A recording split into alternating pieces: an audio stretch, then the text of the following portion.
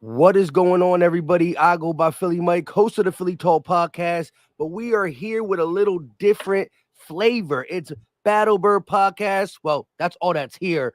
Two out of the three, but we also are combining it with Goat Talk, the podcast. LB, Philly Fresh will be here before the draft, hopefully sooner rather than later. We are live on all four channels. Do us a favor and hit the like button wherever you're watching it. But again, I'm Philly Mike, and the other person here, go ahead and say what's up to the people. What's good, everybody? Steve, Gay City Sports. Let's talk about the draft, Mike. Yeah, man. We haven't really talked, a little text here and there, but this draft is crazy in the sense of the area we're in, 22. You know, I think there's going to be some players there if we stay, but that's the big if, right? Howie Roseman has been rumored, smokescreen or not, to be a GM that is calling around. Today we got the report that he's calling everybody. Now we know Howie Roseman, and he's an aggressive guy. If he targets somebody, if he likes somebody, if they impressed him, he's not afraid to move up and go get his guy. Where are you at with just the general process of absorbing all these rumors, knowing Howie Roseman, looking at your big board and seeing who do you believe or what do you think the flow is going to be like, and how are the Eagles going to respond? So when I first saw we had the 22nd pick, like when it all kind of shook its way out, my first thought was, geez, come on, man. Not this pick, bro. It's no man's land. It's absolutely no man's land. But as I studied the board, I kind of got a feel for the way some of the teams were leaning. It quickly became apparent that you're probably going to see potentially 4 quarterbacks and even potentially 3 to 4 receivers come off the board. So you're talking about sliding, for our purposes, 7 to 8 guys down the board towards that 22nd pick. And I do think that's going to factor into what they do, because normally when, I know Justin Jefferson, knock on wood, was the 22nd pick, but generally speaking, this is no man's land, right? It's like you're not far enough up there to get the impact player you want, but you're not far enough back really to get the kind of like value you think is fair for the players. It's normally kind of no man's land. But I think this year, Mike, we're being helped out because of the nature of like the quarterbacks. People are going to reach on some of these quarterbacks. I heard someone say that they're expecting at least 6. I think they said they're expecting at least 5, but they would be willing to bet 6 come off the board in the first round. That's insane, man. That's an insane number, because there's not 6 first round worthy quarterbacks in this draft class. But you know how teams are desperate, right? They desperate for quarterbacks. Oh, absolutely. Absolutely. And then receivers, it's an interesting one, because like it probably really comes down to like what you think about a couple of the different prospects and where they fall. Like I think you got 2 guys, 3 guys in that range that are like kind of like these are top half of the draft, like no doubt about it. And then was it Thomas, the young man from LSU, big, fast receiver, great. I mean, this dude has got a ton of production in terms of scoring. Like, depending on how you view that guy, I mean, that could potentially be 4 dudes who come off the board in the top 20, depending on how teams view him. And to me, that's the wild card, Mike, is like, I don't know how teams are going to view him. Early on, it was always like the back half of the first round, right? It was always past our pick that they were projecting him. Now I'm starting to hear some rumblings that he might go right around the area we're picking. So like that's going to be an interesting one. But I think your question really was in regards to the moving up situation. I think it's going to depend on how the board shapes up, how things fall down, right? The rumors have been all week, really, from what I've heard, is mostly around Terrion Arnold and, of course, Quinyon Mitchell. Those are the 2 big names that we're kind of hearing there. I can tell you that there's a lot of good corner prospects in this draft. I don't think there's an elite one. I think Quinyon Mitchell has all the underlying talent, but no matter how I shake this, Mike, I can criticize every player for you. Quinyon Mitchell, level of competition, he did play Ohio State. I think he got a little handsy in that game, if I'm being real. I think Jackson Smith and Jigba, in the one rep I watched him on film, absolutely created a ton of space against him, if I'm being real. But that was 2022's film. I definitely thought he got handsy with Marvin Harrison when he was on Marvin Harrison in that game. He did play Illinois this year, and Illinois got a kid up there that's a 1,000-yard receiver. So, like, it's not like the competition is quite as bad as people are saying, but it's not top tier either. There's not a ton of man coverage on that film. It is a lot of quarters-based drop zone stuff where he's 7 to 10 yards off, 7 yards plus. The thing is this young man's got the most fluid hips I've seen in a while in terms of corners, being able to flip and run. On top of that, when he went to the Senior Bowl and he did play against that competition, this dude stole the show. So like he's definitely an interesting one, Mike, because like all the tools are there. It's just there's still that weird questioning, right? I really like Terrion Arnold. I've had a lot of people to keep chiming in like, well, you ran a 4.5. It's like, yeah, so did Jalen Johnson. Like, what's your point? Yeah. Like, the dude's a good player. Like, I think he's a good player. I don't think he's elite level. I think he's in that very, very good category. I think you can make some nuanced arguments, Mike, around who's the better corner out of Quinyon Mitchell and Terrion Arnold. I even think Kool-Aid would enter that conversation if it wasn't for the Jones fracture. Kool-Aid has got crazy production when you look over the last 2 years and how good that kid has been. And clutch, too. He comes up in the biggest moments. Yeah, and this dude with a Jones fracture, Mike, putting up a 4.47 40, that's a crazy stat line, Mike. That's a crazy testing number for that type of injury, to be quite honest. Now, the problem with Kool-Aid is going to be perfect fit for the Eagles. I mean, this dude is one of the best mirror match corners I've watched probably since Surtain. I don't think he's quite Surtain. I don't think he's quite that level. Surtain's 6'2", over 200 pounds. Like, I mean, dude's like the prototype what you draw for a corner. With that said, though, man, I mean, this guy, when you turn on the film, he's sticky in coverage. He's savvy. He gets a little handsy. You'll notice that. I think that's a college thing, though. I think you could kind of make that critique of a lot of they get away with it. You know? Yeah. But I definitely think he's up there. I heard John McMillan's comments, and he said that he didn't feel he felt Nate Wiggins was a horrible fit for the Eagles. I'm going to say he needs to go back and watch the film with me because he doesn't know what he's talking about. And I like John, but that's a horrible take. To begin with, the young man got sick at the combine. That's why he weighed in at 170 some pounds. He really plays about 180 some pounds. And all the sports radio down here in North Carolina, you know, this kid played at Clemson. He's all over the radio down here. Is that he actually has plans to get himself up to about 190. His play weight has been about 185. He wants to put about 5 to 7 pounds on in terms of over the next year or two. Yeah. He wants and to I think that's the biggest issue that I hear everybody talk about is his weight and he's too light and blah blah blah. Because his tape is nice. I like the way he plays. Yeah. Now I will say that there were a couple of legitimate critiques on him in terms of like this dude is fast. Like there's fast and there's whatever this kid is. This kid is incredibly fast. But Nate Wiggins does get a little lazy. He doesn't always play the release correctly. That's just because he's so athletic, he can make up for it. I do worry that a guy like, you get in the league and you get Justin Jefferson or you get an AJ Brown, you can't just give them a free release like that. They're going to eat you up in that route progression. So, I mean, none of these dudes are exactly clean. Cooper DeJean, however you say his name. Look, I love the kid's story. Unheralded player, man. Played four-sport athlete. Played baseball, played basketball, played football, and ran track. This dude was like basically Mr. Ohio, essentially, or Iowa, whatever he was. Iowa, that's where he came out of. Had like barely any kind of real scholarship offers. Iowa came in late to the process. I love the kid's story. I mean, I love a good come up story. Kid that's unheralded, does his work. Very Russell Wilson-esque at NC State. It's the same thing with Russell Wilson. Was a very unheralded prospect coming into NC State, but he became one of the best players in that in that school's history. I like Cooper's film. I do. He's tight as crap in the hips, Mike. I'm not gonna lie. There's definitely. Do you see him being a corner more or a safety more at the pro level? I think he could play either. I think he could play 3 alignments. I think he could be a strong side safety. I think he could be a nickel corner, or I think he could be a boundary corner.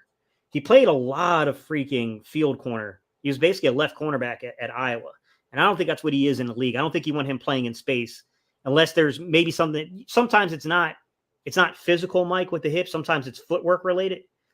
I don't have enough in front of me to judge that personally right now.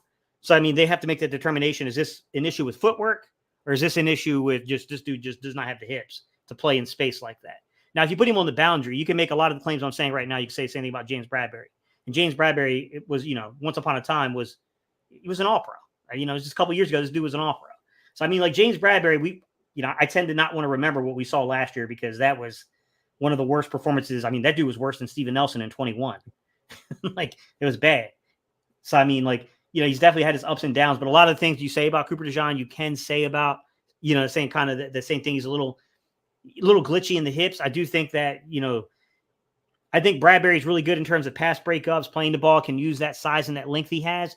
I think Cooper DeJean is special with the ball in the air, though. I think he can see and process things in front of him. I think he can read route progressions and he understands the reads of the quarterback. And he's really manipulative like that. He does a really good job doing that.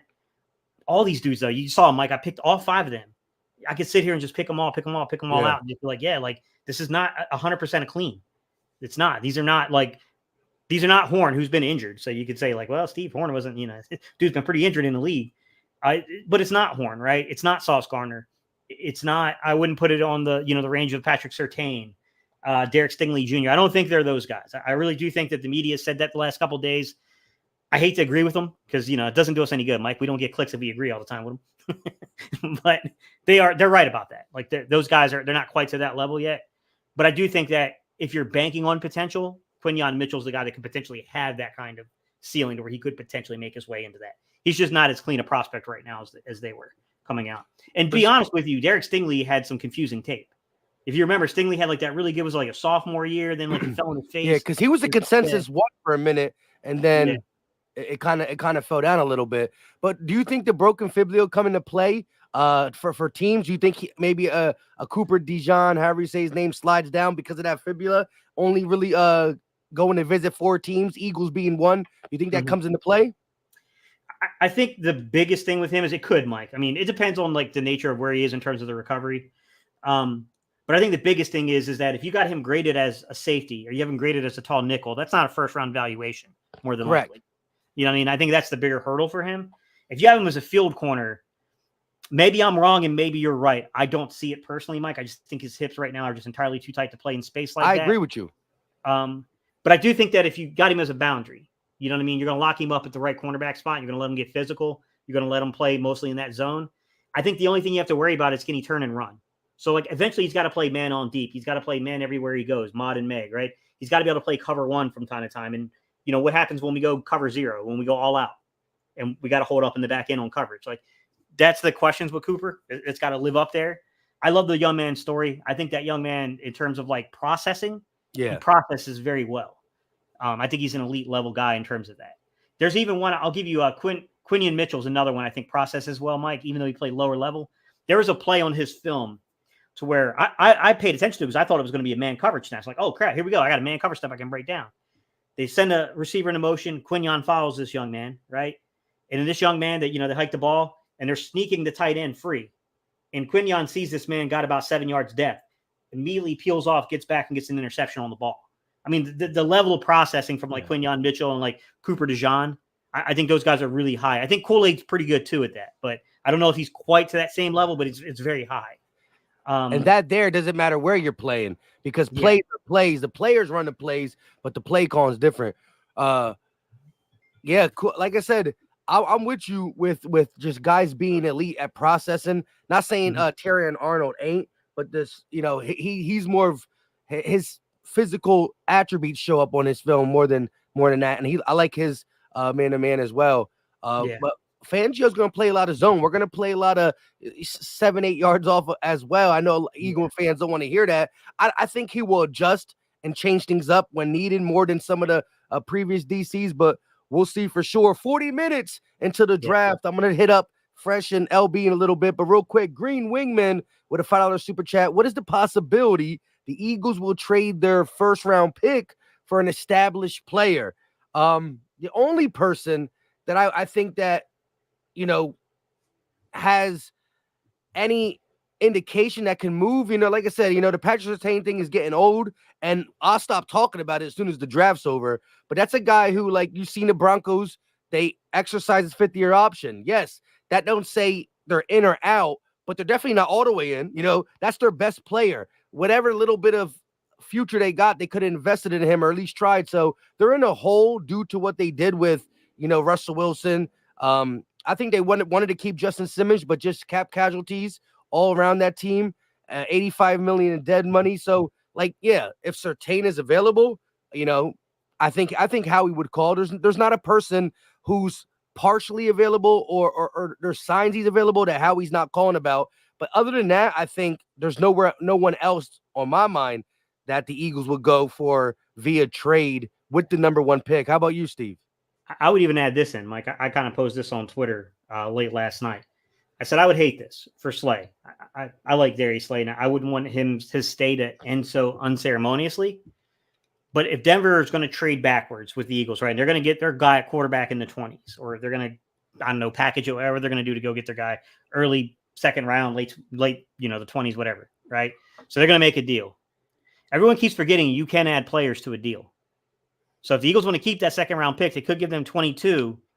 In your heart of hearts, people, you think Denver wants Slay? Or you think they want Bradbury? Come on. You know what I'm I saying? know. I Slay got saw a your 1 tweet. point. I saw your Yeah. tweet yesterday. Yeah. Slay got a $1.2 million base salary. He's got like a 2.3 bonus type incentive that's connected to roster, I believe. So they would have to pick that up. So you're talking about like, I don't know, roughly like a little under $3.5 million for Slay. It's probably 1 year for them too. If they wanted to pair him with Patrick Surtain, get a young quarterback and just see if they can work magic, then you could take that 22. You could take Slay. You could take a future pick and then probably add like a 5th or a 6th rounder to that to sweeten it up. And you were keeping that 2nd rounder. Then you go get your corner. And that's what I was saying is like, if you're asking me like Quinion Mitchell, he could play both. He could play left or right cornerback. I think he's more of a natural left like Slay is. Same thing with Arnold. I think Arnold could play both. I mean, he's got adequate, reach and wingspan. However, I think he's more so a left cornerback as well. Kool-Aid's really the right. That was with Alabama. So, I mean, I kind of look at those two guys and I'm like, okay, you already have Isaiah Rodgers. You have Kaylee Ringo and you got Slay. So if you trade Slay, you bring in a young man, you draft a young man, Quinion Mitchell, Terrion Arnold, or you plug in name, guys. It doesn't even have to be a first round, by the way, guys. This could be 3rd, 4th. It could be any round. They could come back in the draft and do this. But you get my point. Like at some point, you've got a slightly, he's not overly experienced, but you got a slightly experienced guy in Isaiah Rodgers, right? You got a 4th round pick from last year in Kaylee Ringo that you can either flip over to the boundary or keep developing to play over here on the field side of things. And then you got this rookie. And then you also got a guy that I think is a really good, at worst, you're talking about a really good off the bench backup cornerback in Eli Ricks. Mm-hmm. I think that you got a little bit here. Like I wouldn't be shocked to see them do something like that to start fresh at corner. And it touched Bradbury and Slay. I wouldn't be shocked. A full youth movement. A full youth movement. Now, see, I definitely agree with you. I wouldn't be shocked. I think that's after this year. I think that Howie's really all in one more year. And if it doesn't work, at least defensive side, we start knocking down some of them older people. But hey, Green Wingman, I think that's the only person we really see as a possible trade target. And again, we do have Howie opposite. Yeah. That's the opposite of what he's asking. Yeah. But I gave him the course, the guy that's been linked recently, Green Wingman. He's the recent link to the Eagles. Yeah, but you wouldn't take a first round to get him. No, I think that's more of a you miss out on your guys on day 1 and day 2, and then you make a deal on day 3. Yeah. Like I think that's more of that kind of. Yeah, and look, we traded in 2020 a 3rd and a 5th for big play Slay, and they're around the same age and games. So I could see that, like you said, boom, boom, boom. How he ends up going offensive lineman, maybe he goes defensive lineman. Things don't shake out the way we think it's going to be. Bang, bang, boom, boom. Next thing you know, we're trading for a veteran, 28 years old. Hey, Green Wingman, we appreciate the love and the support, my guy. Andrew M with the $5 super chat. If the Eagles trade up to get Quinion and get Edgerrin Cooper in the round 2, that defense is set for years. I think that's a great start. Like you couldn't name a better start, especially as Eagle fans been mocking stuff. I don't know if Edgerrin's sitting there at 50 like Pro Football Focus has him. They grade that a C+ too. Every single time you take him at 50 or 53, they give you a C+ for Edgerrin Cooper. But Andrew M, I totally agree. If you come away with Quinion Mitchell and Edgerrin Cooper, I mean, yes, I still care what happens, but right there and then I'm in La La Land for guys that I believe in, guys that I think can help this Eagles defense. And again, I'm Quinion, Terrion, I like them both. But if you go ahead and get me one of the two top corners, and to me, the best linebacker in the draft, I know some people have Peyton Wilson ranked a little bit higher than Edgerrin Cooper, just as a do-it-all type guy. I just think the speed that Edgerrin Cooper displays on film would be very, very successful in a Fangio's defense where he utilizes side to sideline for the linebacker position. It definitely would motivate Nakobe Dean. And again, anybody who says Nakobe Dean stinks, I gotta say, how do you know? Because I don't know if he's good. I don't know if he stinks. I need to see a lot more. You can't watch a game or two, 3 games in the NFL, a couple, and just solely know who a guy is. You just can't do it. That being said, I don't know who Nakobe Dean is, but having Devin White, you get an Edrin Cooper, Nakobe Dean's pushed, and then you add this corner, one of the top 2 corners, to already, as Gates said, you got the old vets, but you got some up-and-comers. Keely Ringo played pretty darn good at the end of last year. Isaiah Rodgers he only started 11 games in 2022, but Pro Football Focus ranked him pretty high. And again, he played outside. He can play both. In college, he played in the slot a little bit. When you are a cornerback for the Indianapolis Colts, you're not touching the slot. That's Kenny Moore's spot. He can't play anywhere else. So when you're Isaiah Rodgers, whether you play outside better or inside better, Kenny Moore has to be in the slot. So I think you got the versatility of him. And then Eli Ricks, a dog who scraped his way on the roster, undrafted rookie, got some PT, really saved the day in the Dolphins game. He was all over. He's had his up and downs, but this is where the coach and staff has to develop guys. Like, yeah, you get a Terrion Arnold and a Quinyon Mitchell. They might not need that much development because they're top-notch guys. You don't need to develop Slay or Bradbury anymore, right? Well, maybe Bradbury needs some more development after last year.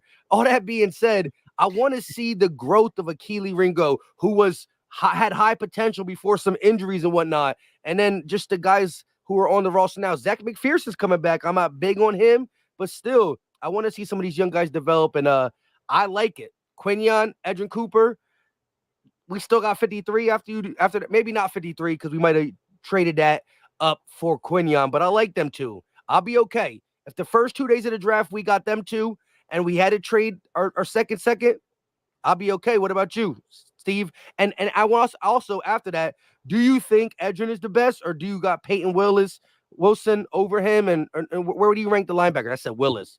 Peyton Wilson. No. I know you, man. You put me in an awkward position, man, because I'm an NC State guy. I know this young man.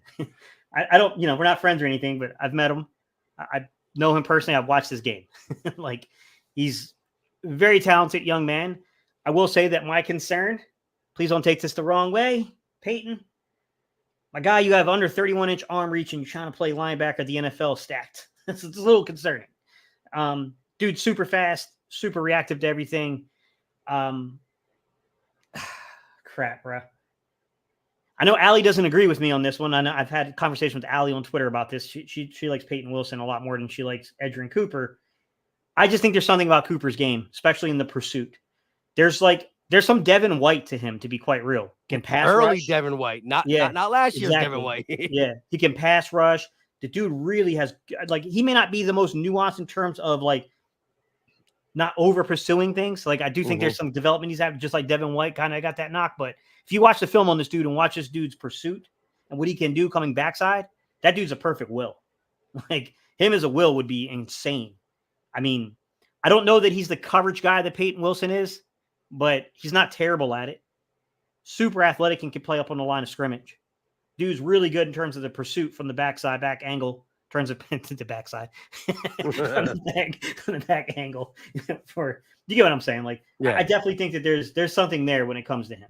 He's definitely a player in my opinion. I also like some of the guys later on. I know people kind of soured on Trot a little bit. I just think Trot's actually kind of a good fit for this modern aged Eagles defense and what they want to do. He's a little undersized, but they all are pretty much nowadays. I think he's a really good coverage guy, actually. I think he would be pretty interesting to see kind of in the system. Colston from Michigan, another guy I think is really, really underrated. The Eagles brought in Trevin Wallace, I believe, the young man. Kentucky? Bigger guy. Third, fourth rounder area. Bigger dude, though. He's got a little bit more size to him, a little bit more athletically gifted. Definitely needs a little bit more development, though. Jalen Ford. That's the young man that I said that bigger, a little bit longer in the arm reach and stuff like that, but he's TJ Edwards-esque to me. A little underrated, right? Definitely a thumper versus the run. Probably needs, people are going to be like, he doesn't move around good enough. But, he's got that, that's a day 3 pick more than likely. But, I mean, he's got that kind of movement ability to him. I do think this is actually low-key a decent linebacker. Not great, but it's decent. It's above the average, I'd say. But it's not I think there's been better classes, but this one's pretty dang good, to be honest. Hey, respect. Andrew, we appreciate the super chat. Much love and respect. Shout out to Shane Arnold with the $20 banger. MVP of the night thus far, said, "What up, boys? I get the Surtain talk, but it would be pricey. I feel the relationship with the Saints, we could get Lattimore, which I feel would be cheaper trade, and we can maintain our first and at least one or both seconds. Thoughts? I'm with you. In my last video, not today's video, in yesterday's video, I talked about it. I think at 28 years old, he has more gas left in the tank, especially the way the last 2 years went.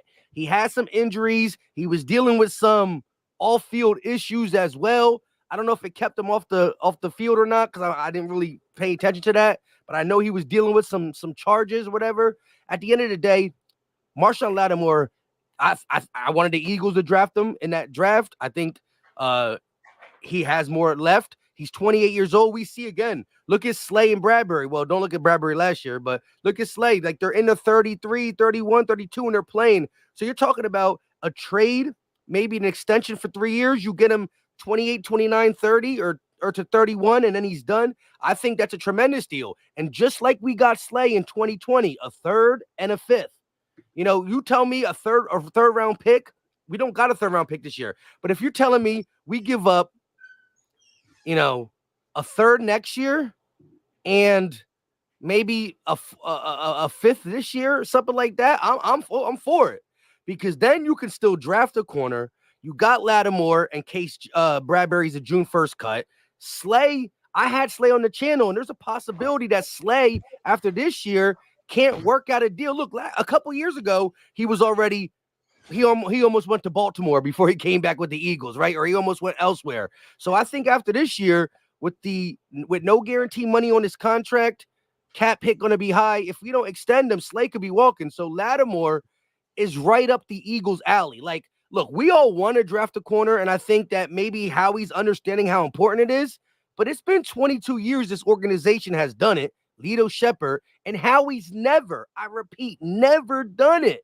So it's still a little bit out of our history. Now, Howie looks like he's starting to learn with the times, right? We couldn't draft wide receivers. Finally did. Maybe it's time to do a corner, but I'm with you. Surtain is better. And if the price could fit, I want that guy in Philly. But I do like the Lattimore talk. 28 to me is not old with modern medicine. I know we want to get younger, and we are going to get younger. Jalen Carter, you still got Keely Ringo, who I think is going to play, Isaiah Rodgers. So I'm cool with a 28-year-old who can come in for a 33-year-old and play better. You know what I mean? For later round picks. What about you? I just envisioned Bradbury in the background going, I agree with Mike. 31 is not old with modern medicine.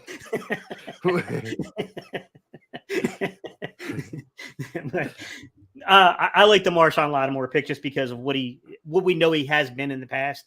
We know what this guy can be when he's fully healthy. He's had a little bit of sketchiness to him the last couple of years there in terms of staying healthy, but Slay was also kind of in a weird downward spiral too when he landed in Philly. In Detroit.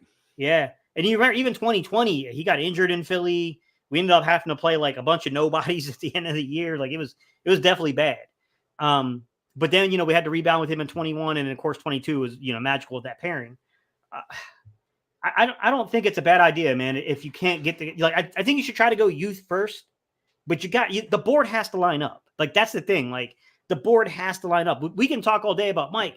All it's going to take is a player, 22, a future consideration pick, and then something in like the 6th round or 5th or 6th round, right? Right. But I mean, the team, it takes 2. Like, that team's got to want that value. Like, you know what I mean? Like, at the same time. All it takes is pick 50, pick 22, and then like a 6th on top, cherry on top, right? To get this deal done. The other team's got to agree to that, though. You know what I mean? Like, they got every right to say, no, we want to pick the player. Like, that's the problem with that. You know what I'm saying? With that kind of evaluation, I'm saying just move up and get a guy. I really I'm going to tell you, Mike, the guy that I like a lot that doesn't get talked about a lot is TJ Tampa, the Iowa State young man. That dude is a ball player.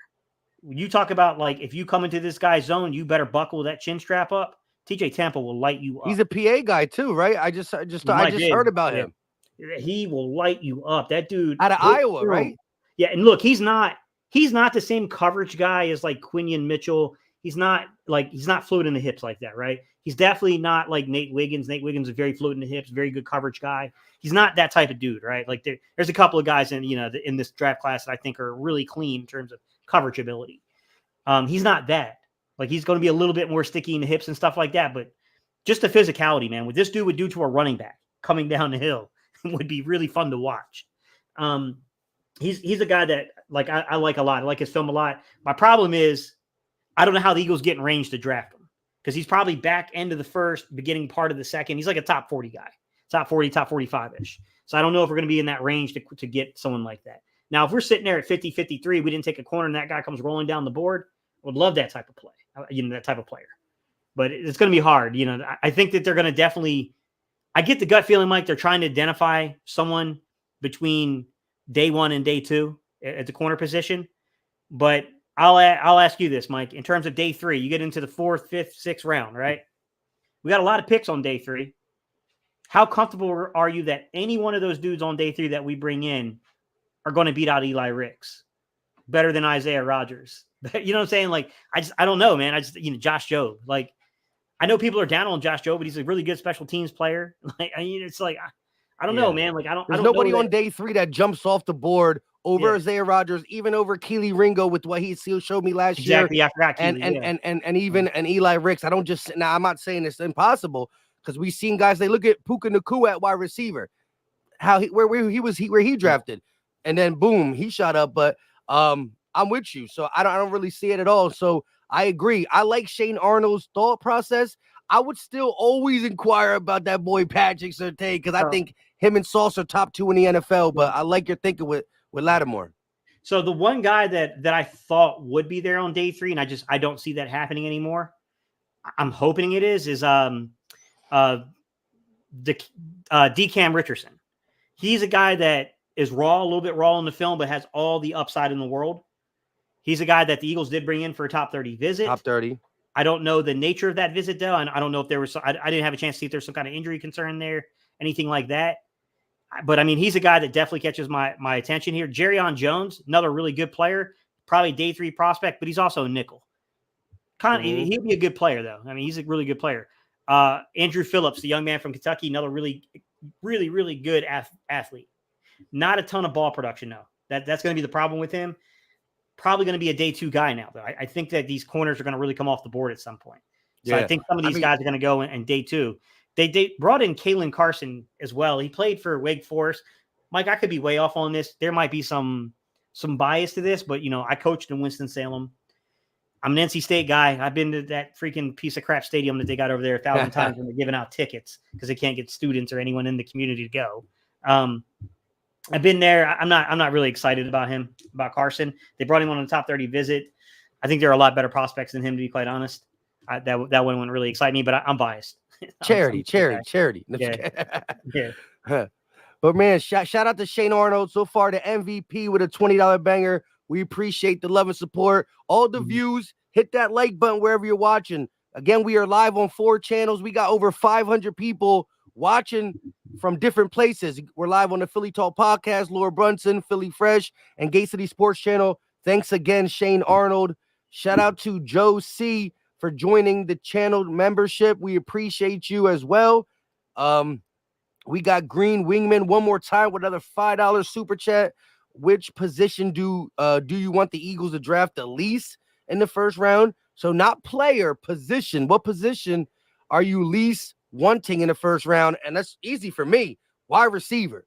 I think going wide receiver early or doing what ESPN Dave Granciano said, trading up, losing capital for a wide receiver, I think is outlandish. Again, talented or not, he's wide receiver 3, pass catcher 4, playmaker 5. Like, I don't care how talented it is. You're behind AJ, you're behind Smitty. Maybe you could outshine Goddard, but I think he's involved with the offense, especially with Kellen Moore. And let's not forget, we got a playmaker at the running back position that deserves 20 plus carries. We'll get it this time because you don't get it by a Ferrari and only go out on weekends with it. You know what I mean? You just don't do that. And he catches the ball at the backfield. So I think as talented the offense is, I understand that. Now, if the board is shaping up weird at 53, 50, at 120, yeah, go ahead and maybe dip in the receiver. But I think that would be the worst position for the Eagles to draft because, yes, it's an extra super luxury pick when you have some areas. And I think there's going to be some players on the board that are not wide receiver that we should be targeting? What's your position, Gate? Mine's not. It's not so much a position as much as it is reaching for guys who. I'm okay if you stay put and they're the best players on your board, and these are going to be more sit. They're going to be the sit type. They're going to sit for a year or so. I'm okay with that. However, if you're trading forward because you panic because all these offensive tackle guards are coming off the board, and you trade forward to get a Guyton, you trade forward to get a Mims. Those guys probably do have really high ceilings compared to the rest of this class. They could potentially, with development, become two of the best in this class. The problem is I'm not trading forward for that. You feel like you could have got him at 22. Yeah, like what are you doing? Like, yeah, don't trade forward for that. Don't panic over that board falling that way. And I can see a scenario to where they don't love what's there at corner. They don't love what's available at edge rusher. And we know that they're not taking a quarterback there. They're not going to, it's got to be the right edge rusher this year, right? Maybe an interior defensive lineman if someone slips, like maybe a Newton or someone like that maybe people didn't anticipate getting down that far down the board could. But like, you know what I'm saying? Like if you're sitting in that weird spot to where, okay, you don't have a corner graded the right way. All the interior defensive linemen you would have taken in the spot are gone. You can't trade backwards because that's the common sense thing to do there, but you just can't get backwards. No one's trying to come up for anything in terms of 22. So, I mean, that's the situation where it's like, okay, don't panic now and try to trade forward. You know what I'm saying? To like basically double down on a bad situation. Like, don't double down on the bad situation. Yeah. Like, you can always go to the podium and when everyone's like, yo, why didn't you trade back? You're like, nobody wanted to trade. Like, what do you want me to do? Yeah. I hear you, but yeah, that doesn't, again, it's not the position, but I agree with you. Getting nervous, getting scared that the position that you want is flying off and then moving up for a guy that would have sat there and been there at 22. I like that. Again, Green Wingman, we appreciate you. Second donation of the night. Again, 18, matter of fact, 17 minutes before the 2024 NFL draft is live. Be more Philly. It's been a long time, my guy. Be more Philly / Indy he used to be. $2 super chat. We appreciate the love. Glad to know I won't be upset with whoever we get. I like that. More. How about the Eagles trade their 22nd pick overall and they bring back Andre Dillard? Then he'd be upset, right? Then he'd be upset. But no, look, there are a couple Eagle fans that are in that trust Howie mode. That they feel like there's going to be a talented guy or a prospect that's going to fall to us, even if we don't move back. So, Look, again, I think, the initial reaction of most Eagle fans are going to be like, really, bro, an offensive lineman? But in the long run, if we're sitting here in the long run and whoever we draft today is eventually starting in 2030, 2032 and making all pros like Lane has done, like Kelsey has done, like Jason Peters, like we didn't draft him, but Brandon Brooks, like Landon Dickerson's about to be doing. You know what I mean? Yeah. I think we'll be happy in the future. We just might not be happy tonight because it's not going to help us in Madden. You know what I mean? It's not going to help us.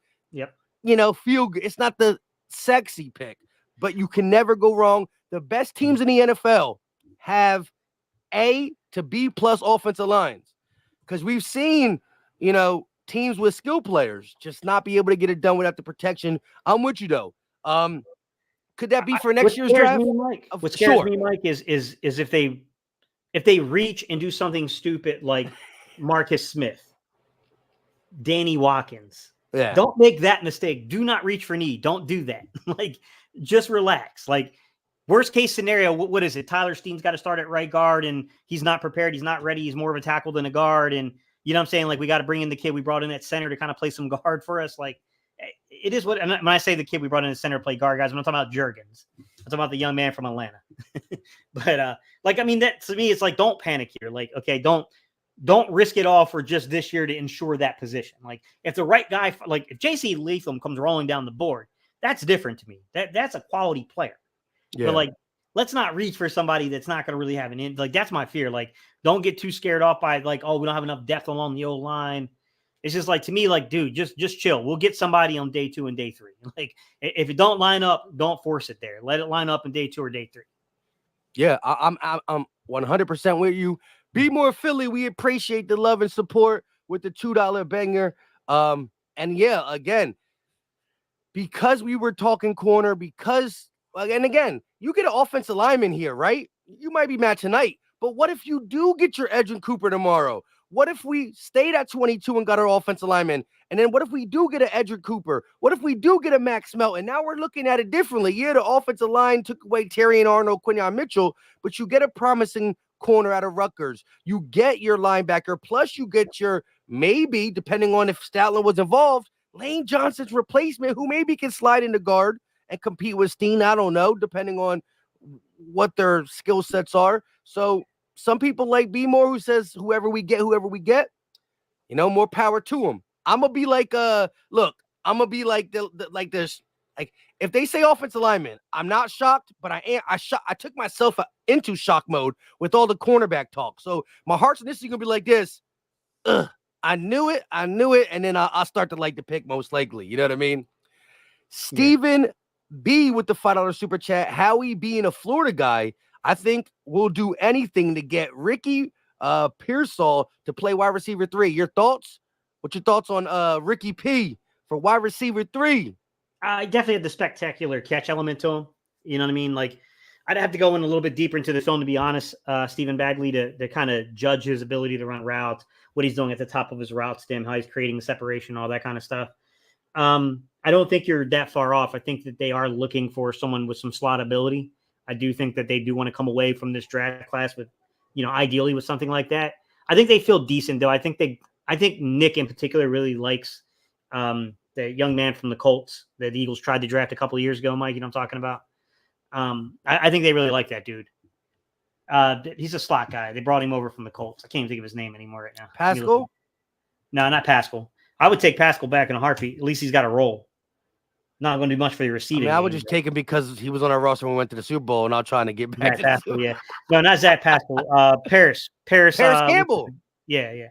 Like I think they feel. I think he's gonna. I think if we don't go wide receiver, I think people are going to be not you and me, but I think people are going to be shocked with the way he fits in the system. I think he's low key a beautiful fit, like a glove fit in this offense. They're saying AJ Brown just got extended. Who? AJ Brown. He just got extended? That's what they're saying. Eagles have started talking to AJ Brown, contract extension asking. I don't see anything yet. I'm looking. Oh, wait a minute. 4 years, 120. No, that was a Eagles star wide receiver Brown agreed terms to a 3-year. Holy shit, AJ Brown got extended. Yo, hold on.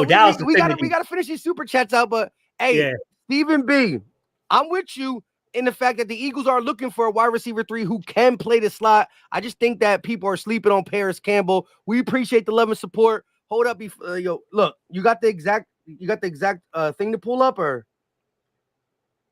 here it is from Ian Rappaport. Sources: the Eagles and star wide receiver AJ Brown agreed to terms on a new 3-year extension for $96 million, the highest for any wide receiver in NFL history. He's now under contract through 2029, and his total guaranteed of $84 million, also the highest. The deal, his third at 27, was done by Troy Dandy of CAA. Swole got paid, man. Swole got paid. They're not playing, Mike. They're going for it this year. It's all in. Yeah, they all in this year. Drafted a wide receiver. Yo, that's crazy that happened right as we were talking about. Yo, shout out to Shane B. Yeah. Yo, you can't. What? You got bank, bro. All right, hold on. Let's get it. Big Philly on AJ. Yo, when you said it, I thought I was gonna tell you that somebody tricked you in the chat. I was like, yo, somebody got you. No, it was too many. It was too many of them doing it. Yo, and that's why I love the Eagles chat. Yeah. Because y'all look, I was live the other day when they told me I just saw a bunch of chats coming out like Isaiah Rodgers got reinstated. I'm like, what? Shout out to y'all. Big Philly, though, with a $10 super chat. Would you be willing to give up the 3rd and 5th for Lattimore? Same price we paid for Slay. Has some good years left, and it allows you to go best player available tonight. Yes, Big Philly 73, probably right before you came in. a super chat and just general conversation led us to Lattimore. Shout out to the super chat that led us there too. But yes, I think that makes sense. But what I would do is not do it tonight. What I would do is I would see how the board falls. If you go get yourself a Tyrion Arnold, Quinyon Mitchell, then I don't know. But if the board falls weird and we go best player available, how we could have in the back of his head, who has a good relationship with the general manager of the Saints, who knows that Lattimore's already been on a trade block a little bit. Hey, we got Slay for a third and a fifth. We'll take Lattimore, who has more injuries in the last 2 years when Slay, even though he was on a little decrease too, third and a fifth, something along them lines. Next year's third, the draft's over anyways, or at least the first round's over. I can see that. Remember last year we got Jalen Carter, but there was some people who wanted what's the running back's name that went to Atlanta? Oh yeah, he just played at Texas. Bijan Robinson, right? Yeah, Robinson. So look, we don't get Bijan, but we get Jalen Carter. But then what is Howie do on day 2? Trade for DeAndre Swift. He trades for DeAndre Swift. So look, maybe the board shakes up where cornerback is just not really there for us.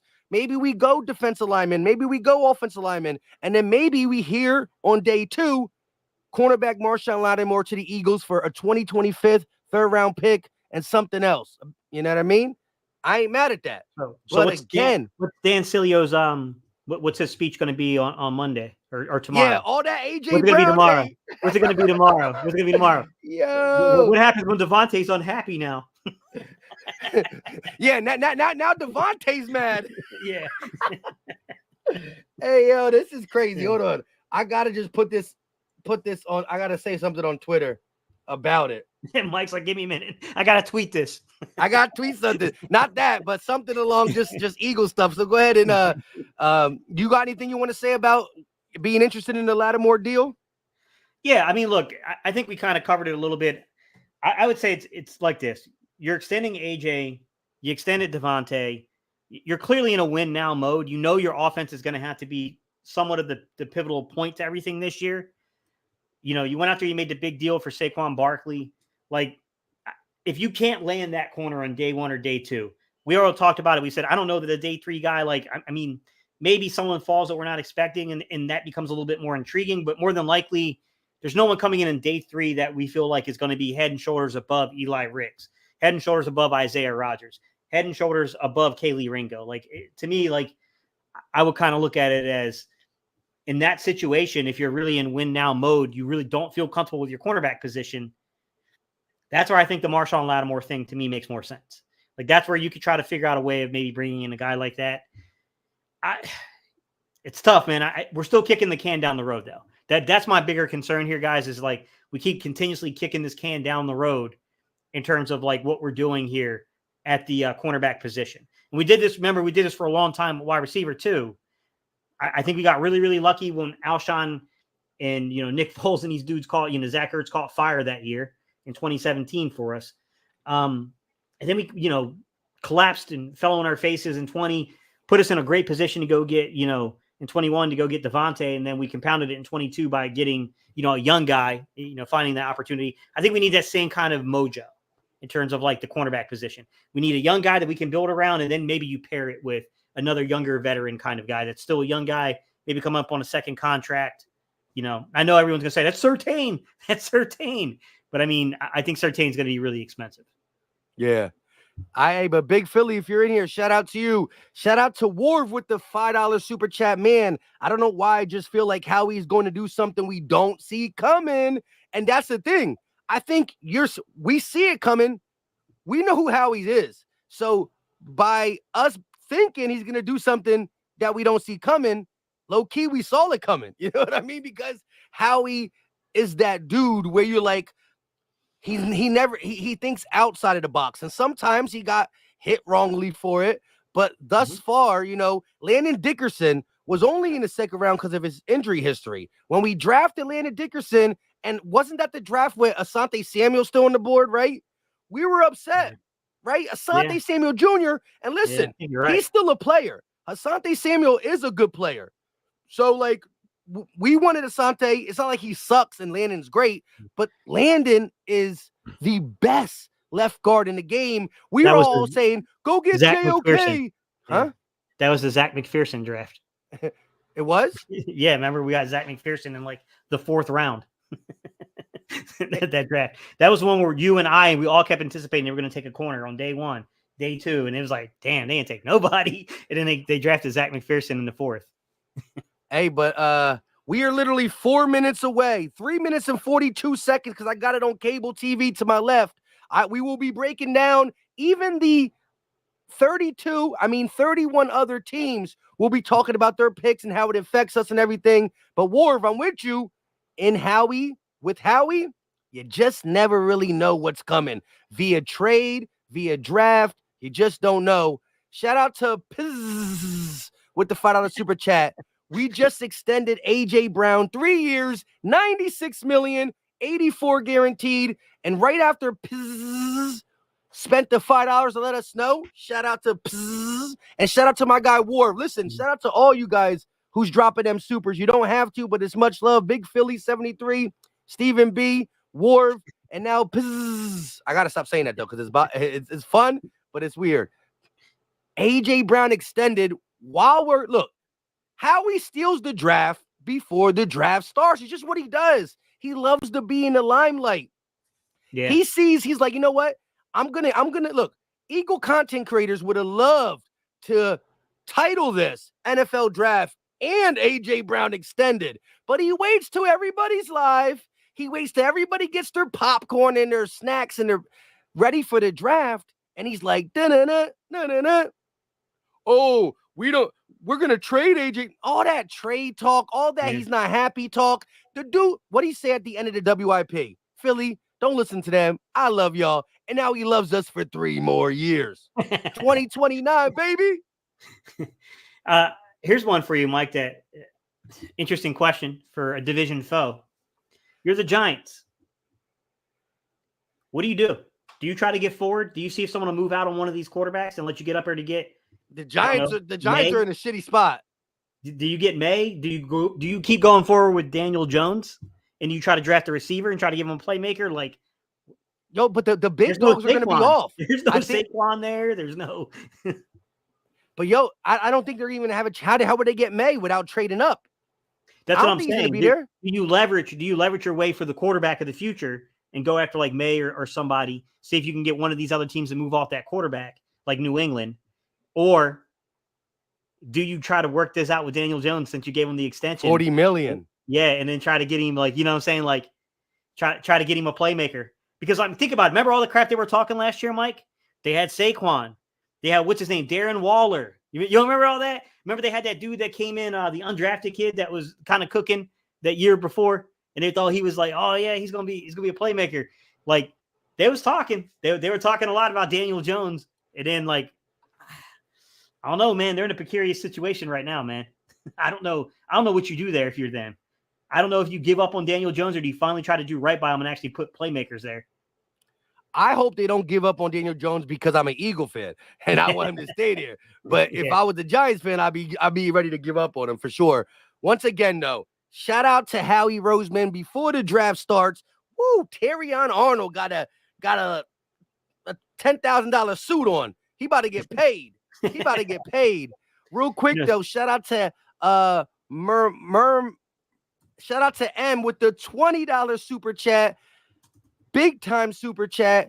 They said, let's go Birds. And that's the type of energy you need. At the end of the day, we are here at the 2024 NFL draft, and it's let's go Birds. And to add on to the let's go Birds, hey, Philly Fresh, I don't know if you've been running around. Did you hear about AJ Brown being extended? I just seen it. I literally just seen it. Yo, the reports is true. First of all, yo, what's going on? Sorry for being late, but I got a busy schedule, but I always got to make time for the family. What's going on? BBP is back. What's going on? Yo, what? I know. I was like, yo, what's going on? Fresh said he'd be 15 minutes. That's a long 15 minutes. Hey, listen, man, you got to understand, man. Sometimes, man, things is longer than the last minutes of church. You hear me? What's yeah, I going hear on you. though? Real quick though. 96? Say it again. 96 million? Can you hear me? Yes. Yeah, 96 million was the extension. Yeah.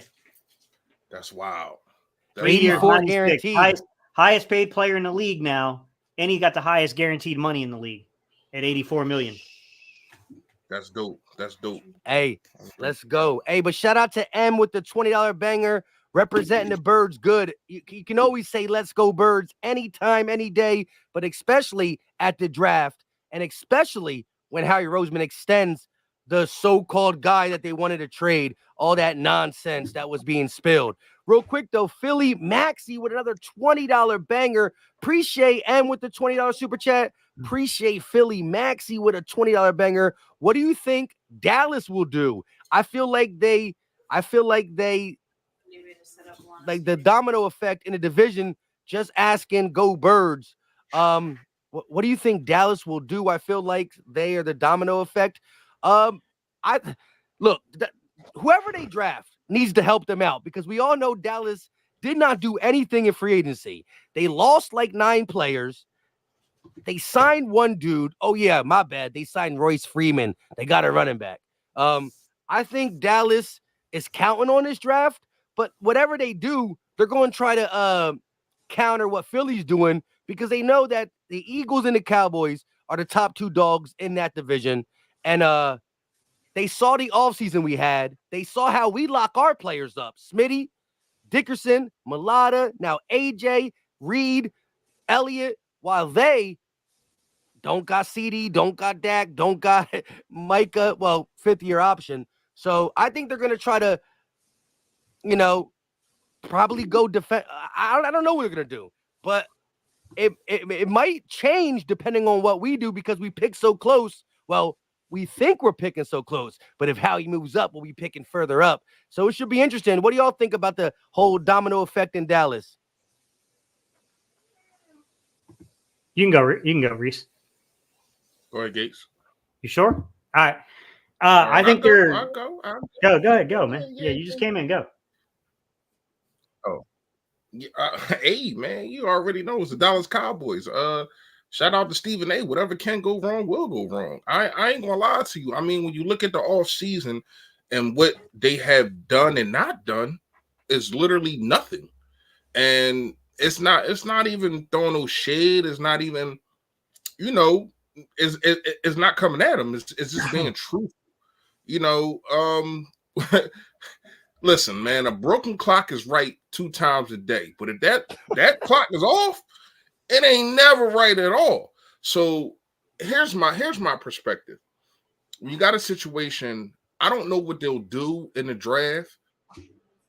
And I do think that whatever they do, it is going to counter or try to steal a player that the Philadelphia Eagles know. And I think how we moving up, all these talks about how we trying to move up is a smoke screen.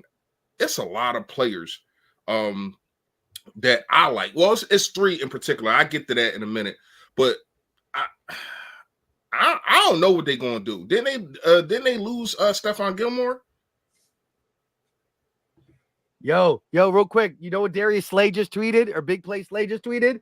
The next DB that gets paid needs to get 26+ million because we guarding these $30 million receivers. he said, hey, we the next DB that gets paid needs to get 26+ million because we got to guard these $30 million and our pay can't cut it or some shit like that. Oh, damn. I mean, I get it. He right, but at the end of the day, people coming out and paying tickets to see wide receivers more than they coming out to see, unless you're Deion Sanders, more than they coming out to see the CBs. But back to Dallas, didn't Dallas Stephon Gilmore still with Dallas or not? No, I think he's still currently a free agent or he signed elsewhere, but he's not with Dallas currently. Right. So you don't have another corner. I know they getting Trayvon Diggs back. That's cool for them, but you don't have another corner. You don't have a left tackle right now. I mean, man, they got more holes than a Jamaican tank top. They got more holes in a laundry basket. They got more holes in a fishing net. I mean, what do you want me to listen? If I'm Jerry Jones and I'm anybody that works in that war room for Jerry Jones, I'm scratching my head. They got to take the best player available. That's what they have to do and figure things out. They can't go for need because they need everything. They need everything. They need a running back.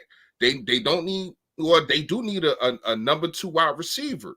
They need probably a quarterback, but I would love for Dak Prescott to stay there. That I hope he does. I hope he stays there forever. But I mean, they got a lot of needs, man. They got they got a lot of needs, man. Seriously. So tell you the truth, I don't know what they would do, but they got to take. If I'm them, I just take the best player available. You got to. Yeah, I'm with you. You know what's cool about that? Their best player available won't be better than our best player available because we definitely pick it before them, whether we stay at 22 or move up. But real quick, shout out to Philly Maxi. We appreciate the love. The $20 bangers, there's been a couple of them. Shout out to y'all. Y'all the real MVPs. Shane Arnold, who did drop a $20 banger, coming back with a 5. AJ extension. Let's bleep and go. 2 top receivers for years to come. Howie is all in his bag this season, right? Check this out. Some of the people who criticize the whole, well, the Eagles don't really have 2 $25 million receivers because in 2024 and 2025, Devontae Smith's AVV or AA, whatever, annual salary won't be 25. So by the time Devontae's getting 25, AJ's going to be out of there. Shut up. Everything they've been saying has been absolutely wrong. AJ and Devontae will be making 25 plus million at the same time soon. And Devontae's here through 2028. AJ's here through 2029. Howie's finding a way. And they said when we paid Jalen Hurts, well, you can't pay both the receivers. When we paid AJ Brown, well, you can't pay Devontae Smith. Well, whatever. We keep finding a way to do it. And listen, we give all the credit to Howie Roseman. But Jeff Lurie allows Howie Roseman to do it. Because look, when you cross the T's and dot the I's and push the money here, push the money there, you manipulate the cap. That's true. Everybody has a certain cap and they got to stay under it.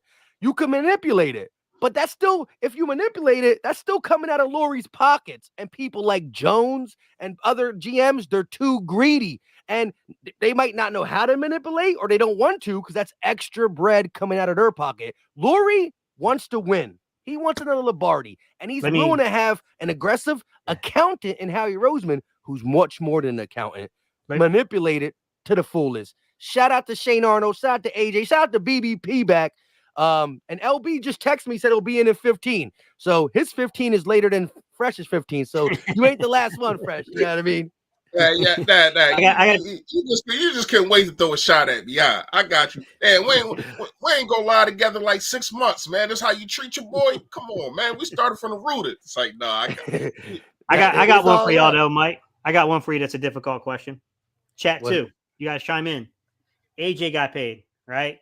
Devontae got paid. Barkley's getting a little bit of a bag, right?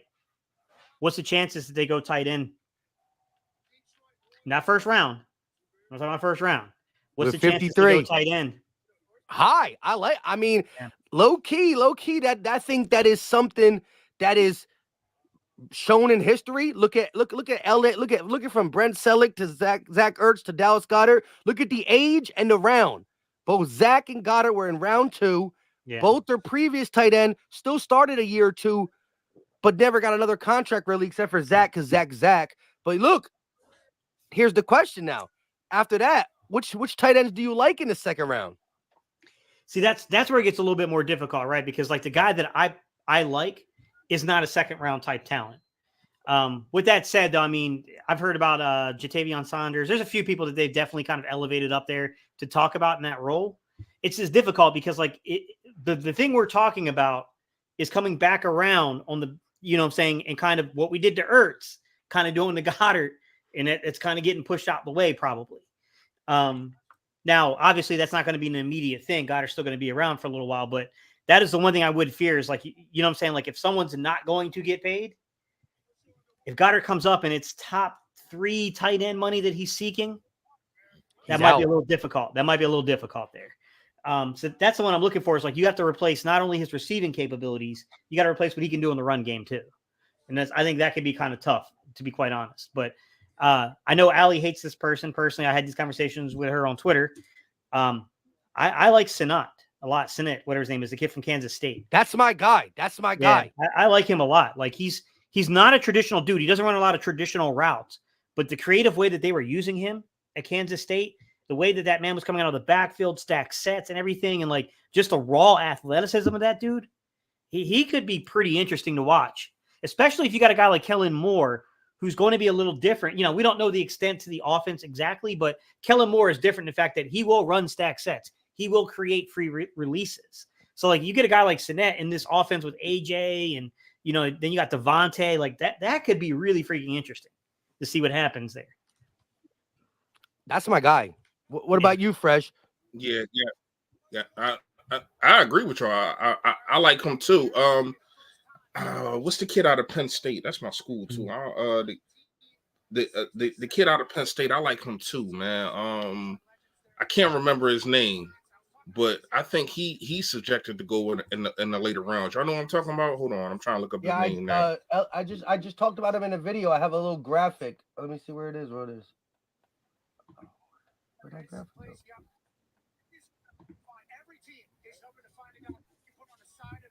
No, I can't find it. Hold on, I'm about to find it now. Hold up. Hey, you don't know? The chat will know. The chat will know. That's the chat.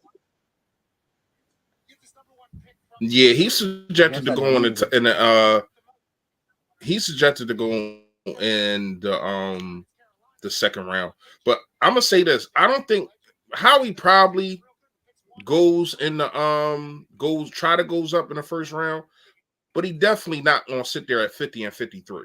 I think one of those two picks, you definitely might get a tight end. Or maybe trade one back because 53 to 120 is a long way to wait. Maybe you trade 53 and get like 80, 90. I don't know. I like the 2 second round picks, but I don't know if Howie's gonna wait there the whole time. You know what I mean? Yeah. I like him too. But once again, we know Howie's always been aggressive. You know what I mean? He's going to stay being aggressive. We ain't got to really worry about that till tomorrow. But I don't think, because once again, I don't know if y'all talked about who y'all would take in the first round. You know what I mean? But I ain't gonna lie, man. It's 3 players that I think if you stay there, at least 2 of them gonna be there. Everybody talk about Kool-Aid. I like Kool-Aid a lot.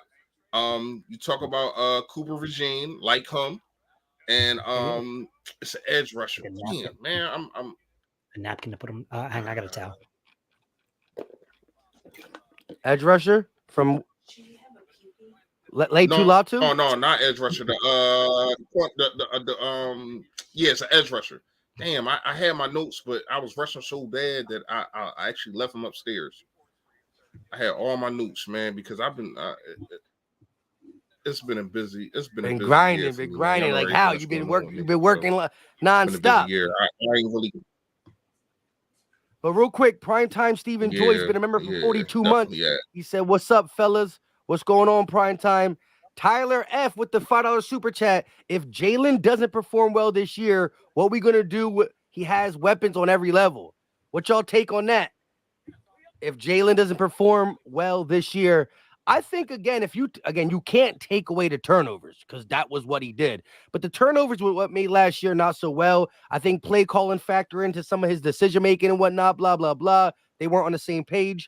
The turnovers got to be cleaned up, but I still think there were spots of last year where I said, yeah, Jalen's showing me some 2022. I think he didn't play as good as he did, but you're right. The weapons are there. Saquon Barkley is a legit weapon. I don't even think we're all aware of how good Saquon is just going to be in this offense. I think we know, but we don't really know until we see it. I can't wait for the first 200-yard game, and that will be sooner rather than later. Saquon is going to change some things, but I'm not worried about Jalen. I believe in him. I believe that throughout his career, we're going to see him as more of a player in 2022 than 2023. What's y'all take on Jalen being paid and having to get it done with these weapons that are locked up through 28 and 29 now? Dang near. I mean, me personally, I'm not overly worried about Jalen. Turnovers got to come down, as you stated. I think the pressure in the way that we played contributed to a lot of the stuff that was going on there. I'm not overly worried about that, man. I don't think that's the major concern there. I think gambling on some of the ways that we gambled defensively, letting Kaiser White walk, letting TJ Edwards walk, and we can make the argument that TJ Edwards we let him walk. He was going to Chicago because he wanted to go back home. But you get what I'm saying? Like, we kept letting piece by piece kind of go from that defense, and we tried to replace it, and it just didn't work out. And then we had we had a guy that had some experience calling plays, but was relatively inexperienced, had a lot of great ideas, was probably a better schemer than he was a coach in terms of like coaching guys up. Seems to be to me that defensively was where it really fell apart more than anything.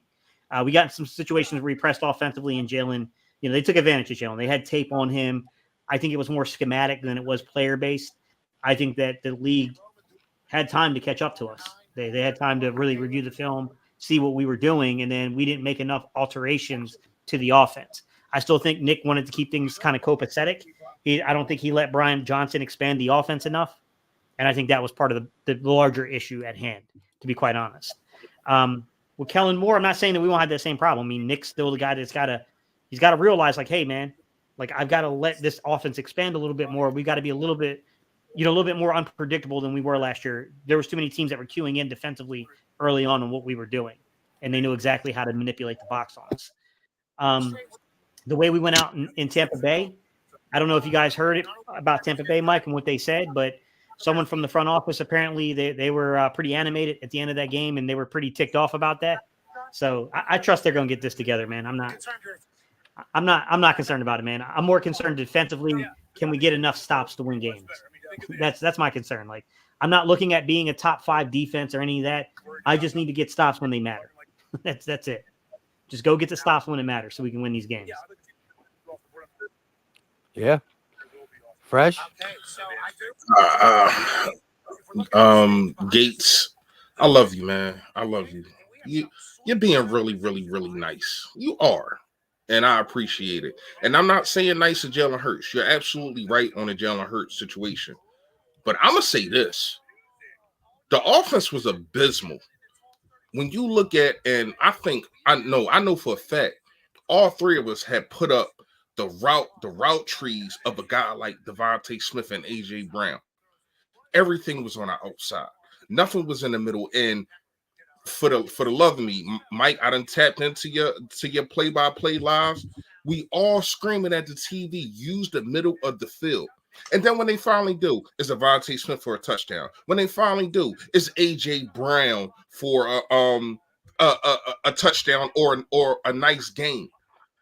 To me, you're going to get something totally different, something that we need. And from Kellen Moore, when you look at the route trees that he had with other teams in Dallas, you know what I mean? Just over there with the Chargers and all that. Like, you look at a route tree and compare Keenan Allen last year to Devontae Smith.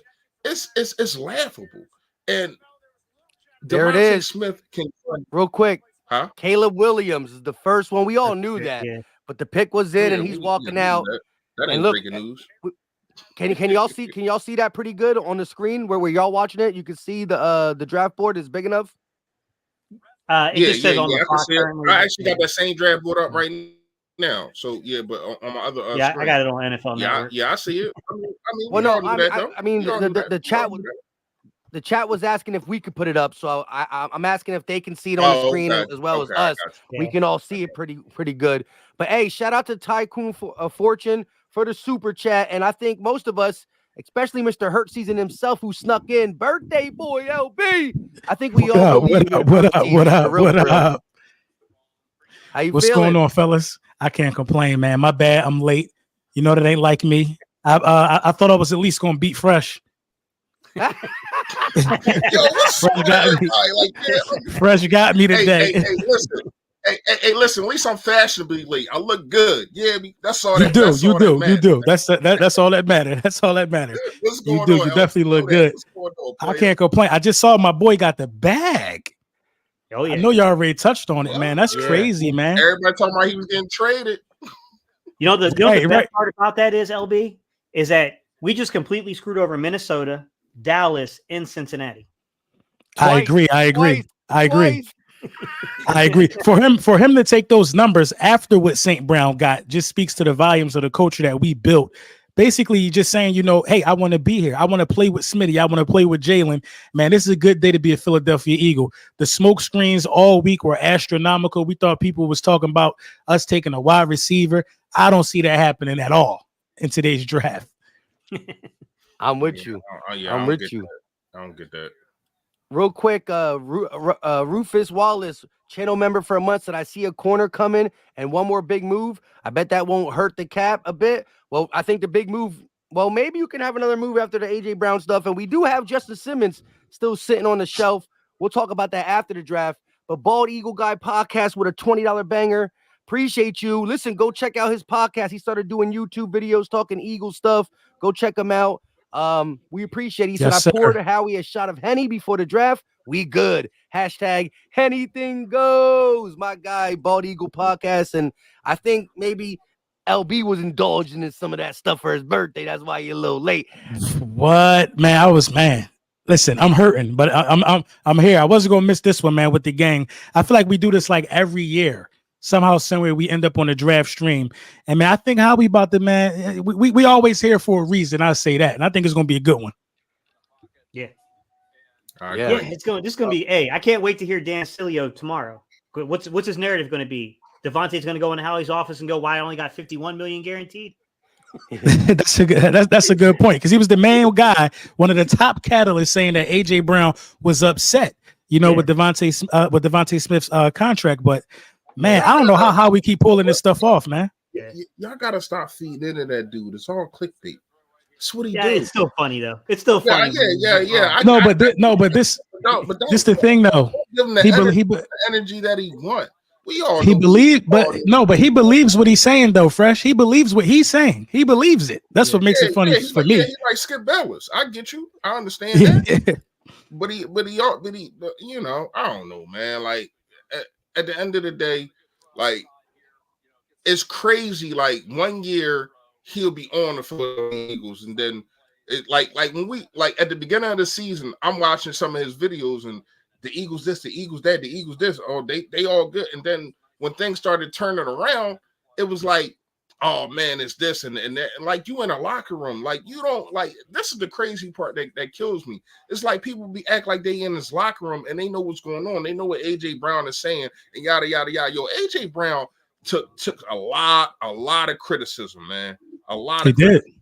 And I had so many videos just defending him because I knew that he wanted to be a Philadelphia Eagle. Like he loved being here. First of all, you got people, even WIP, and it's crazy because my last video, I talked about WIP, and they was one of the reasons why I wanted to make a channel because, I wanted to give the content that they was missing. You get what I'm saying?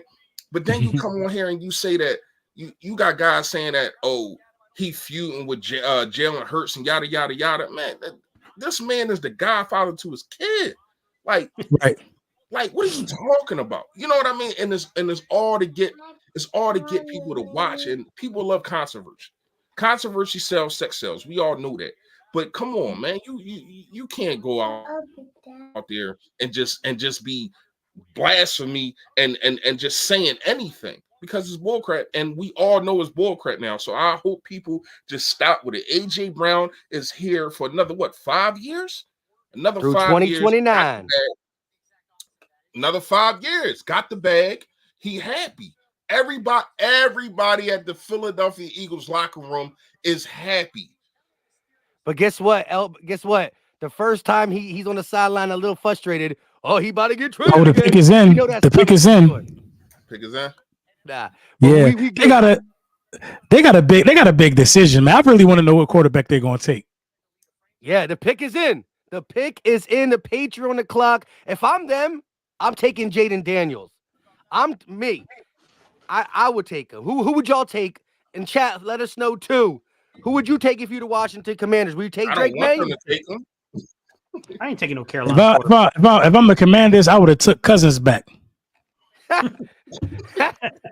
I would have, bro. I would have took Cousins back, man. They built that defense, man. They're gonna waste all that defensive talent with a rookie that's gonna have to go through the learning curve.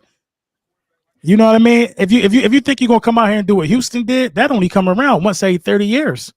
Yeah, that's true. True. Yeah, I'm with you. Real quick, Rufus Wallace with a $5 super chat. Big homie, I see a corner coming. I bet that AJ move won't hurt the cap one bit. Fly Eagles, fly baby. Appreciate the super chat. Much love and respect. And I'm with you. The way Howie probably figured it out, the cap will be affected in the future, but I still see the Eagles having north of 18, 20 something million. And some moves could be made after this draft. But there it is. Jaden Daniels is the pick for the Commanders, quarterback out of LSU. It's going to pop up on NFL Network soon, but, you know, That's I watch it on pick. cable just to let y'all know Jaden Daniels is the guy. We're going to have to play him twice a year. We'll see how that goes. Terrence C. with a $5 super chat. If we don't go O-line first, we pick Brock Bowers? Woo! I'm starting to warm up. I'm starting to warm up to the possibility of Brock Bowers, man. I'm really starting to warm up to the possibility of that happening, bro. I'm on board. Yeah, man. I'm on board, bro. I think the Eagles trying to drop 50 a game, bro. I think they're trying to drop 50 a game this year. Now, look, LB, before you got on, Gate City mentioned the fact that, you know, we with us locking stuff up, and I think tight end is a real possibility early in this draft. But I would be more one of our second round picks. I think we can do it. You know, listen, Ertz was 28. We drafted Goddard. When Selleck was 28, we drafted Ertz. And we talked about AJ's making money, Barkley's making money, Hurts making money, Smitty, right? Like maybe if Dallas contracts come up, we're not really willing to pay him. And the new rookie draftee, whether it's Bowers or a second round pick, takes over. Because what does Goddard have left? 2 years, and he's always injured. Well, his injury history ain't best. I like DG, but Bowers is a monster. He might even just be better than him. Like Bowers is legit. No, yeah, he's getting George Kittle comparisons, and it's crazy. He's getting George Kittle comparisons, man, already at this early tenure and just in college, man. And I'm warming up to it, man. I ain't mad if it happened, bro, because Kellen Moore can utilize those two tight end sets. Yeah, Kellen Moore can scheme guys open. You know what I mean? If you got Dallas Goedert running up the seam and you got Bowers running up the seam with AJ, who every dollar AJ gets, he has an all-pro season. The more money you give AJ Brown, the more he turn up. yeah, now Smitty got paid. Like, bro, it's about and Barkley in the backfield, and you could run the ball better on 12-man personnel than 11. So your 12-man personnel is deadlier than other people's 11. Plus, you play action running. Play action gonna be disgusting this year, bro. I'm calling it right now. I guarantee Jalen Hurts, bar an injury, throw for 4,300 passing yards. Bar an injury, bro. The screen game is gonna be alive. Them tight ends, man. Yeah, I'm on the Bowers. I'm on it, man. I just don't want to trade up for a tight end. That's crazy, in my opinion. He would have to fold then. But look, you ain't the only one. Like I said, once again, shout out to the $5 super chat. Terrence C said, if we don't go O-line, he was on a Bauer train, LB hopping on. I'm not quite ready to get on it yet. I mean, if we take him, I'll be happy about the talent that we got, but I'm not hopping on it yet. Like it's like this. I don't think we need to do it, but if we get him, I'm going to put the respect on his name for who he is as a player, but I'm still on the, give me a corner, dog. Yeah. Linda Conyers. I'm actually curious about this pick right here at number 3, because we were talking earlier, Mike and I were, and I brought this up. If you're the Giants and you're sitting there, what are they, like 6? Do you really believe in Daniel Jones? Do you go get him a target, or do you trade forward to pick number 3 with the Patriots, slide them down the board, and go get a quarterback? This one to me is interesting to see, like, because this is the one where I think the Patriots might be willing to move backwards. I thought this is where I would have seen Marvin Harrison going. I know they need a quarterback, but I can see Marvin Harrison going right here. Yeah, they need to play. pick They need is in. playmakers in general. They just need somebody that can sell jerseys. Yeah, exactly. Yeah. They do. They It- just need somebody to it's get the cold in crowd New excited England. again. Yeah. Right. The pick is in. So who do y'all think it is? I think they're just gonna go quarterback. I think they're gonna take Drake Yeah. May here. For our benefit, I hope it's quarterback or wide receiver because that's just going to keep sliding the board. They're showing the Commanders' first round quarterbacks, sheesh, since 1994. Real quick, shout out to Carlos Rosado with the $5 super chat. Mike, salute LB, happy birthday, bro. Okay, thoughts. Eagles trade Bradbury, the 22 pick, a third this year's. Wait, Bradbury, 22nd pick, third this year, second in 2025, and a fourth that can turn into a third to the Broncos for Surtain and the 12. Sheesh, my man's That's in the crazy. lab. I appreciate you for the birthday wishes. That's crazy, though. That's a crazy scenario. That's a crazy soliloquy you put together, but Right. I ain't gonna lie. Listen, if I know it's your birthday, LB, but if that happens, we gotta send that man the bottle of He gotta play the lottery. Something like gotta That's a do lot of my moving taxes. pieces. He need to But do I my could- taxes. Right. Yeah. Yo, because look, what he said, he said this, that, and the third, but what he's getting at the end, if he said a 22nd, a third this year, a second in 2025, plus a fourth, that can turn into a third to get Surtain and a 12th. That's crazy. Listen, I don't know. I how won't be you came surprised up if with it. Marvin Harrison go right here, bro. You think so? I won't be surprised. Here he goes. Goodell's about to announce it. It's already in. They got him. Drake Maya. Drake, May. That's what. How y'all getting it before? How y'all getting it already? I think we're predicting. Drake May, you're right. Yeah. New England fans are happy. He garbage, bro.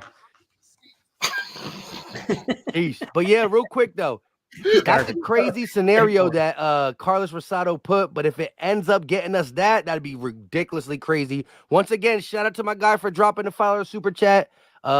We definitely appreciate you, Brody. Real quick, Drake May walking out, North Carolina. You watch it. So you're North Carolina up there, right? So you've seen a lot. You've seen a lot of him, most likely. See him lose a lot to NC State. You're not that big I'm just on being him? real. The dude coughed up 2 games at NC State. I'm just saying. I'm telling the truth. Yeah, I hear you. They showing his little pretty off the back foot throws and whatnot. Real quick, shout out to what you Green think is Wingman deficiency back with there? another $5 super chat. Chase Higgins, a Uwick CD, must be hella mad or happy at the moment. I think they're upset that their team doesn't love them as much as the Eagles love Smitty and AJ. But at the end of the day, they're happy because their team don't love them. Look, here go B more with the NC State sucks. I knew this Duke fan had to jump in here. That reminds me of day one YouTube. Y'all arguing about that.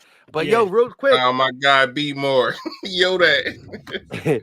They might be mad now, and they might not be with their team. A Uwick might not be with the Niners. CD might not be with the Cowboys, but whoever they become a part of will pay them. So, like you said, at the end, they're probably going to be happy. Jerry Jones not that bad. Like I know I would love for CD to leave. It ain't no way they're not gonna pay that dude. Ain't no way. Ain't no way. Hey, everybody in the chat, I want y'all to let us know how do y'all feel about Drake May? Do you think he's gonna be something? Do you think he's gonna be, like he don't have much experience? Mike, they just tried to comp this man to Jordan Love. Huh? They just try to comp this man to Jordan Love on NFL Network. All right, so Gates, because I actually haven't really watched this kid. Like I didn't care about him. So what's his deficiencies in your perspective? He's a risk taker, man. He's got the Carson Wentz-itis. He'll hold the ball too long. He'll make foolish plays with the ball. Like he's definitely he's the prototype in terms of the size, 6'4", 225-ish. He's got a decent arm. I think he's better than Trubisky. I think he's better than the dude that the Washington just had. But I still don't. I don't think he's like. I don't think he's this top level guy that they're making him out to be. To be quite honest, the chat agrees with you. The chat is roasting him. Yeah, like I think when you, like I said, I know I'm biased. I'm an NC State guy, but I watched this dude choke away 2 games at NC State, like straight choke the game away. Like yeah, Sam Howell. Thank you, Antonio. Yeah, like I think he's better than both those dudes, but I still don't think that he's like, I don't think he's a top 5 draft pick. I got you. Okay. Yeah. There we go. So there we go so far. 3 picks, 3 quarterbacks. Caleb Williams, Jaden Daniels, Drake May, Arizona on the clock. Hey, Fresh, Gate, when LB comes back, we'll ask him, what do you think they're going with this? Mm-hmm. Well, we got Arizona. Chat, let us know too. Chat, drop it in the comment section. Where do you think the Cardinals are going? Is this where Marvin Harrison Jr. goes to help out Kyler? Yeah, I think that's probably the best available player right now, and they definitely need a wide receiver. Yeah. If I'm them, I probably would have to go there. The chat agrees with you, Fresh, nonstop. MHJ in the chat. Gate, you co-signing it? I think they're going to trade out, but if they make the pick, then that's the best player available. You have to be crazy not to take that player. You know what I'm saying? Like, if you're going to make the pick, that's the pick you make. Like, all right, yeah, the possibility of trading out for a but team it's that's JG, so that dude's weird, man. See, look, yeah. If I'm the Cardinals, this is where maybe I say to the Giants, you want to come up and get your quarterback, and then hopefully, well, no, the Chargers would probably take Marvin Harrison then too, because the Chargers need a quarterback for Herbert. Yeah, I think the chat, I think Fresh Gate, I think we're all aligned on Marvin Harrison Jr. going to the Cardinals, and like you said, the Chargers didn't they lose both their receivers, Mike? The Chargers, they traded away Keenan Allen. I remember that. They lost Mike Williams as well, didn't they? The Chargers are hoping they trade back.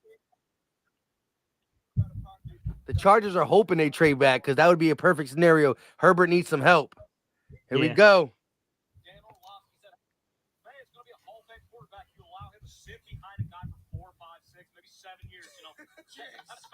Who is it? They got somebody. And there it is. Marvin Harrison Jr., wide receiver, Ohio State.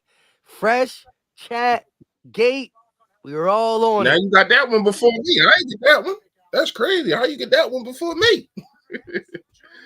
All right, there we go. Now you got the Drake May before me.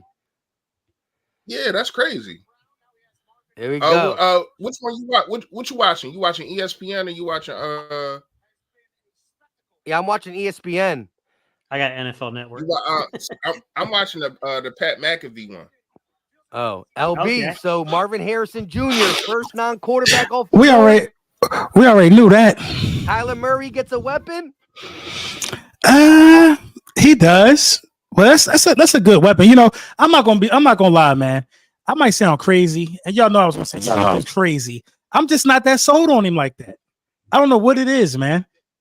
I don't know what it is. It's like he's been anointed too early. On Marvin. I'm not that sold, man. I'm just not that sold, man. It's a couple guys that I think. So I think in the right system, I think Ladd McConkey can be better than almost every wide receiver in this draft in the right system. But I think Marvin can fit. I think Marvin can fit in any system though. Ladd, so what if Ladd goes to the Chiefs? He might be able to right. That's what I'm saying. That's what I'm saying. If Ladd goes to the Chiefs, or if Ladd go anywhere where they use a slot guy, even though Ladd can play on the outside too, Ladd is just different. I think Marvin and Kyler will be a good fit, but I'm just not that sold on him. I don't know, man. I don't think he's going to be like on Justin Jefferson's level.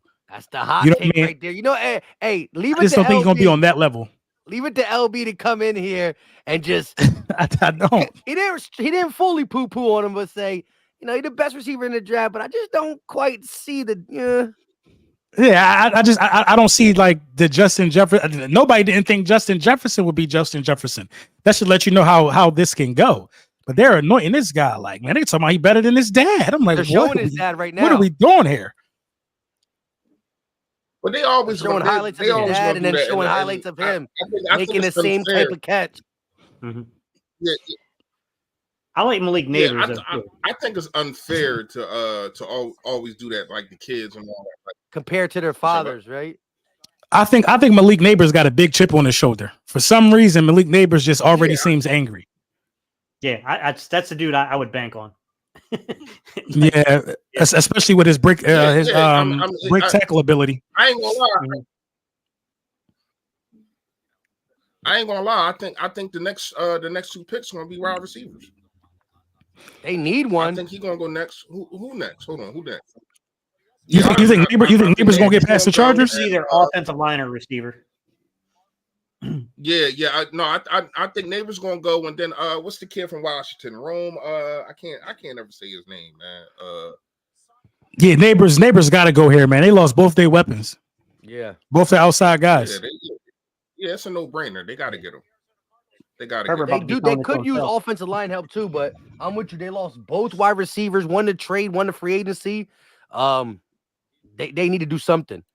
King of the East with a $2 super chat. We appreciate the love and support. Remember, we are live on 4 different channels. We got about 800 people watching in totality. We were a little late. Some other people were a little late, but we appreciate y'all rocking with us. Hit the like button wherever you're watching it. Again, Philly Talk Podcast, Gate City Sports, Philly Fresh, and Laura Brunson. King of the East said, Howie about to eat. Kenny Pickett is trade bait. I can see that. Talked about that early, like he because LB wasn't feeling the Pickett trade. He was like, maybe we do something with him. King of the East talking about trade bait. Where are we trading to? You don't think so, Gates? You think he's gonna stick around? Yeah, unfortunately, I'm not a big Pickett fan either, but I think he's. I know, man. He got them small hands, barely could grip the ball. He didn't even. You know, bro. He didn't even want to go to war for his spot over there against Russell. We don't need no quitters on the roster over there. Jalen Hurts would have manned up and took Russell to war for that spot. Kenny Pickett didn't want to do that. Yeah, he said. He said, "Let me out of here." I don't want him on this. I don't want him on this roster. That definitely is for a top 100 pick. All this talent in this draft, a top 100 pick. Then Twitter want to fight me. Oh, it's a 4th round pick. Shit, it's still in the top 100 of people that's gonna get selected. You just don't do that. So you know what we could do, because we'll all be paying attention to the draft. So we're gonna be able to see who was around there and see who could have possibly been available for the Eagles that we gave up for a little hand Pickett. A little hand Pickett. I wasn't mad when we first did it, but tiny gloves. So listen, chat. Let us know in the chat who you believe the Chargers are going to draft. LB, who you got the Chargers taking? You said Neighbors. They would be crazy not to take Neighbors or some wide receiver that they're pretty favorable on. But the best wide receiver left in the draft is Neighbors. That's where it should be. It should either be that or offensive line help them. But I think that you're in the top 5, get a playmaker if you got that kind of dynamic guy. I think Neighbors is that. I think he is that type of guy. I think they could actually trade back for some capital right here too, because there's a lot of wide receivers left. It's a lot of offensive linemen left. You need a lot of pieces. I think they could trade back right here too. That's a possibility. If they're like a Dunze, Roma Dunze, the dude from Washington, like that, I can see that. Yeah. Let's see what the chat is saying. The chat is saying offensive line. He said a guy from Washington, Neighbors, JC Latham, said Roderick. So we got 2 wide receivers and 4 offensive linemen. I seen a lot of mocks have JC Latham go here. I hope not, man. That's a guy that, dude, if he comes crashing down the board, Mike, I'm not a huge eye on taking tackle guard versatility in the 1st round. But they call him the bulldozer.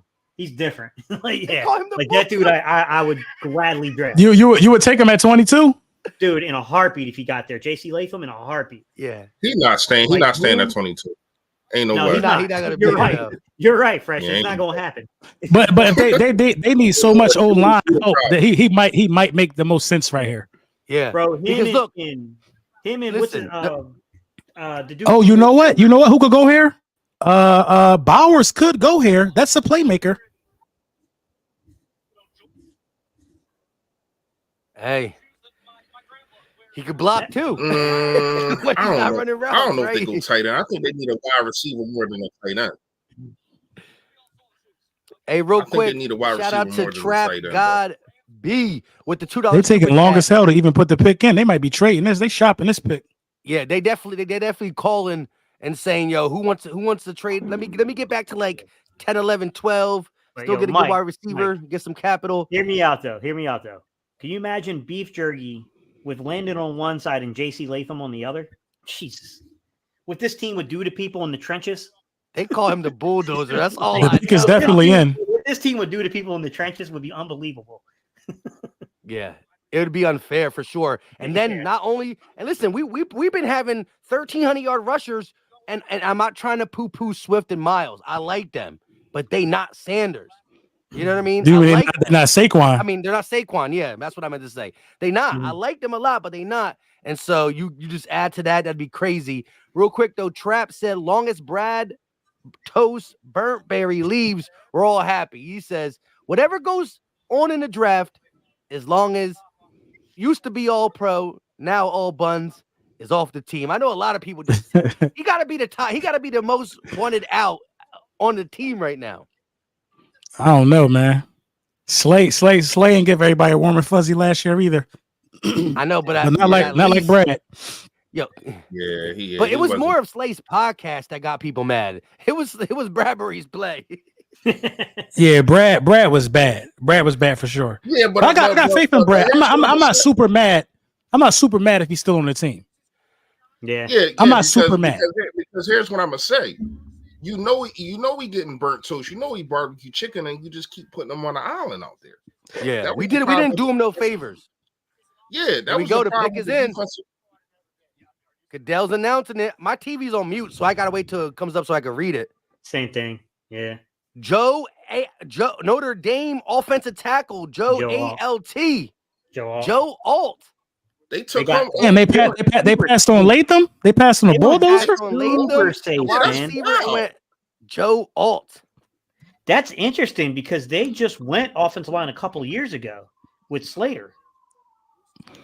They need more. Playing right tackle.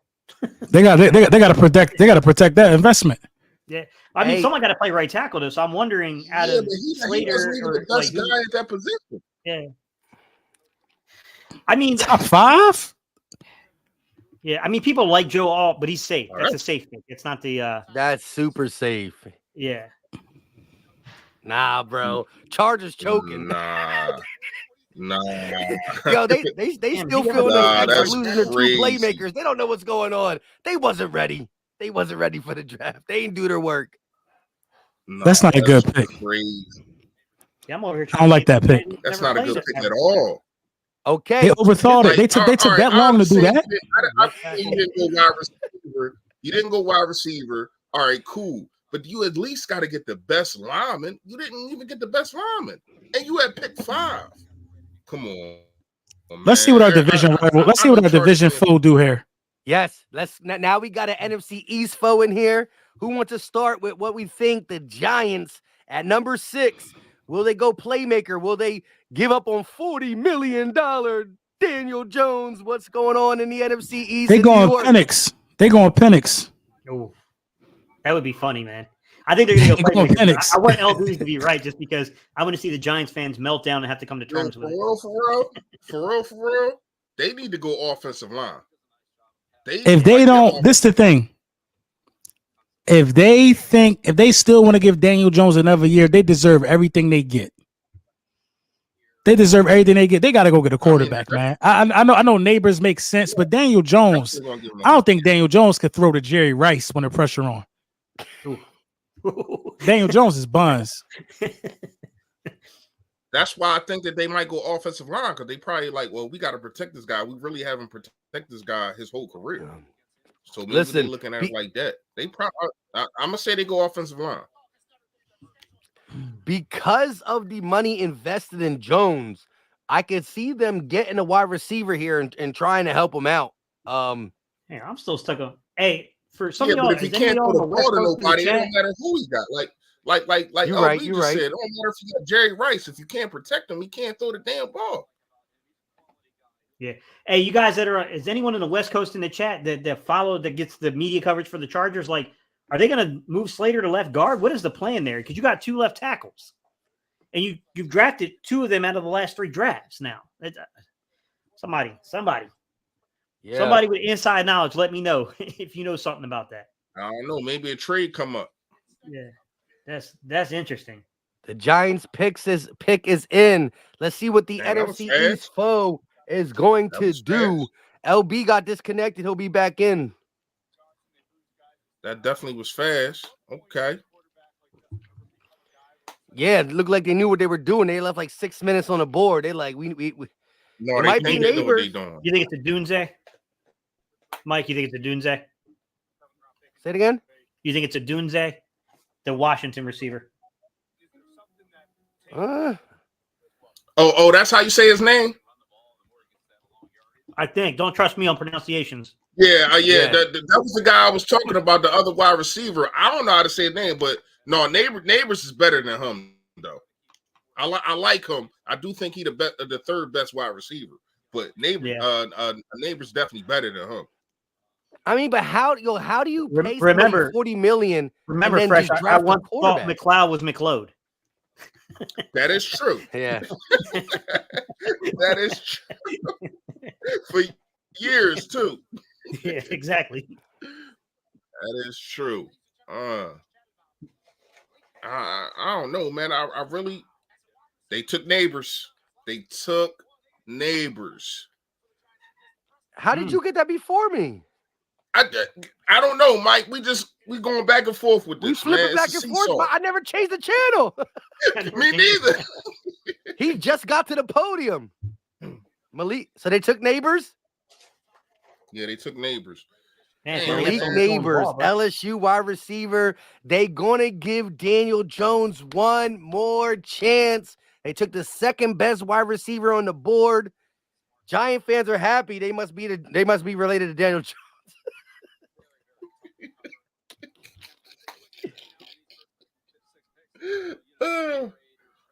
No, he's a good player though. I'll be happy too. He's definitely a good player. Yeah, he is good. He real good. Wow. He real good. And we're gonna have to deal with that twice a year. But Real quick, once again, if you can't protect Daniel Jones, it don't matter. True that. We've seen offenses struggle no matter how many weapons they got. But he said, I hear somebody's TV. It might be. I don't hear nobody's TV, and I know my TV's on mute. Does y'all hear? Mine. It might be mine. I'm on NFL.com. Mine's muted because of the mic. All right. Is that better? That's my fault. It's my fault. I didn't hear it though. I didn't either. Somebody the Titans are on the clock. They're down to 6 minutes and 30 seconds. What we think the Titans are doing. Everybody in the chat, drop what you think the Titans are doing. We try to get LB back up in here. Again, it's flying. I feel like it's going pretty good. We're up to number 7 already. 3 quarterbacks, 2 wide receivers, an offensive lineman. These are the picks that we needed. Joe Alt going this early helps the Eagles for whatever they want to do. Because he was a guy who was not supposed to go in the top 5. He went. That kind of flips the script a little bit. I would like some more craziness to happen, but I'm liking the board thus far. How about y'all? Yeah, I mean, it's kind of been somewhat expected the way we kind of thought it was going to fall. So I'm trying to figure out who the Titans have been coveting. Eagle Al coming in here. Listen, go subscribe to my guy Eagle Al. He said Smitty really dissed Dancilio. Like for real? Like is this because I'm not on Twitter. We can't be on Twitter while we're doing this.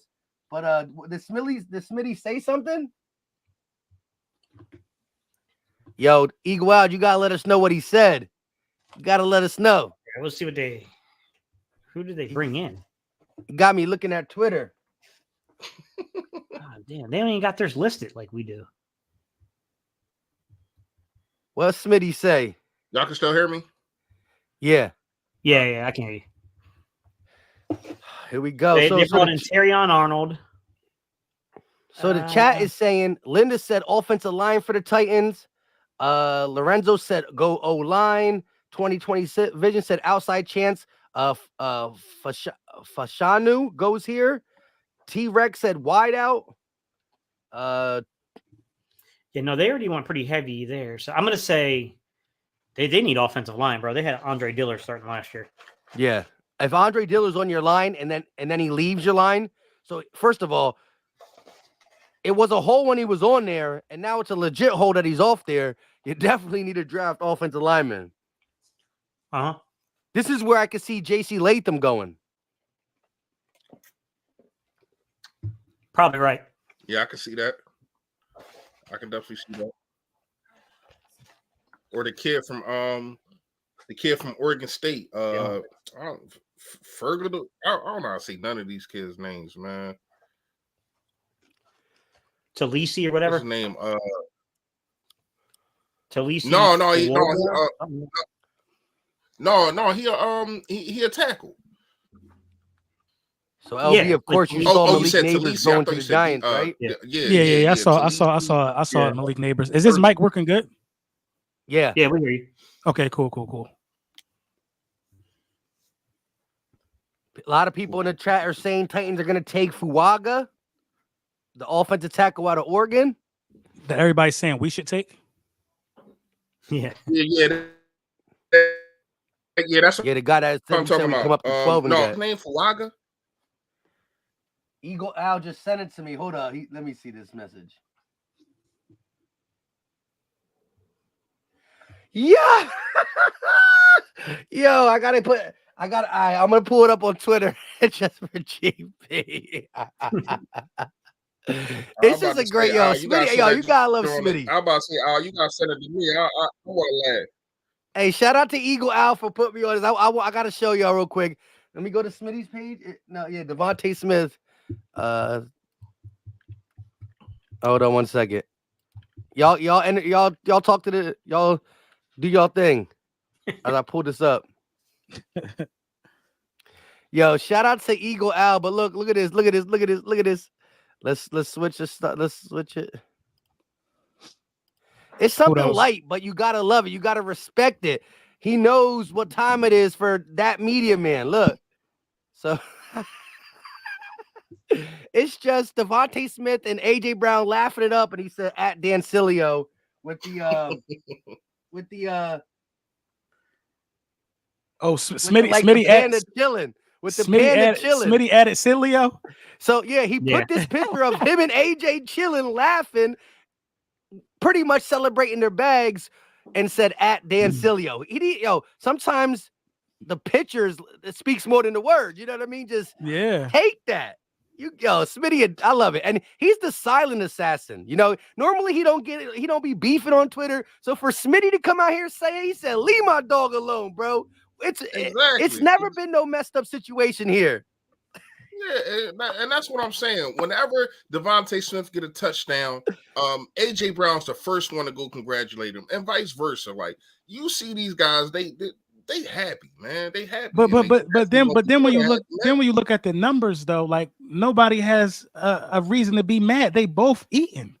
Exactly. They both have good statistical numbers.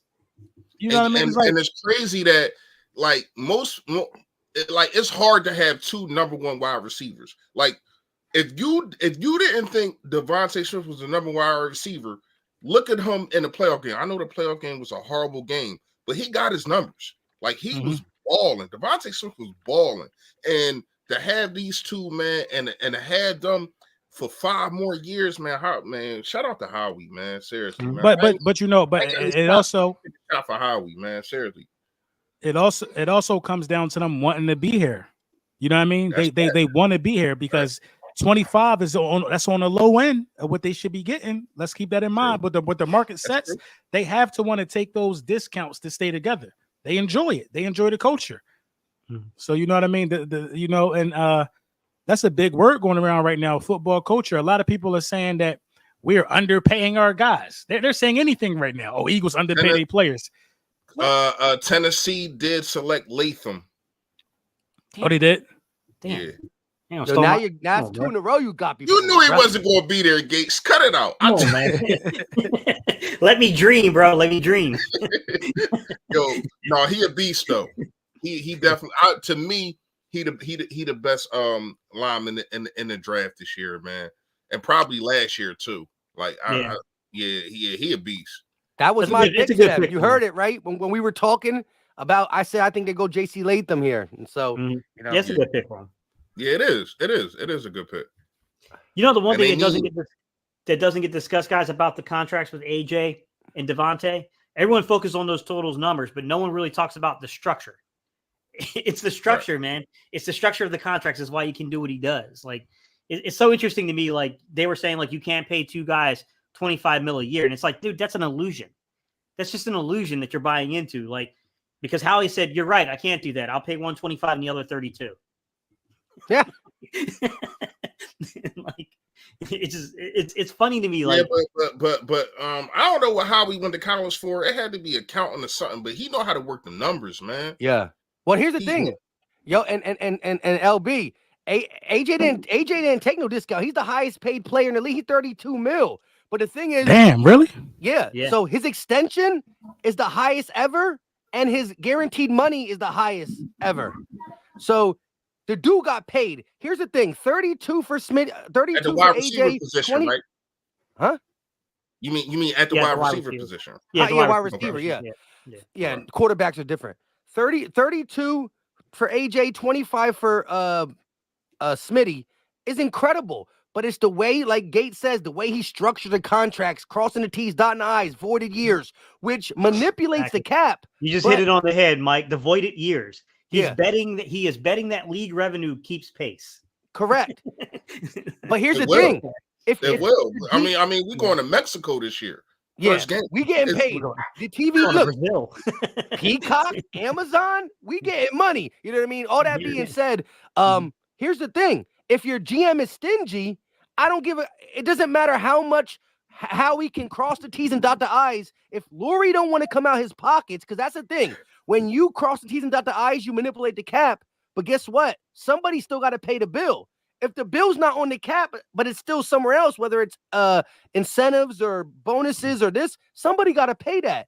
And Jeff Lurie is not afraid to spend buku dollars. He want to win. So we got a winning owner and a very smart GM, and that's a combination for your quarterbacks top 5, your 2 receivers are top 1 or top 3, your running backs top 4, your tight ends top 5. How are they doing this? Don't worry about it. It's in the guarantees, man. It's in the guarantees, and that's what no one wants to talk about. Is that everyone thinks like the league is so fair, right? Oh, the league is so fair, like the salary cap, all that, right? Well, the thing is that you got to pay attention to guaranteed money because guaranteed money has to be escrowed. You got to pay attention to signing bonuses because signing bonuses are due up front, right? I mean, it's $179 million guaranteed for Jalen Hurts, right? $84 million guaranteed for AJ Brown and $51 million guaranteed for Devontae Smith. You want to know why we can do that? Because we got an owner who will pony up the money, Jerry Jones. Yeah, that's a good point. A lot of people got Atlanta going edge right here.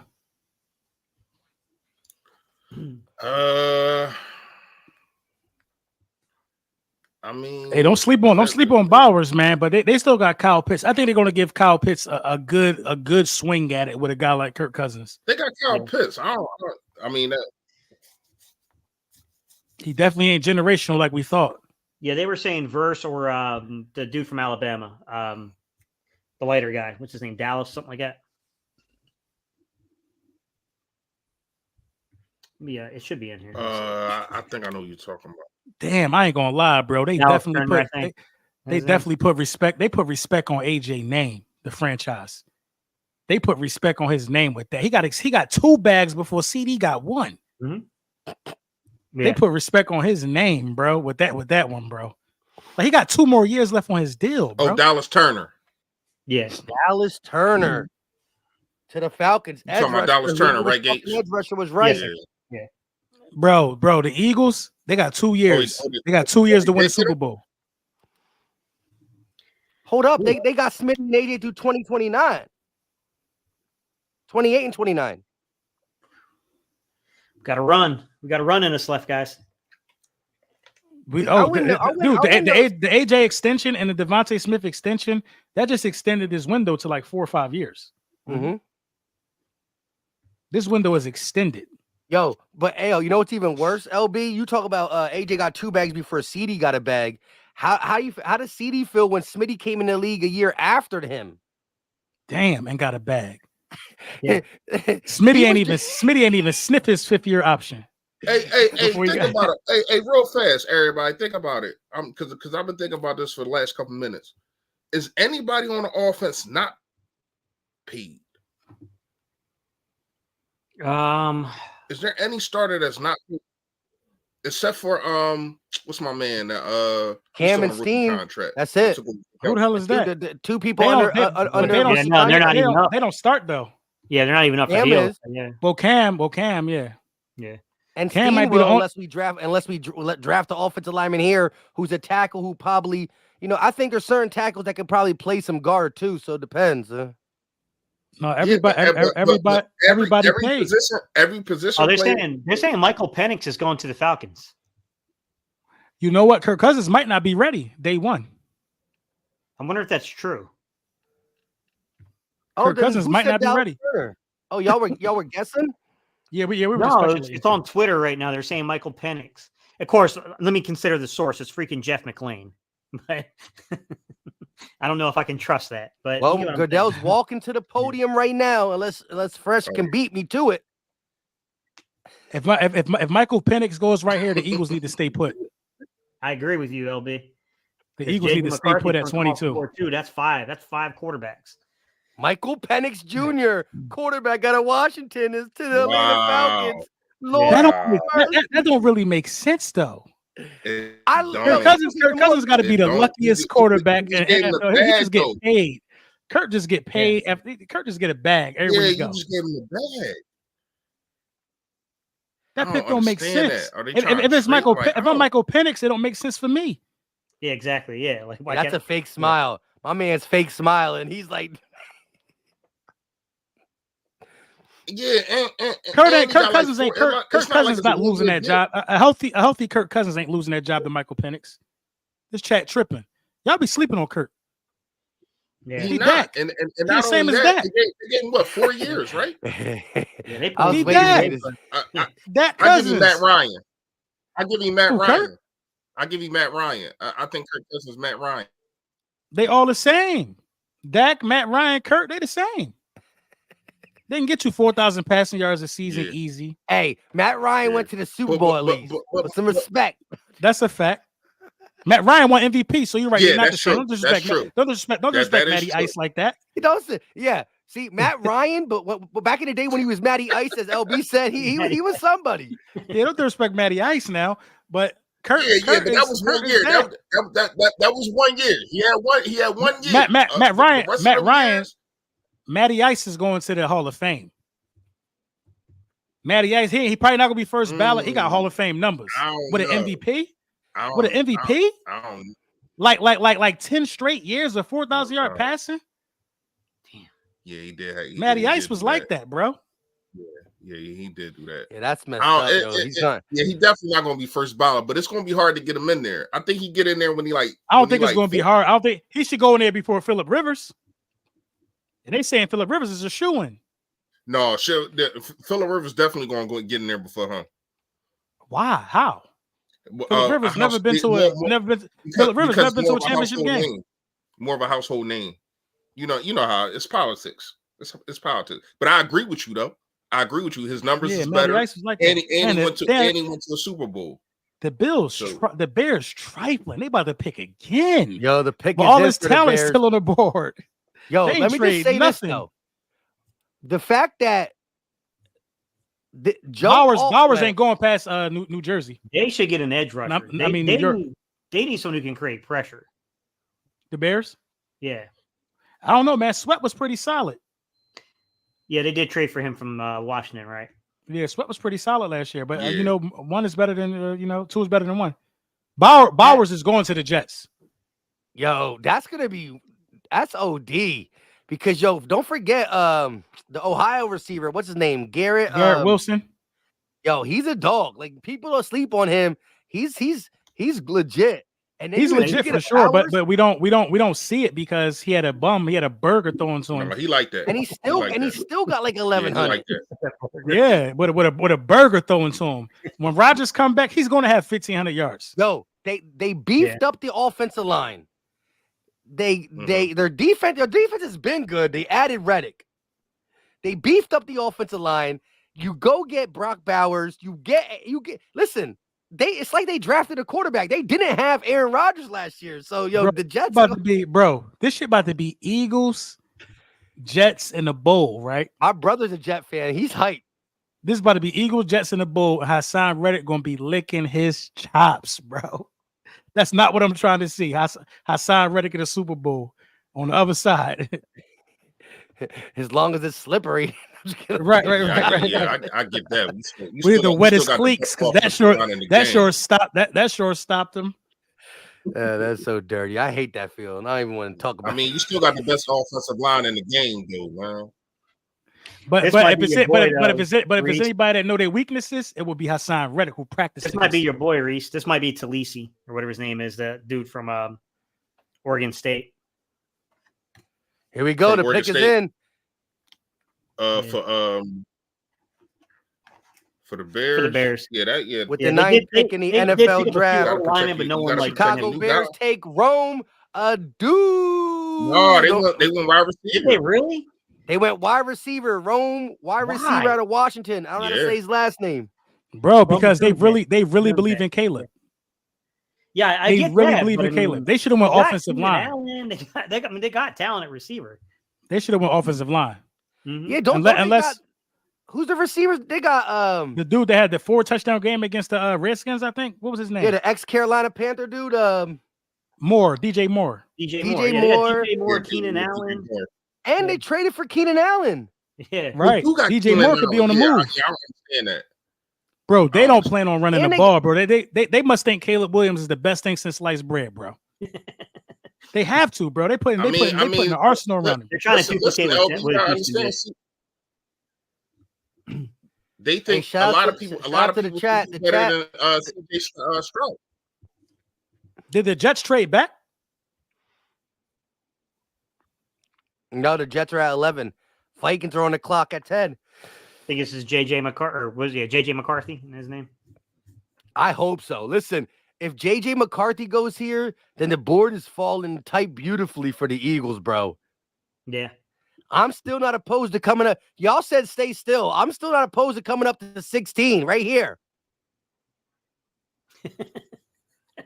I ain't gonna lie. Mike wants to move forward bad.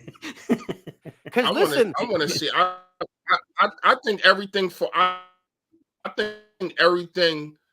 think everything starts to fall, and we see where the Eagles going to go once the first cornerback is taken off the board. That's what I'm saying, and I think the first cornerback will be taken off the board, like a little bit before 16. That's where the Eagles might say, "Hold up, let me go get Terry on." So look, the board's falling pretty good. I think it is, but still, that 16th pick with the Seattle Seahawks, I like it. Look, here it is. You move up to depending on how the board, because them cornerbacks can go off quick. Quinion, Terrion, they can go off quick. And I'm still looking at that unless Howie's not. We'll see what Howie decides. All that being said, you go up to 16, right? Say you got to give up the 53rd pick. Okay, so now you only have 1 second-round pick. But then the Seattle Seahawks give you the 80th pick, so now you're back in the 3rd round. So you're still Minnesota's trading. You still have a Minnesota trading that pick. Nice. I don't know. The pick is in according to the TV, but it could be still for a trade. They need a quarterback. Howie jumped up to the top 10. Yeah. The Jets was at 10. That's what I'm telling you. Yeah.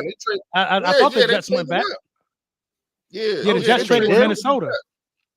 Yep. Yeah. If they traded up, it's got to be for a quarterback. They get 11, 129. Who's left? What other quarterback could it be that's out there? JJ Bo Nix, JJ McCarthy. They about to take Bo Nix.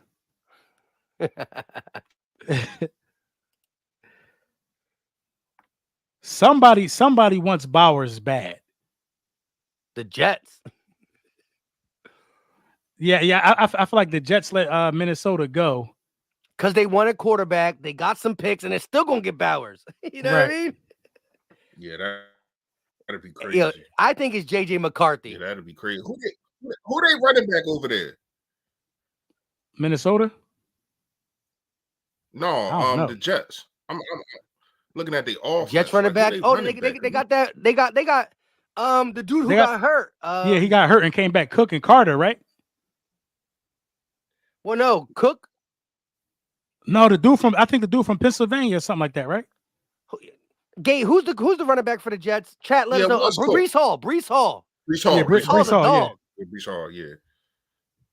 So you Oh, got yeah, Brees yeah. Hall, Aaron Rodgers, Bowers, Garrett Wilson, and didn't they trade for a wide receiver? Who else is the other? Wait, don't they got another wide receiver?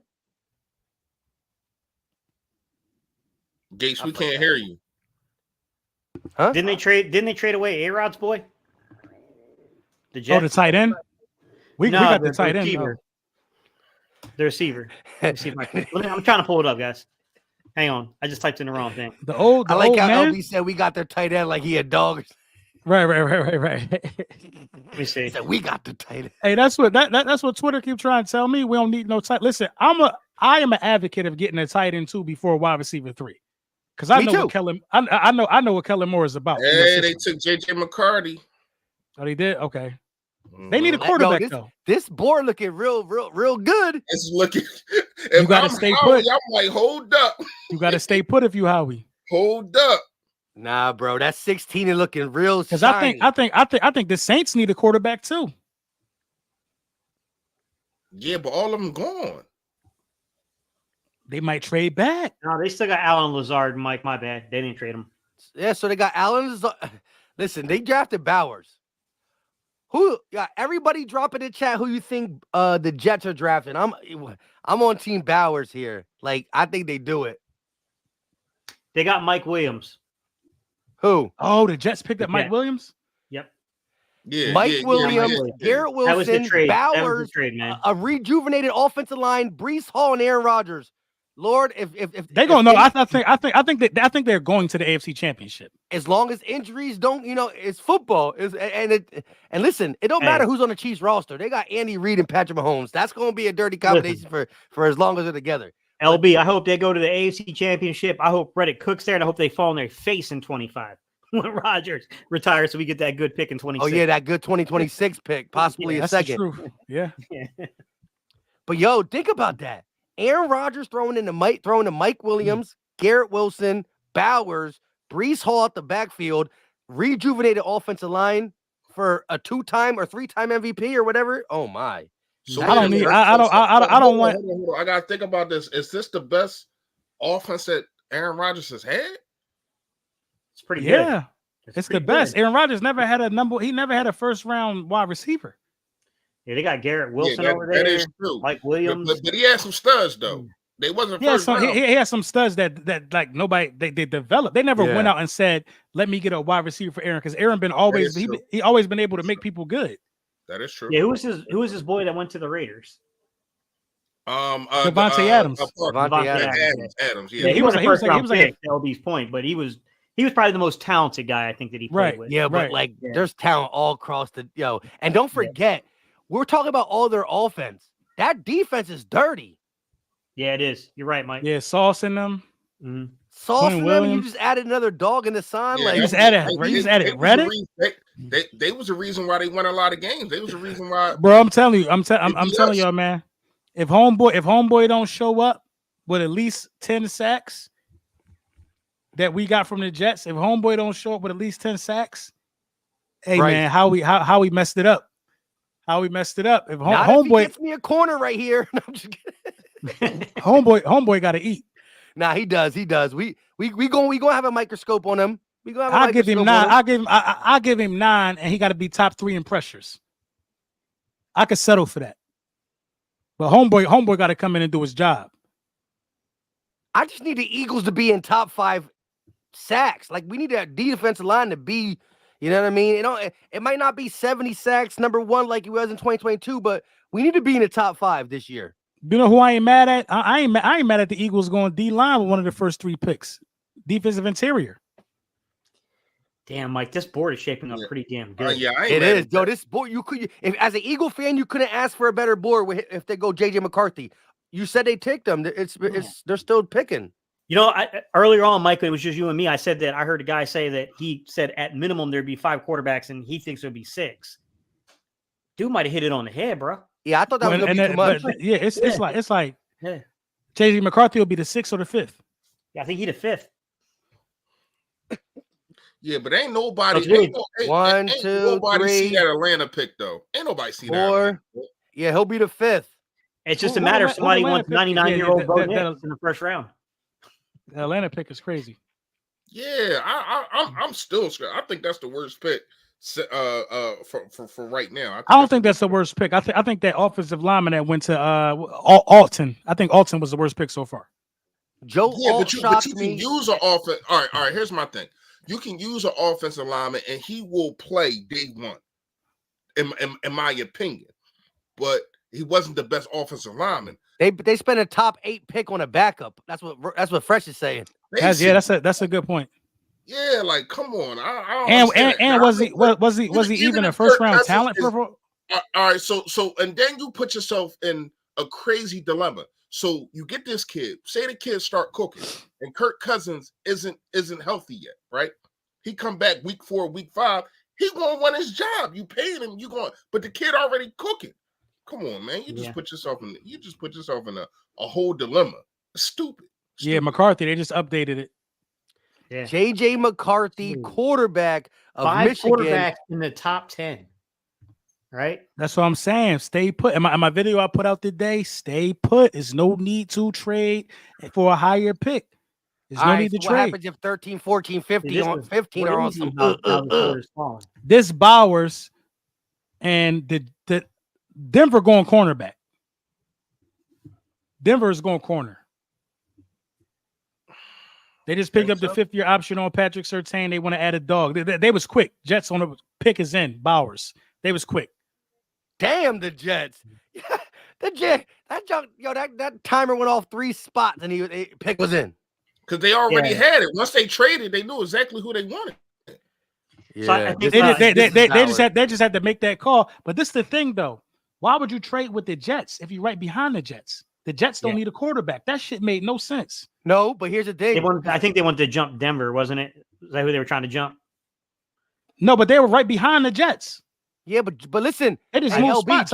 Just like last year, we were right behind the Bears when we traded up. And we traded up one they spot. probably got rumors or they got word that other teams were calling the Jets to trade up in front of the Vikings. Oh, okay, hell no. Oh, you know what I mean? Yeah, that makes sense. That makes sense now. Yeah. Because like last year, the same thing. I was with you for a minute, LB. Like, right. I'm like, that don't even make sense. Yeah, but somebody could have been giving them a better offer.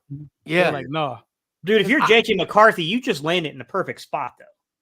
Like that's a damn good offense. You're throwing to Justin Jefferson. Just throw the ball up. He'll go get it. Man. Addison, Jefferson. Yeah, Addison can play too. Exactly. Yeah. But guess what? The tight end. I think they're tight end a dog too over there. Yeah, it's a dude that Detroit drafted a couple years ago. Yeah, but guess what though? TJ Hawkinson, yeah. Guess what though? He's gonna have to put up 45 because that defense is Basuda. So he's gonna have to put up points. Trash. Yeah, defense is definitely trash. They're gonna play cover. They're gonna play the same soft shell cover 3. You just kill them underneath. JJ McCarthy gonna be putting up 38 and he's gonna score a total of 100 points in the first 3 games and be 0-3. How many picks they got this draft? Because they should be going defense from now on out. Yeah, this got to be Bowers. Chat, y'all believe it's Bowers, or y'all think something? The Jets got something crazy up their sleeve. Shit, the Jets, Mike. No, they took the Penn State tackle. Oh, no kidding. They took the Penn State tackle. Oh, the Jets already had a pick. This is coming off the board, man. Who came off? Who did they pick? Penn State. I just got an alert that the pick is in already. Shanu is that his name? Something like that. Yeah, I don't know how to say that name. And like, I don't. I'm gonna call him. So offensive lineman. Hey, Mike. Yeah, interestingly enough, they took the tackle from Penn State. I like the kid though. Yeah. I like him a lot. Well, listen, this the Jets' second pick in the first round. No, it's the first. No, I say first. What do you mean? Oh, they took him last year? No, they just took him now. I just got an alert that they took him now. Oh, so they didn't go. They didn't go Bowers. No, But No. listen, Oh, that's what I was saying. I had a feeling that they was going to go O-line. You got to protect the dude that just got hurt the first play of the season. correct. And if you already got Mike Williams, Brees Hall, Garrett Wilson, and Lazard, who knows Rodgers, Lazard ain't great, but he knows Rodgers. Like, they'll be all right. They got to protect Rodgers. I agree with y'all. And shout out to a couple people got it right in the chat. They called it. Shout out to y'all. Yeah, for oh Fat man, I Tire, ain't gonna I don't know. lie. I want to go defense, but if Bowers is there at around 15, 16, man, I mean, It's possible he Would will you be trade? there. Would you trade Dallas Goedert and give the rookie the reins? no. We need that 2 tight end set. It's going to be dominant. It's like with Kellen Moore being the chef in that situation. I definitely want to keep Dallas Goedert, and he's a better run blocker. He's Right. a better Calcaterra ain't give us nothing. The pick is in. That's the tackle. You right. Yo, all I know is this. This draft board is looking crazy good for the Eagles, bro. Yo, Yeah. something about us some luck in it. I remember last year we were going crazy. We were going crazy. Bro, it's about to be a run on cornerbacks, bro. I'm and telling we you, need it might to be start front here. and center. So wait, LB, you came on the latest. Who do you want who you get to now answer this question with seeing how the board fell a little bit. But where are you at with who you wanted the Eagles to draft? Like stay at 20. You've been talking stay at 22. Mm-hmm. But like seeing where are you at? Like who did you want to come out of today with?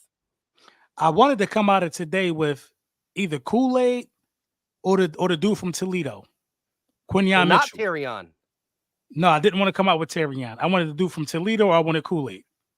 All right. Which is all still in the realm of possibility for you. Even though I know Smitty said Terrion was the best corner in the draft, I think that dude from Toledo might be. Now I know his conference ain't the best and people like to play the conference game, but I think that dude just got instincts that like nobody else in the draft got. And I am a Cooper DeJean fan as well. Okay. I think Cooper DeJean is going to go day 2, unfortunately. Real pretty because like your trade up dude is Toledo's guy, which is still available. But right. Your Dijon and Kool-Aid with the board falling this, you might have your pick of either if we stay at 22 the way it's going. No, yeah, and you still got Bowers, man. Bowers is still in play. If you decide to trade up, take him soon. Denver pick in. Denver's going to go Arnold. I'm telling you, Denver is trying to shut down the air. Ugh. They had success with Patrick Surtain. They go right back to the well. Alabama, Terrion Arnold. They could do it. Real quick, shout out to Pizzazz with the $2 super chat. Appreciate the love and support. Latu still available. Hey, Coach Ed, who's Latu's coach and trainer, but he also coached with 7 other first-round defensive linemen. 7 other first-round D linemen, plus he coached Latu, and he went to Twitter like, Latu's the only one I feel comfortable ever saying as a rookie, he getting double-digit sacks. Yeah. Now, he's not saying he's automatically right, but he said that's still a bold statement to say as a trainer. What are these guys going to do here, man? Who's the quarterback in Denver? I like Latu. I ain't Zach gonna lie, Wilson. man. You can't sleep on Chop Robinson, though, man. You can't sleep on Chop Robinson. Is it because he's from Penn State? I watched this kid for 3 years. I just want somebody to take that center, Jackson Power Austin before Dallas get to him. I know that's Dallas pick. I just want somebody to take that center. Denver don't need a quarterback. They got Zach Wilson and Ben DiNucci. Shit, Denver need me back there. Denver need me back there, bro. Denver might get Bo Nix, bro. Denver might draft Bo Nix.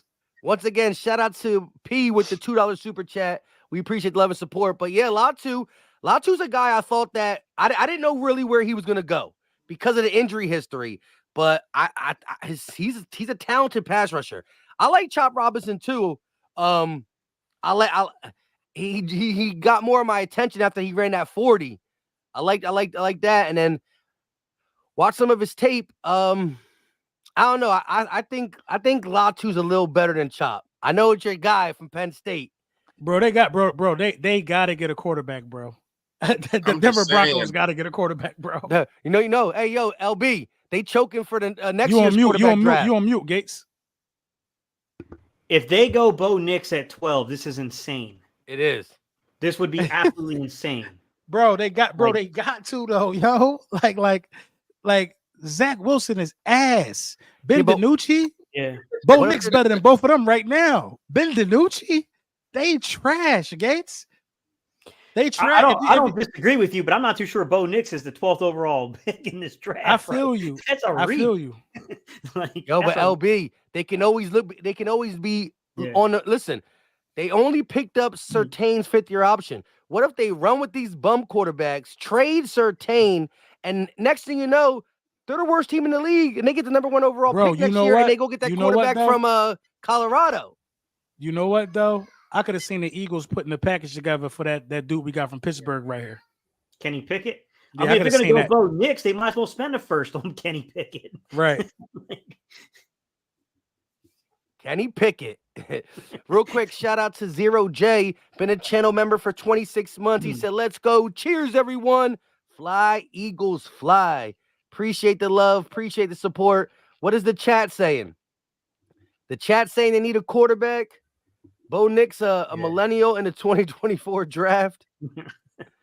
Dallas Turner could be coming off the board here, says 2020 vision. Let's see. The Broncos pick is in. I can see edge rusher. Here. But, they got an offensive coach, though, too. That's the thing.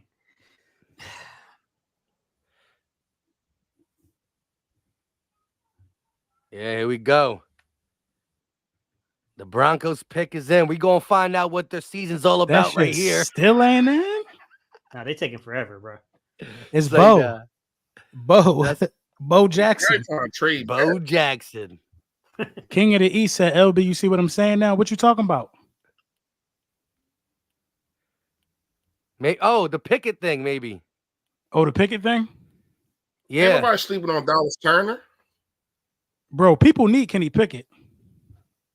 People need Kenny Pickett. The Saints need Kenny Pickett.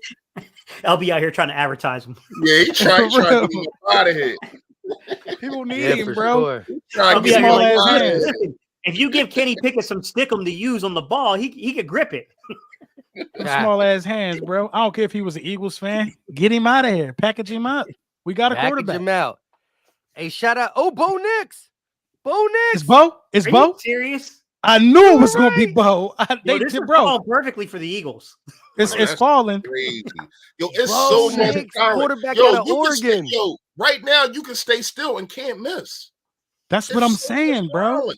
Yeah. Bo Nix went 12th in the draft. Wow. Bo Nix went 12th in the draft. I heard people say trade back into like 30 to get him at 30. Teams were talking about trading up to 30 from the second round to get Bo Nix. Well, this is wild. Why would you even pick him? Who else is going to get him? Hey, but this was the thing though. The thing is, so many quarterbacks like JJ McCarthy wasn't even supposed to be gone yet. Yeah. You know what I mean? JJ McCarthy. The Saints need a quarterback. The Eagles could get Pickett out of here.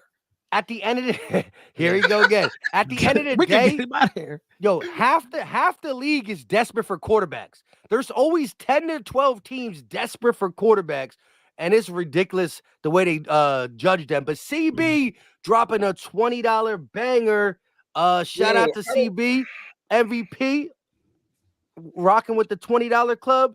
Good content, fellas. Enjoy being in the draft room with y'all. Salute. Shout out to CB always shows love. Yo, a lot of Eagle content creators. We appreciate you.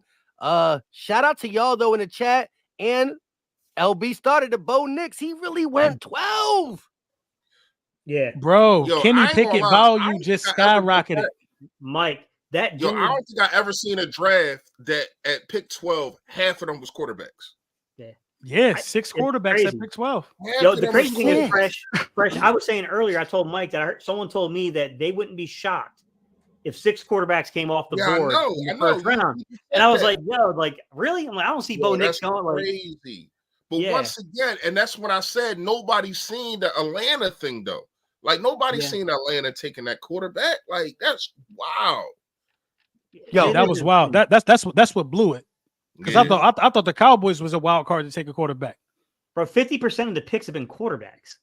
Yeah. That is insane. Listen, McCarthy, Penix, and Bo So Nix. who's go ahead, Mike. My bad. No, but McCarthy, Penix, and Bo Nix, I've heard creators talk about moving up from the second to the early second to the late first to get all three of them, and they went top 12. Bro, who's the top 5 players left? Let's think about this right now. LB, there's a lot still on the board. It's a lot of them. I like the defensive interior guy from Texas. Like somebody's going to be in the second round. Look. I like Murphy. We getting 3 starters. If we stay put, still on the board. 22, 50, and 53 are all going to be starters. Yeah, Talisi's still on the board. Fuega, Troy Fontano still on the board. All right, let me go past these tackles. Let me look at just overall. Jackson Powers, Austin, whatever his name is, Jackson Powers. That center's still out there. You got Jaden Verse. You got Jaden Verse, Dallas Turner, Brock Bowers, Latu still out there. Chop Robinson. I know, Mike. Be quiet. Brian Murphy. Quentin Mitchell. Arnold still out there. I mean, it's a lot of talent. What's the Raiders gonna do? You still got both the offensive linemen still out there. Jarrett Verse is out there. Hold up, the Raiders pick Brock Bowers. He's off the table. The best tight end prospect since sliced bread is going to the Raiders. That was Damn, bro. They said it's an NFL record. 6 QBs taken in the first round ever. Yo, this is record. Insane, that's what I just was saying. I just was saying it's that. A good. It's bro. It is a good time to already have your franchise quarterback. I'll tell you that. Yo, check this out too, real quick. Anybody and everybody we talked about in the mock draft, whether it's offensive linemen, cornerbacks, pass rushers, we are 13 picks into the NFL draft, and we still have everybody that we ever wanted yet. You know what I mean? So who's the quarterback in Vegas? Brock Bowers is in Vegas. Yeah. The QB. What's his name? Aiden O'Connell or something like that, and Mike, something like that. No, the quarterback is the dude. In Vegas, right? I thought it was Aiden O'Connell. It is O'Connell. O'Connell not a bum either, though. Yeah. But look, he's throwing to Devontae Adams and Brock Bowers real quick. So I mean, look. But the Raiders are always just like he officially had a starting job. Dude, they ain't got no choice. You can't. They got Gardner Minshew, mustache man. Oh yeah, they did get Gardner Minshew. Yeah. So we'll see how the battle goes there. Hey, Mike, slide the picks down, Mike. Yeah, Mike. Right, my bad. To be real with you, New Orleans might go offense here. They might go offensive line. Indy, I don't know where Indy's going to go. A lot of people were talking about Brock Bowers to Indy, so I don't know where they're going to go, but. There was talk about the Eagles trading up to 16. They might have their pick of, if they do trade up, a lot of players, man. Like they might really. Howie is licking his chops. Howie is smart enough to say we don't need to trade it. And Howie trade up right here, I'm extremely disappointed. Well, unless you waste capital with all this talent left. Quinion. Yeah. What if he came up to like 16 and got Quinion? I don't think. I think you live and die with what's there at 22 at this point. Hey, I ain't mad. You can still get a quarterback. Arnold's still on the board. Yeah. True that. We got real quick, though, CB dropped another $20 super chat saying the same thing, probably hopping around channels. Good content, fellas. Enjoy being in the draft room with y'all. Salute. And we appreciate you showing love not once, but twice, wherever you showing it. And again, we are live on 4 different platforms. Philly Talk, Gate City Sports, Philly Fresh, and LB. And so CB, shout out to Craig Holloway in the building. He said, and no about to get Pickett. Yeah, that's another one. King of the East, co-signing LB's love for the Pickett trade. Somewhere in this draft, he thinks Pickett was only brought here to hold the little cup of teas, the little tea party with his little hands, and get shipped out for a trade. I think New Orleans is gonna trade. Yo, I swear to God, if we trade with New Orleans with something and Pickett, that would be crazy. Wow. But yeah, King of the East. And LB on the same type of propaganda, and I ain't mad at it. If you can use, because look, I started to believe in Tanner McKee. Like I think Tanner McKee's a decent backup. So if you could flip Kenny Pickett for a desperate quarterback team, then I'm all for it. King of the East and LB. I know he's not here. We got one more super chat to knock out real quick. Shout out to iShine 101. Oh, he changed his profile pic to that mean green offense machine. I like it. $5. Shine, man. $5 super chat. It's a NFL record, guys. 6 quarterbacks taken in the first round ever. And guess what? The Eagles don't need a quarterback. We are worried who's going to be there at 22. What a great time to have the NFL record. 6 quarterbacks taken when only 3 of them were deserving. Yo, but that's crazy. That's why I was just saying that. Like, I never seen 12 picks in the 6 quarter. Like, that's like, bro, people need quarterback. I'm telling y'all, Kenny Pickett is gone, bro. He's gone. Kenny Pickett is better than Bo Nix. Kenny picks for Lattimore. That ain't. Man, the way this board is falling is insane. Hey, yeah, shout out to Shane Arnold with the $2 super chat. We appreciate all the likes, all the super chats. Much love. We got 1,200 people watching on 4 channels total. But Shane said, Pickett for Lattimore, straight up. You know what? We'll drop a 5th on top of there, too. 28-year-old Lattimore, who's still young enough to get it done, younger than Bradbury for sure, for Kenny Pickett. Let Kenny Pickett and Derek Carr fight it out in New Orleans. We'll take Lattimore off your hands and slide you a 5th. Shout out to Shane. But to me, I think if you do that, you got to trade Bradbury. He got to be put in that trade somehow, some way. Pickett and Bradbury. Look, Pickett and Bradbury. There we go. We'll keep our 5th. Ain't nobody gonna want to pay that. My man Craig Calloway said, "Tell the chat to say bye-bye Pickett." He just texted me that. He said bye-bye Pickett. And then here he is. Here he is. You know. Real quick, shout out to Inflate 215 with the $2 super chat. Where you at? Where you at is going to Brazil to watch us versus Green Bay. I think he's asking where are we. Anybody's going to Brazil? No, I'm not going to Brazil. I ain't gonna lie to you. I'm trying. Let me just say, Philly Sports Trips is trying to go to Brazil. Philly Sports. They are. Oh. The only reason why I'm not going to go is because it's on my daughter's birthday. The game, September 6th. Respect. Right. Inflate say, hey, Inflate, if you're going to Brazil, hopefully what you got there? If you're in Brazil. What you got there, Gates? This is Lana. Hang on, let me turn her around. Come here, girl. Kids love the draft. I'll tell you that. Hey, this is why Gate City has this is what been keeping Gate City from doing extra content. We see now. Congratulations, man. I ain't even know, man. Thank you, man. Appreciate it. We definitely about to get a good pick now. The good luck charm just popped on cam. Yeah. It's a Rapsy Scapsy. The hold on, pick is in. Hold on, you got rubber head. You got rubber head real fast. Gates. Wait, it's too early. It's too early. We need to wait a little bit. Bro, Pickett is out of here. That's crazy, Gates. I got one on the way in about a month, man. Congrats to that. Congrats. Yeah, this one's been active at night, man. She on a feeding tube. Done. My last one is 4, and I'm done. That's what's up, Gates, man. What? You ain't tell me, man. You should have been told me, man. I sent you a baby shower gift. Bro, I've been barely awake. I've been sleeping in between. Got you, man. That's what's up, though. The chat saying congrats to Gate City too, for sure. Yes, sir. Congrats. Alana. Okay. Okay. That's what's up, man. That's what's up. King of the East said he just had one February 9th. Congrats to you. There we go. Congrats to you, man.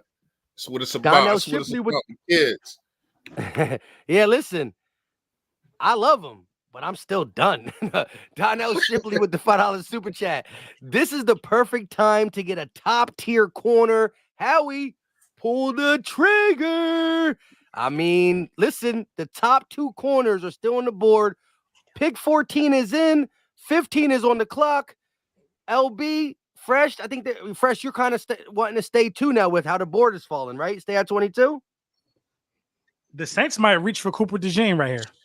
I mean, yeah, like I said, I'm a feel totally different once the first cornerback leave. You know, because I never nervous, gave right? y'all my pick on who I want. Yeah, you're like, right. I ain't gonna lie, man. It's still so much talent out there. It's like I don't think you can miss. I don't think Howie can't miss right now, even if he stay at where he at. Hey, I hear you. Donnell Shipley said it's the perfect time to go get a corner. The Saints selection is in. Goodell says Fuaga, the Oregon State offensive tackle, Fuaga is going to New Orleans. Another offensive tackle. Hell, this board. This is the guy that. This is the guy that Daniel Jeremiah said we were going to move up to 12 for. He gets picked at 14 to the New Orleans Saints. You heard Gate Fuaga. Talisi, yeah. Listen, y'all, a defensive player has not been drafted yet. That's what I'm saying. That's crazy. It's an offensive league for sure. 14 picks in and not one. Yo, hey, the league telling you. And what do we need? We need talent on that side of the ball. We are in beautiful shape. Yeah. That's what I'm saying. He can't miss. He cannot. Nobody can miss coming up. Yeah, but check this out. I don't know who he was eyeing trying to move up. Check you heard this all out. the rumors and everything. I'm trying to move up. If the Colts take another offensive player, and if we did move up to 16, we could get the best defensive player in the draft. Who is it? And who was that? Right. According to you, we could get the best player in the whoever Howie thinks is the best defensive player in the draft could be an Eagle. If the I Colts, can see Edgerrin Cooper going in the first with the way this draft is going. Going late or early? I don't know. I could just see him going somewhere in the first round because we're about to be halfway through it. So I guess it'll be late. Because dudes are reaching right now, dog. Dude's reaching right now. Hey, they appreciate all the congrats, everybody. Appreciate all the congrats, guys. Shout out to Free 99 with a $5 super chat. Much love and respect. We need to jump to 16 and pick up a third and draft Quinyon Mitchell and Bryce Trace in the second. I ain't mad. See, again, the reason I like Seattle's pick at 16 because depending on what the Colts do, Seattle's definitely going defender though. They're going defense unless they go trade the Eagles. You know what I'm saying? Mike trying to push that one. Hear me out. I know you're not a Terrion guy, but let me give it to you in your situation. We move up to 16. We get Quinyon Mitchell, right? Yes, we lose the 53rd pick, but we get the 80th pick. So now we go from the second to the third, but we get the best defensive player in the draft, possibly. But the way that this falling, Mike, I'm staying at 50 and 53. Yo, you play shoot craps. You playing craps. He's like, I'm gonna keep rolling sevens. I'm telling him to just stop. He's just like, I want to roll again. Ain't no way how we staying at 50 and 53. 16 is right in front of us. It could be us. Way. It could be us. But at what cost, Mike? At what cost? Going from the second to the third? That ain't that bad. Dog, you just gotta stay put, Mike. It's not one defender yet, Mike. You think the first one gonna be Quinyon Mitchell? I don't know, bro. It's just so many ways this could go. I know. I'm nervous though. They said breaking news: Kirk Cousins wasn't given a heads up that the Falcons would take a quarterback. I don't know why he care. He got paid. Go on vacation. They said Kirk might have made like a $250 million. Yeah, since he been in the league, he pocketed a $250 million. Everything he get is guaranteed. Everything he get is guaranteed. I don't think this contract guaranteed though. I gotta look it up. Yeah, I don't know. Real quick, shout out to iShine101 with another $5 super chat. I'm loving this. Yo, I got to change my pick. I want verse. We get must be on a corner in the commercial break. second round. If we go corner in the second, you know my guy is Max Melton out of Rutgers, but iShine's changing his pick. He wants a defensive lineman, edge rusher. He wants verse. Okay, the pick can be changed. You could change it up all the way until we make it, whether we trade up or stay at 22. Inflate 215 with another $2 super chat. We appreciate all the super chats. We know we're going to be in for a long night. Yo, Mike, from 1 to 32. You know they've been sniffing around? Who? The Colts. I don't think he's going to go this high because this is crazy high. But they've been sniffing around LB's boy. Who? Cooper DeJean? Yeah. Listen, that's my guy too. I ain't gonna lie. That's 2 minutes guy. and 6 seconds. Like, listen, a lot of the picks went in with like 5 or 6 minutes left to spare. This is up the picks in now, but the Colts took it down longer than a lot of teams. Yo, in previous drafts, I remember them like a lot of teams taking it down to like the 2-minute mark. A lot of people been like picking. They said the Colts might take Latu. They might. They said it's Latu. But here, real quick. Inflate said, don't need a first-round offensive tackle with Stout University. Listen, you go from college to the greatest college before you get your first NFL game. Inflate, you might be onto something. Although a first-round talent with Stoutland just maximize the potential, a la Lane Johnson. You know, Lane Johnson was a first-round talent, but who's to say he would be a decade of dominance without Stout? We don't know. But the pick is in for the Colts. What do y'all think? Chat, let us know who you think. Gates said they've been sniffing around for Cooper DeJean. They said we don't want to hear that. They said it's Latu. They say it's Latu. And the chat is saying Latu. Yeah. Hey, LB, real fast. You listening? Yeah. He signed for 4 years, $180 million. And 100 is guaranteed. Kirk Cousins? Kirk got to be freaking loaded, man. Yeah, Penix ain't playing. Yep. Penix can't play. He's played in the preseason. There's no way. Penix ain't playing. There's no way he's playing. He's playing in the preseason. Yeah, that boy 100 guaranteed. Fully guaranteed. Off an That's injury. the fully guaranteed. Off an injury. I mean, if Kirk don't want to do the job, I'll back up for 100 mil. Right. Here we go. Oh yeah, you already said it's Latu. The chat was way ahead of me. Yeah, be on Twitter sometimes. Lietu Latu is the first defensive player off the board. Coach Ed said that he guarantees that Lietu Latu, the guy who had a neck injury and the doctor said he would never play football again, came back, had a productive 2023 season, UCLA pass rusher. Let's see if he gets double-digit sacks, but he's the first defensive player taken off the board. Sheesh. Real quick, shout out to King of the East with the $5 super chat. Appreciate the love and support. First 2 picks are cornerbacks. Watch. They will be there. Howie has no choice. First 2 picks are cornerbacks for us. Interesting. First 2 picks, he says. I don't see that. Whew. Yo, that's crazy. I don't see that. It's about to be a run on corners, bro. Yes, right before I us. agree with Because you. listen, LB, we on different islands. Dallas, but look, Dallas Turner's still on the board. Someone's gonna have to someone take gotta take him. there, right? You still got Byron Murphy on the board. Like there is some good players still on the board defensively right now. A lot of talent. I can see the Bengals taking Dallas Turner. Listen, 6 players. If we stay still, 16, 17, 18, 19, 20, 21. 6 players can come off the board before us if we stay at 22. We like the board now, but six nobody like defensive dogs. What if 6 defensive dogs come off the board?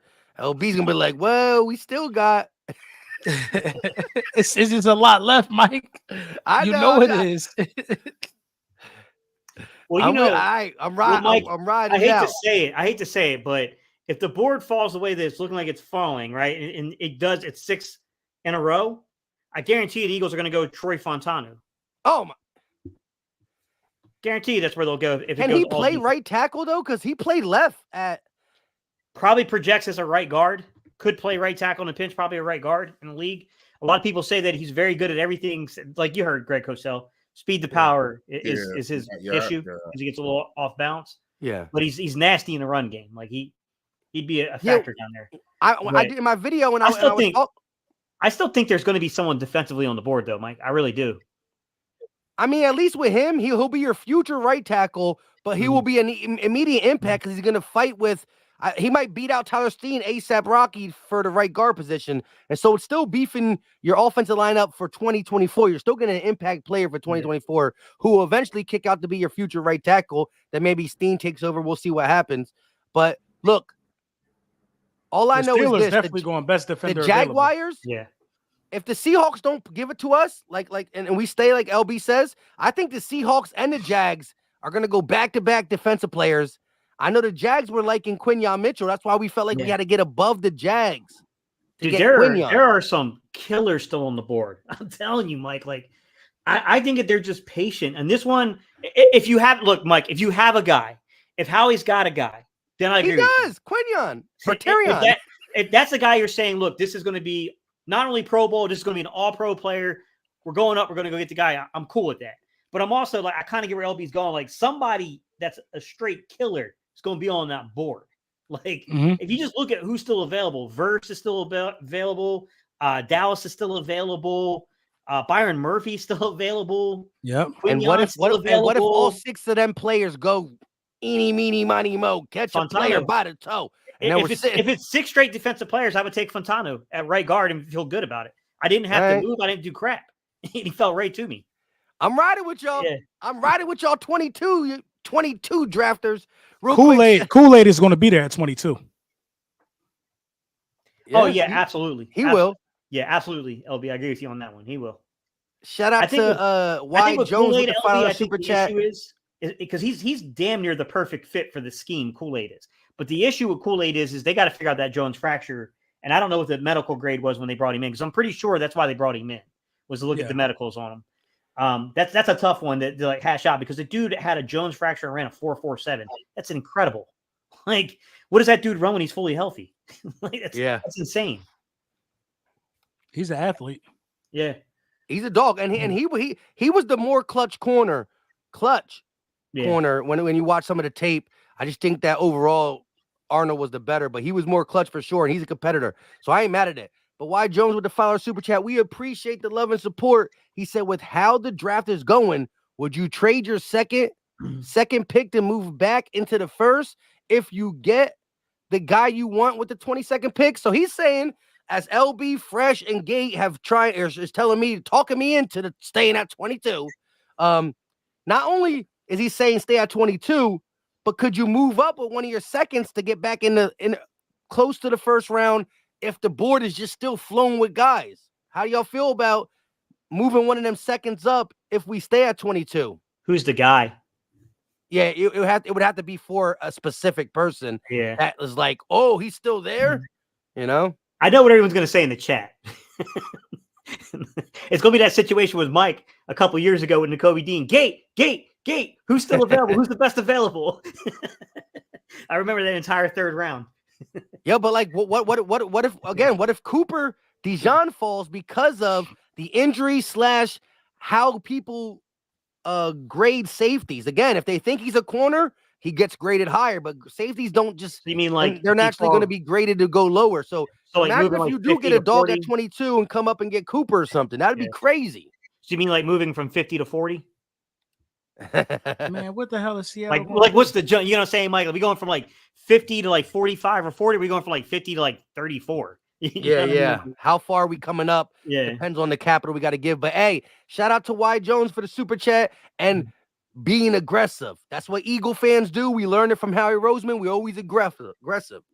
Inflate 215 with a super chat. Appreciate the love. I like the Byron Murphy pick. If y'all had to pick Chop Robinson or Cooper DeJean, who you picking? He wants to know. Damn. Chop or Cooper? I don't love Chop either one in Robinson, the first defensive round, but I probably end take Chop. out of Penn State, or Cooper DeJean, cornerback / safety at a / basketball player out of Iowa. I'm going Slash Chop. basketball I'm player. gonna go Chop. Yeah, I would go Chop in that situation as well. You don't need to ask me. I wanted you to take the floor and say, "Of course, I'm going my Penn State guy." You don't need to ask me. No, I do think he's a better. I do think he's a better talent, and not only that, I think it's a more need. I think edge rusher is still more of a need. You know what I mean? But I mean, I like Coop. I like Cooper. I just the speed and not having the speed, it kind of concerns me. I know he's athletic. I get that. I understand. I know he does a whole bunch. But the speed, man, you need that speed in the NFL. The NFL different. Who don't got the speed? Cooper? Yeah. Yeah, he don't have the like lateral speed. Like no, he doesn't. I mean, he's physical. Yeah. I get that, but he don't got the speed. I don't got the speed. I like him though. Yeah, I'd probably look at Chop because I think with the broken fibula, and then plus I think he's gonna be more of a safety in the NFL. I think he can go play nickel. I think you could use him outside a little bit, but I think he's gonna start out as a safety, just a positional value. I like Chop. I like Chop over Latu, to be honest. Nah, hey, Mike, they're asking you. Chop. Mike, they're asking. I just think Chop. I just think they asking for who? Yo, nobody like Verse. Don't nobody like Verse. Oh, I would take Jarrett Verse in a second. Yeah, I like Verse over Chop he's still too. out there. No, I'm just saying. I think Chop motor is crazy, bro. Chop got a crazy motor. Yeah. It is. Respect. Shout out to Sir James 11AB with the $5 super chat. Appreciate the love. Appreciate the support. If a cornerback comes off the board in the next 2 rounds, Howie is trading up immediately. We'll see. He said if one quarterback comes off the board, that's gonna trigger the Howie trade up mode. Yeah, because that's gonna start. That's what everybody's waiting for. Everybody's waiting for their first one to go. And that's gonna start the run on them. Eagles Evan. There's so many good ones on the tape, bro. Because can you go wrong with Arnold or Quinyon Mitchell? You can't go wrong with either one of them. I'm with you. The pick is in for Seattle real quick. Wesley Reddick with a $2 super chat. We appreciate you. We don't need to move up. Good content, fellas. He's on the stay at 22 wagon. Yeah, listen, I got 1 foot on the wagon. I'm trying to get on the wagon with y'all. I got 1 foot. We're about to see if the other foot clicks on. Let me push you on then. Let me give you a pull boost. How many people we got in the chat? 1,300. Yes, sir. Shout out to 1,300 people in the chat. Remember, we are live on all 4 channels: Philly Talk Podcast, Philly Fresh, Laura Brunson, and Gate City. Hit the like button wherever you're watching it. The like button does a lot for the creators. Shout out to the people who are viewing, liking, and especially the people who are throwing super chats. We appreciate any and all support. Jimmy Thomas with the $1 super chat, super sticker. We appreciate it. And then we got one more, and the pick is coming in right now, unless y'all know it already. Yeah, Byron Jimmy Murphy. Thomas said Byron Murphy got picked up by Seattle. That's a good pick. Who? Byron Murphy. Byron Murphy. Oh, yeah. I like him. That's a good pick. I like him. That's a good pick. That makes sense because Seattle wanted Carter last year. Yeah, Seattle they wanted Carter last year, I think. Yeah, so that makes sense. Yeah. Well, they kind of regretted not getting Carter. That's what, because they were before us. Mm-hmm. Yo, everybody in the chat too, man. I got the Ski Mask Howies 15% off tonight. Use code NFL Draft. Go to Big Print Champs. Almost forgot to tell y'all. Oh, yeah. 1,300 people in here. All Print Champs merchandise. Anything that you want from Print Champs via the Eagles, go check it out. Especially LB's store stacked. He got the new joints. He got the Saquon joins out. He got the don't forget about Jason Kelsey. He got it all. Right. The Kelsey one. Yo, do you know I don't have none of them shirts? They be gone, bro. They be gone. I don't have none of them. I just come up with the design and just let it fly. I need one.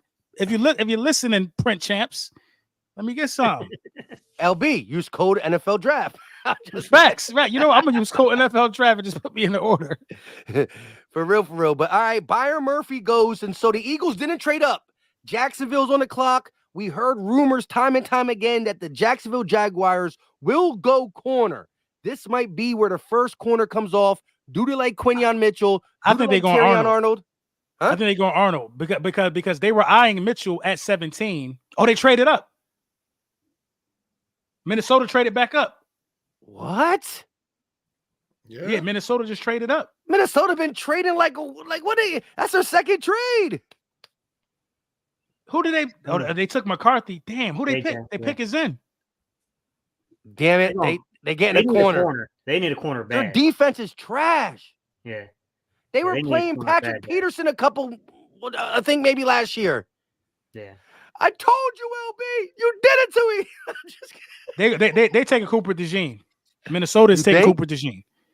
Yeah, because he could do so many different things. The versatility, man. Man. Cooper's not going before Arnold or Quinyon. If that happens, y'all sleeping on Cooper, bro. Y'all are really sleeping on Cooper, bro. Ain't nobody sleeping on him. We just y'all sleeping on him. I mean, he cool. He cool. He a wild card. He cool. You know. Listen, at the minimum, he could be all pro at punt return. That's at the minimum. He can be all pro there. I'm telling you, bro. He just affects the game. But I like Quinyon Mitchell too, though. I got Quinyon Mitchell. Dallas Turner's off the board, guys. NFL draft. Dallas Turner? They went up for Dallas Turner? Yeah. That's what they're saying, Dallas Turner. Hey, LB, right, let's catch up to these super chats so we can be caught up with the chat. Let's see. Let's see Dallas Turner. Yeah. So the only downside I saw with Minnesota in doing that move, LB, is that they got Brian Flores there as their defensive coordinator. Right. If you're going to play Cooper as a safety in that scheme, I could see that. I don't know about as an outside corner though. That's a crap ton of man coverage. Now he was running some zone against the Eagles. To be fair, he did run a shit ton of zone when he played Jalen. Well, everybody plays zone against the Eagles because they don't think Jalen Hurts could beat them. They don't think Jalen Hurts can make the simplest of throws. Yeah, them moving up for Dallas Turner kind of makes me feel good. I took the way they did it though, LB, as a sign of respect towards them because they were dropping like 8 in coverage on them. Yeah, because, they were like, look, he's not getting over top of us this game. Well, we're inching closer to our pick. So Team 22, y'all looking real good right now. Shout out to Jimmy Thomas with the $5 super chat. We appreciate the love and we appreciate the support. If Versus there at 22, you gotta take them. Pressure creates turnovers. I think Ringo will be very good. Again, what I like about the Eagle situation right now is even if they give the first crack to James Bradbury, here's the positives for Bradbury coming into 2024. We do remember a year or two ago, he was an all-pro. He has a different DC. We won't ask him to go in the slot, and we won't ask him to play man. And he finally got C.J. Gardner-Johnson behind him. Plus, Isaiah Rodgers can contend for CB2, Keely Ringo, Eli Ricks. So if Versus there at 22, that's the dilemma. Maybe Howie wants to swing back to something he's never done, which is Howie's never took a first-round corner ever in his career. He takes defensive linemen a lot. So maybe he goes back to old reliable, give me that edge, or maybe he really changes. But if Verse is there at 22, it definitely might make the decision hard where to go. Dante Hill with a $2 super chat. Do you trade back for an extra second? Hey, I'm asking y'all 22 guys. That's actually coming into play right now. You actually could trade back a pick or two back. Not yet. I wouldn't do that yet. I would do it when we're on the board. We have to be on the board. And yeah. I wouldn't do it right now. Yeah. I mean, my thing is if you still have Terrion Arnold, if you still have like Quinyon, if those dudes are still on the board, like I think you got to take that pick there at 22. But if those guys come off, one or two spots. Yeah. I mean, it depends, Mike. I mean, like, what's the range you think you can get the player you're targeting? Like, you know what I mean? Like, it's got to come into that conversation there. I mean, right now, I'm looking at the offensive lineman. Fatano's still on the damn board. I know the Eagles have interest there. Jeff Stoutland loves that kid. They got the kid Mims from Georgia that's been injured. You got to make that decision. Yeah. You got to make that decision on the injuries with him. But that's a lot of the so-called scouts think that guy could be the best tackle in this draft class if you can get him all together. He's got the most talent, they think, but he's the rawest here. Him and and Lane's boy. They're the rawest of the two players. So I mean, like, to me, like, it depends on what your board looks like, Mike. If you're sitting there at 22, like, I mean, if you got like 4 guys on your board still there, I probably would move backwards at that point. Yeah, you're right. That's more capital for Howie to make things happen. And we do draft great in them second rounds. I'm curious to see where they go. Again, shout out to Dante Hill. We appreciate the love and support. Jim P with a $5 super chat. You guys are doing a great job. Thanks for keeping it kid friendly. Let's go get Mitchell. And if not, stay put and get Chop at 22. So Jim P, we appreciate you for tuning in and supporting with the extra stuff like the super chats. We all have kids. We all love kids. We try to do our best to keep it as friendly. That being said, one thing though, Mike, I will say they're both on the board. Go ahead, Gabe. One thing I will say, Mike, I'll give Howie in the scouting department a ton of credit. Look at the top 30 visits they brought in and look who's still on the board. They nailed it. Right? They're all there. Yeah, they nailed it. They brought in that's true. So far, their top 30 looks like they really, really, really did their homework and knew and really got the focus on talking to the guys that really will be there. They're going to have their choice of like 20 guys, 30. Oh, my goodness, it's crazy. At least 10, because they brought in not all first round talent, of course. So they're going to have their choice of like 7 to 8, 9, 10. I mean, Latu's the only one that went off the board that they brought in. Exactly. Yeah. And even that one, he was the first offensive player taken. So, they brought him in, I would think, for the medicals on him, to get a feel for the medicals, because everyone knew the tape. I mean, the minute I put his tape on, Mike, I was like, yeah, this dude's, he's legit. Like, if his medicals check out, you got to take a shot at this guy. Like, there's no doubt about it. Now, I will say that I can't remember who it was, but someone was having a conversation and they were talking about the Fuse next. And they did bring up a really good point, which is these medical staffs are better at predicting these things than people give them credit for. It is not so much that they think that they won't be able to play this year or next year.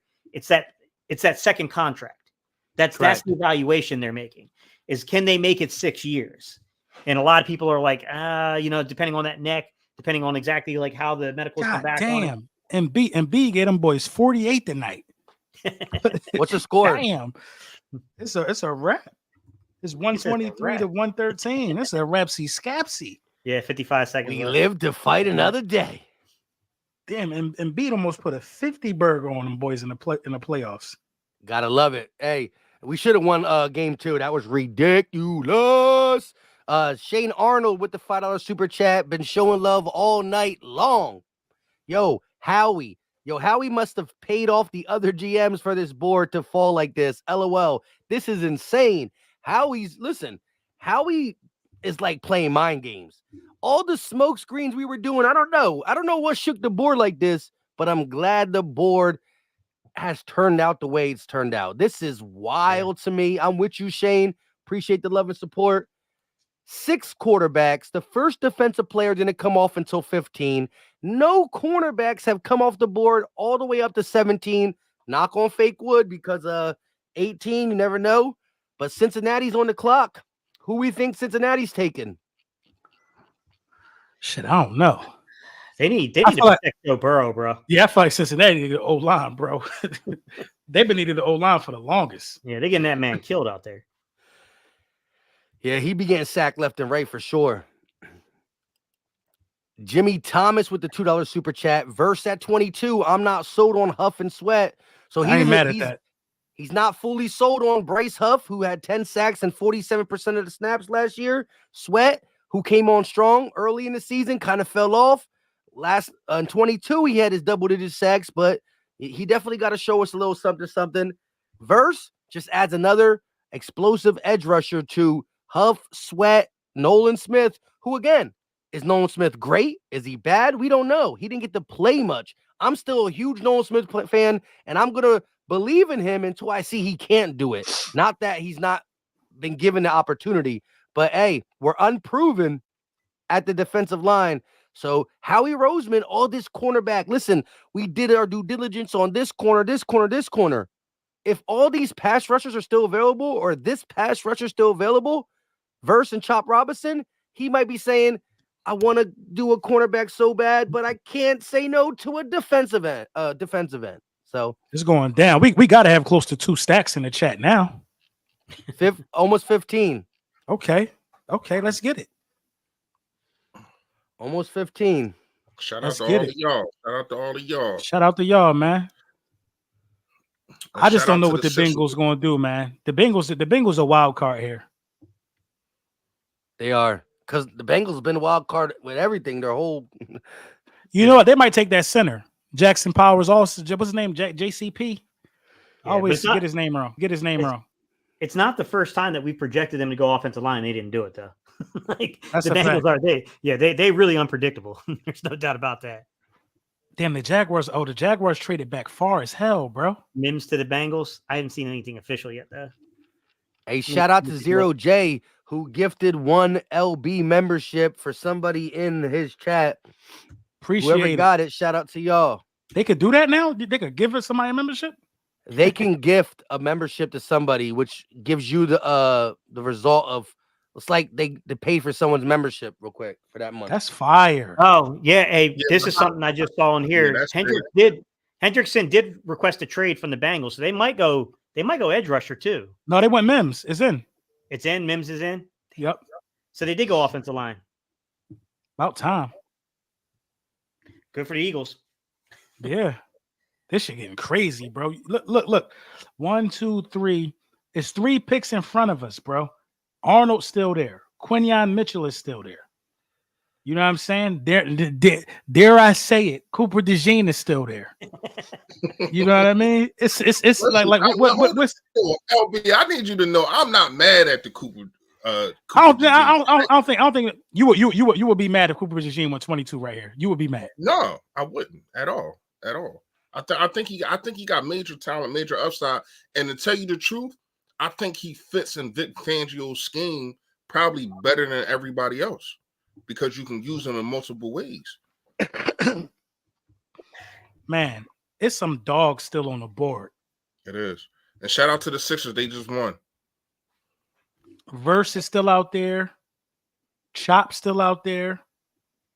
Well, it's 30 seconds. Bro, the Rams need an edge rusher too, and they got it. They got some picks here, bro. I mean, they got shit. Only 3. I think only 3 defenders went off the board so far. Yeah. The Rams might take Verse right here, though. I don't see Verse going past the Rams. Yeah, I mean, they got Verse still on the board. I mean, I don't know if they would go Chop this early, but they could. What's the other defensive interior guy? I don't know. They probably go D tackle. They got to what D tackle? Right. You know, Aaron. They got to find. Yeah, they got to replace Aaron Donald. It's another dude. His name begins with like a Z. I forget his damn name. Who? Are you talking the about dude? the guy His name begins with a Z. Yeah, it's what position? D tackle. Interior defensive lineman. It's the dude that they comp to Javon Hargrave. Right. Damn, I can't think of his name right now. It slipped my mind. I think he could go here too because he's a first round talent. Yeah. Newton? Nobody. No cornerbacks went off the board yet. Mike, Newton. Yeah, Newton. Yeah. No cornerbacks went off the board yet, guys. Somebody just asked who picked the Alabama CB. Yeah, nobody. Yeah. Nobody yet. It's going down. Every time I refresh, there's more people watching. Yeah, real quick. I Shine 101 with the $5 super chat. At the end of the day, pressure to the quarterback makes life easier for real for our cornerbacks. Equals Verse. Listen, the year we won the Super Bowl in 2017, you had Jalen Mills and what's the dude's name? Ronald Darby on the outside. But why did they play good? Because the pressure up front makes the ball come out quick, makes cornerbacks' jobs that much easier. So I'm with you. But vice versa. Cornerbacks that do their job makes the quarterback hold the ball, which makes the D line do their job. So Mike, but what if you had told Howie at the beginning of this day, when you get there at 22, one of these 4 players will be there for you to take?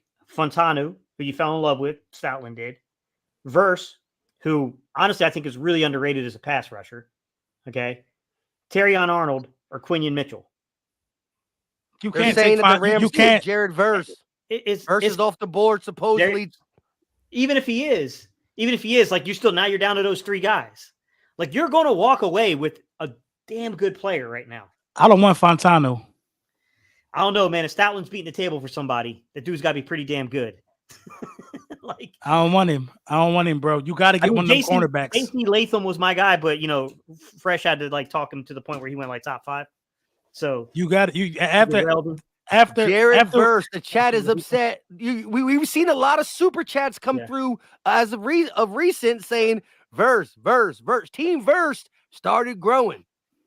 In the fifth, almost 1,600 people in the chat, Team Verse started growing. After what we staying out of Bradbury and Slay last year, you got to go get them dudes. You got to get one of them cornerbacks. Right. Now, I don't even think Slay was horrible last year. I just ain't like Slay mindset as somebody that wear the C on his chest. I ain't like his mindset last year. I need a dog.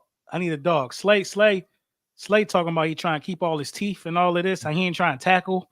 Like, what are you talking about? He joking around for his podcast. Nah, Mike. I know that's your man. Slay my man too. But when you get on camera and say, I'm trying to go home to my kids, bro, nobody trying to get seriously hurt. But you got to go out there and tackle, bro.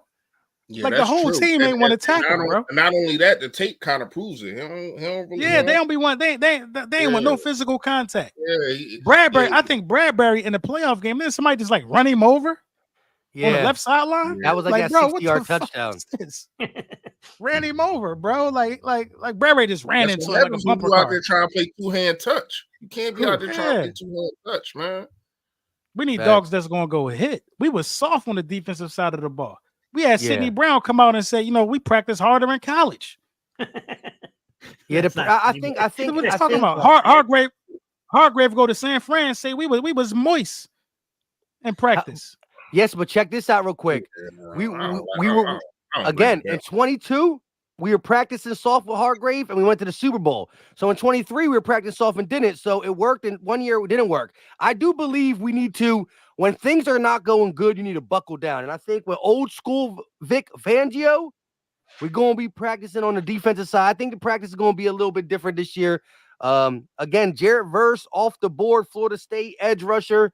Shout out to I Am Q with the $5 super chat. We appreciate it. He said, shout out to Philly Mike in the chat. Hashtag Fly Eagles Fly.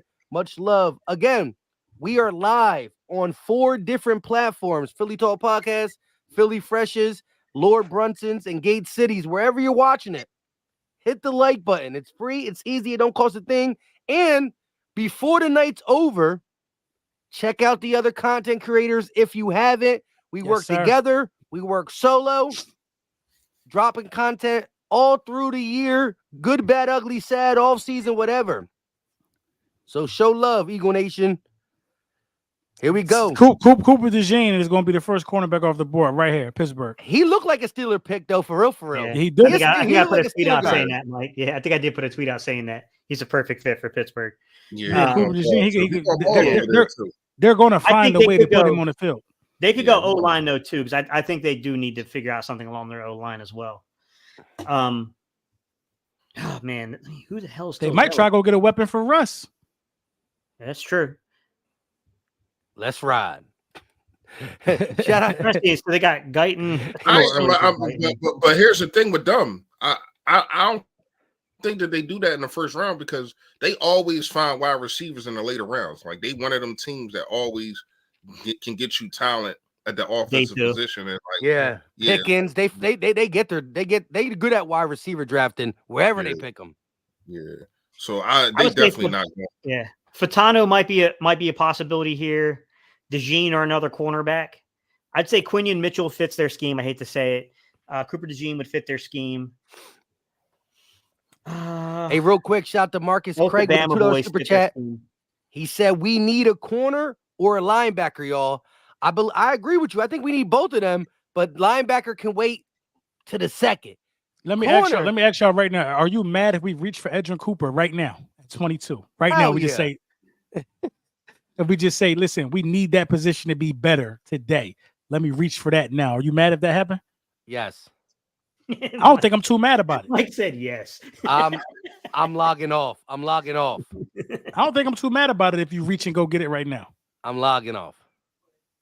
Yeah, I wouldn't, because you're going to get, like, at this point, if they're not going to take a corner, somebody's fallen to you. So you might as well just wait it out. Like you're going to walk away with one of the better corner prospects in this draft. Yeah, think about this, LB. If the corners that were supposed to go 12 and 15 are falling past 20-ish, maybe Edger Cooper might be falling. Yeah. It's a lot of people that's going to be like N'Kobe Dean that year when he got dressed, all dressed up for that first round pick. Everybody already fell. That's messed up. That's herpes. All right, looks like the pick is in for the Steelers. Yeah, the Steelers are the pick is in, but they took it long. They took it all the way down to like the minute and 40 mark, I think, or even lower.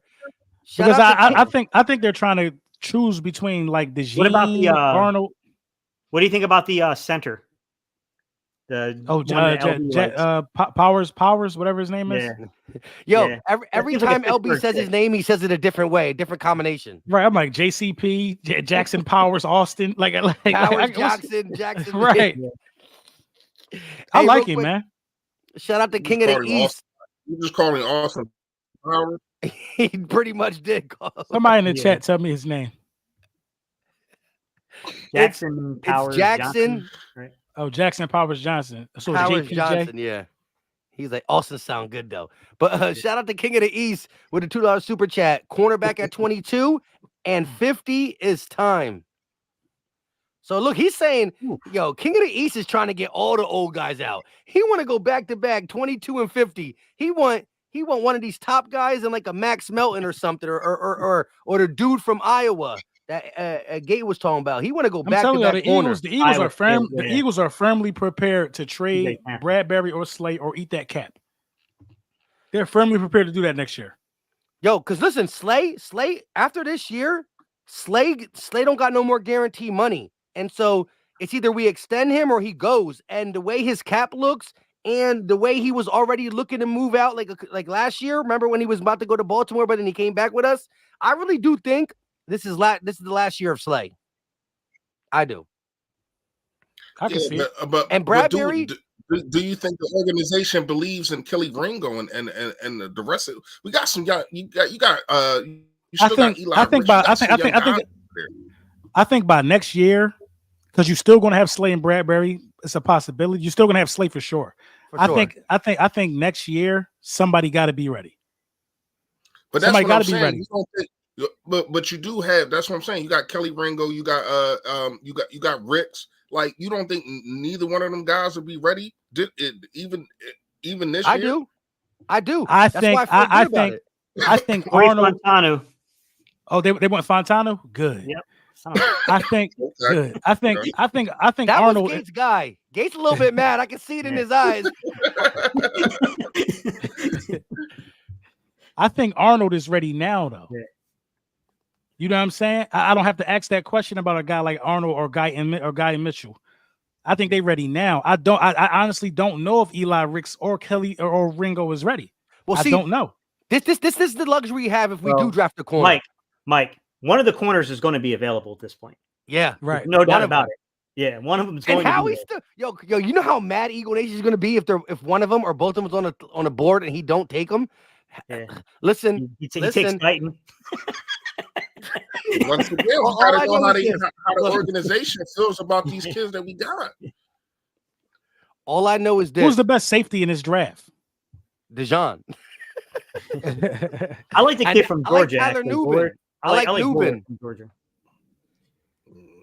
I go Dejan, Tyler Nubin, and Javon Bulliard. They're my top three. I like Bulliard a lot. I think he's a good fit.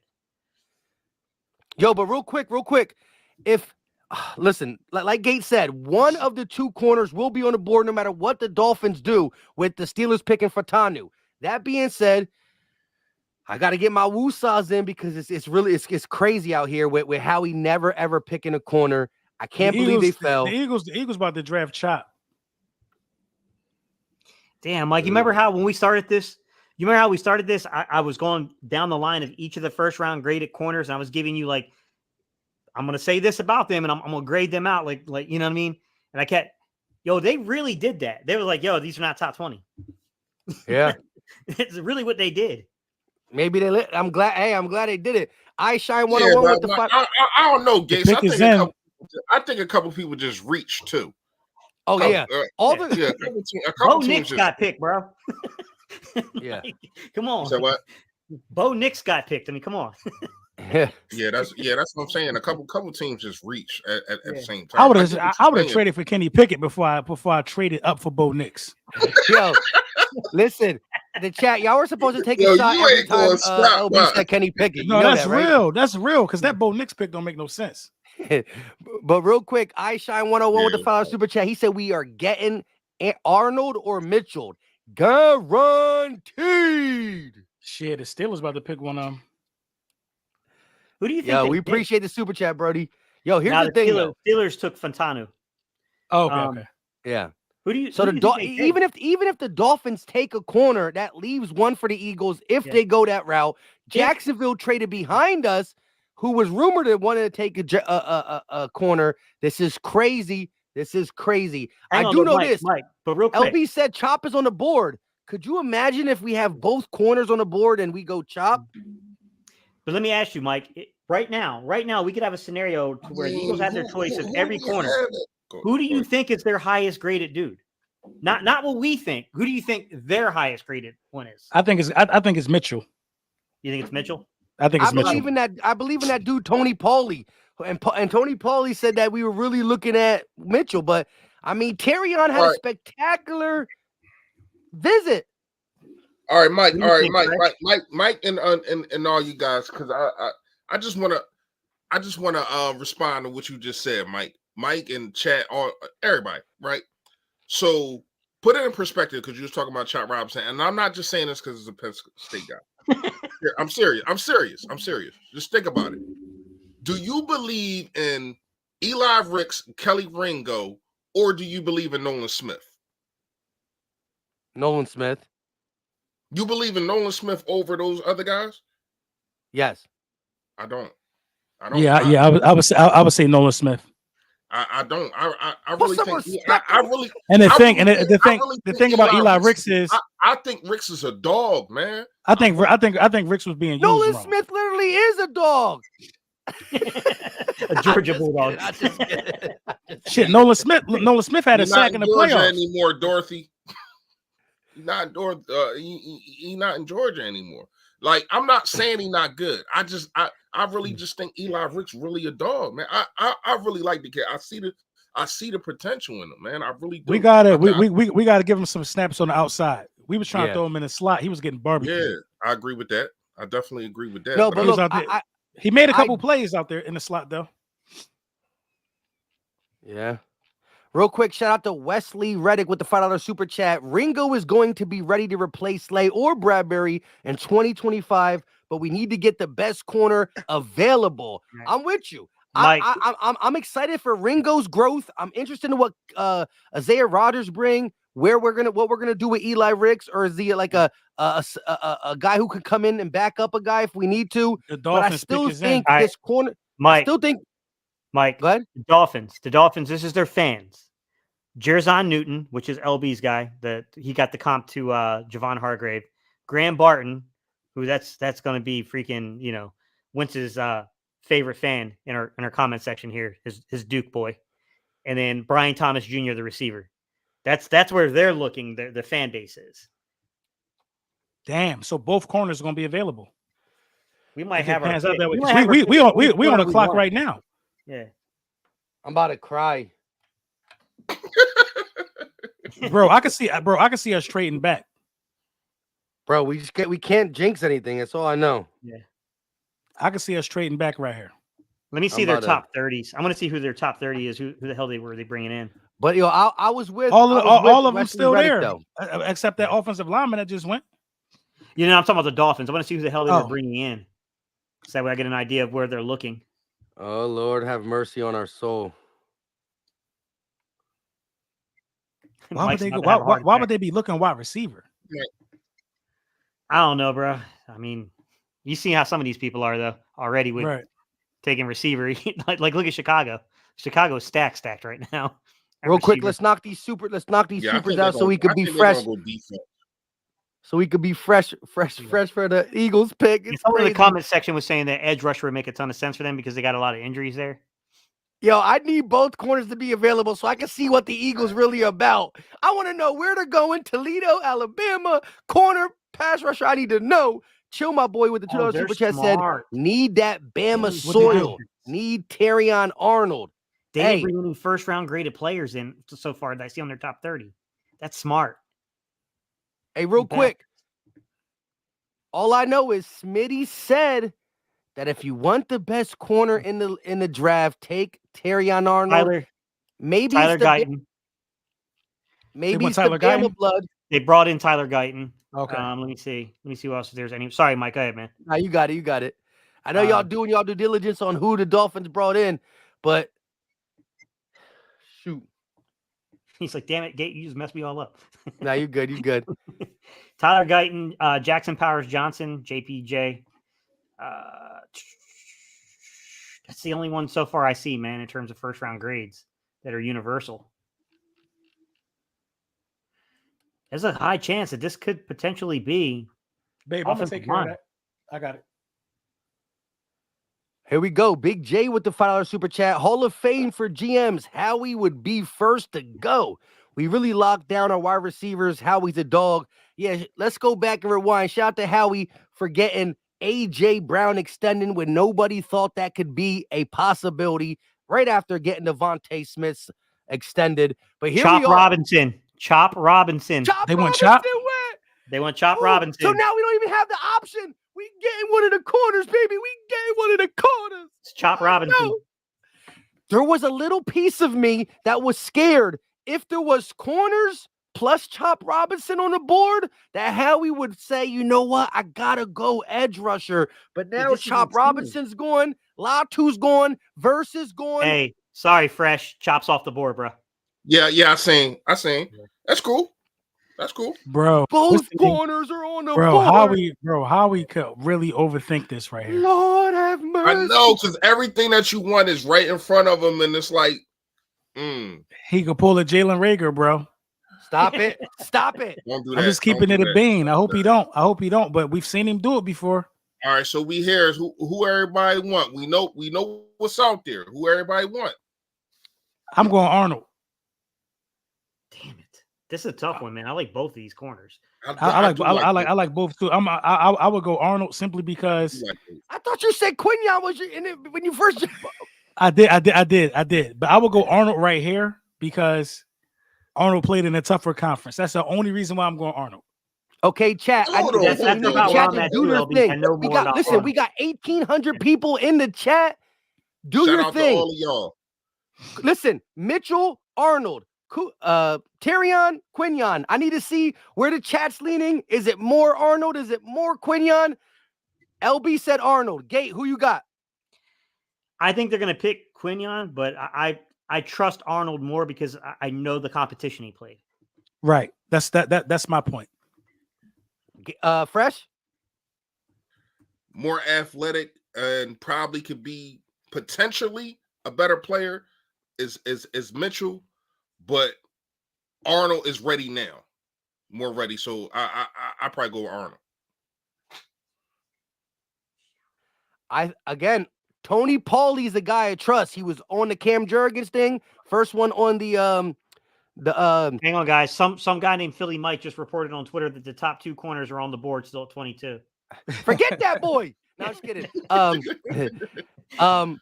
He said that he believes the Eagles want Quinyon more, but I would take Terrion, Arnold. I think game knows game, and I'm going with Smitty. This is a tough one, man. I didn't think we were going to have a choice like this. People don't like that he ran a 4.5. Gate was talking about it too earlier before both Fresh and LB got on. Oh, Arnold's slow. He runs a 4.5. Well, I've seen him run stride for stride with receivers. So sometimes your football speed is different. You have pads on when you're on the field. You're not running in some tights. Also, Jalen Johnson, who's a dog corner for the Bears. Eagle fans would love to have a Jalen Johnson. Gate pointed out that he ran a 4.5. I don't see him getting burnt. So listen, give me Terrion. But I ain't mad at Quinyon.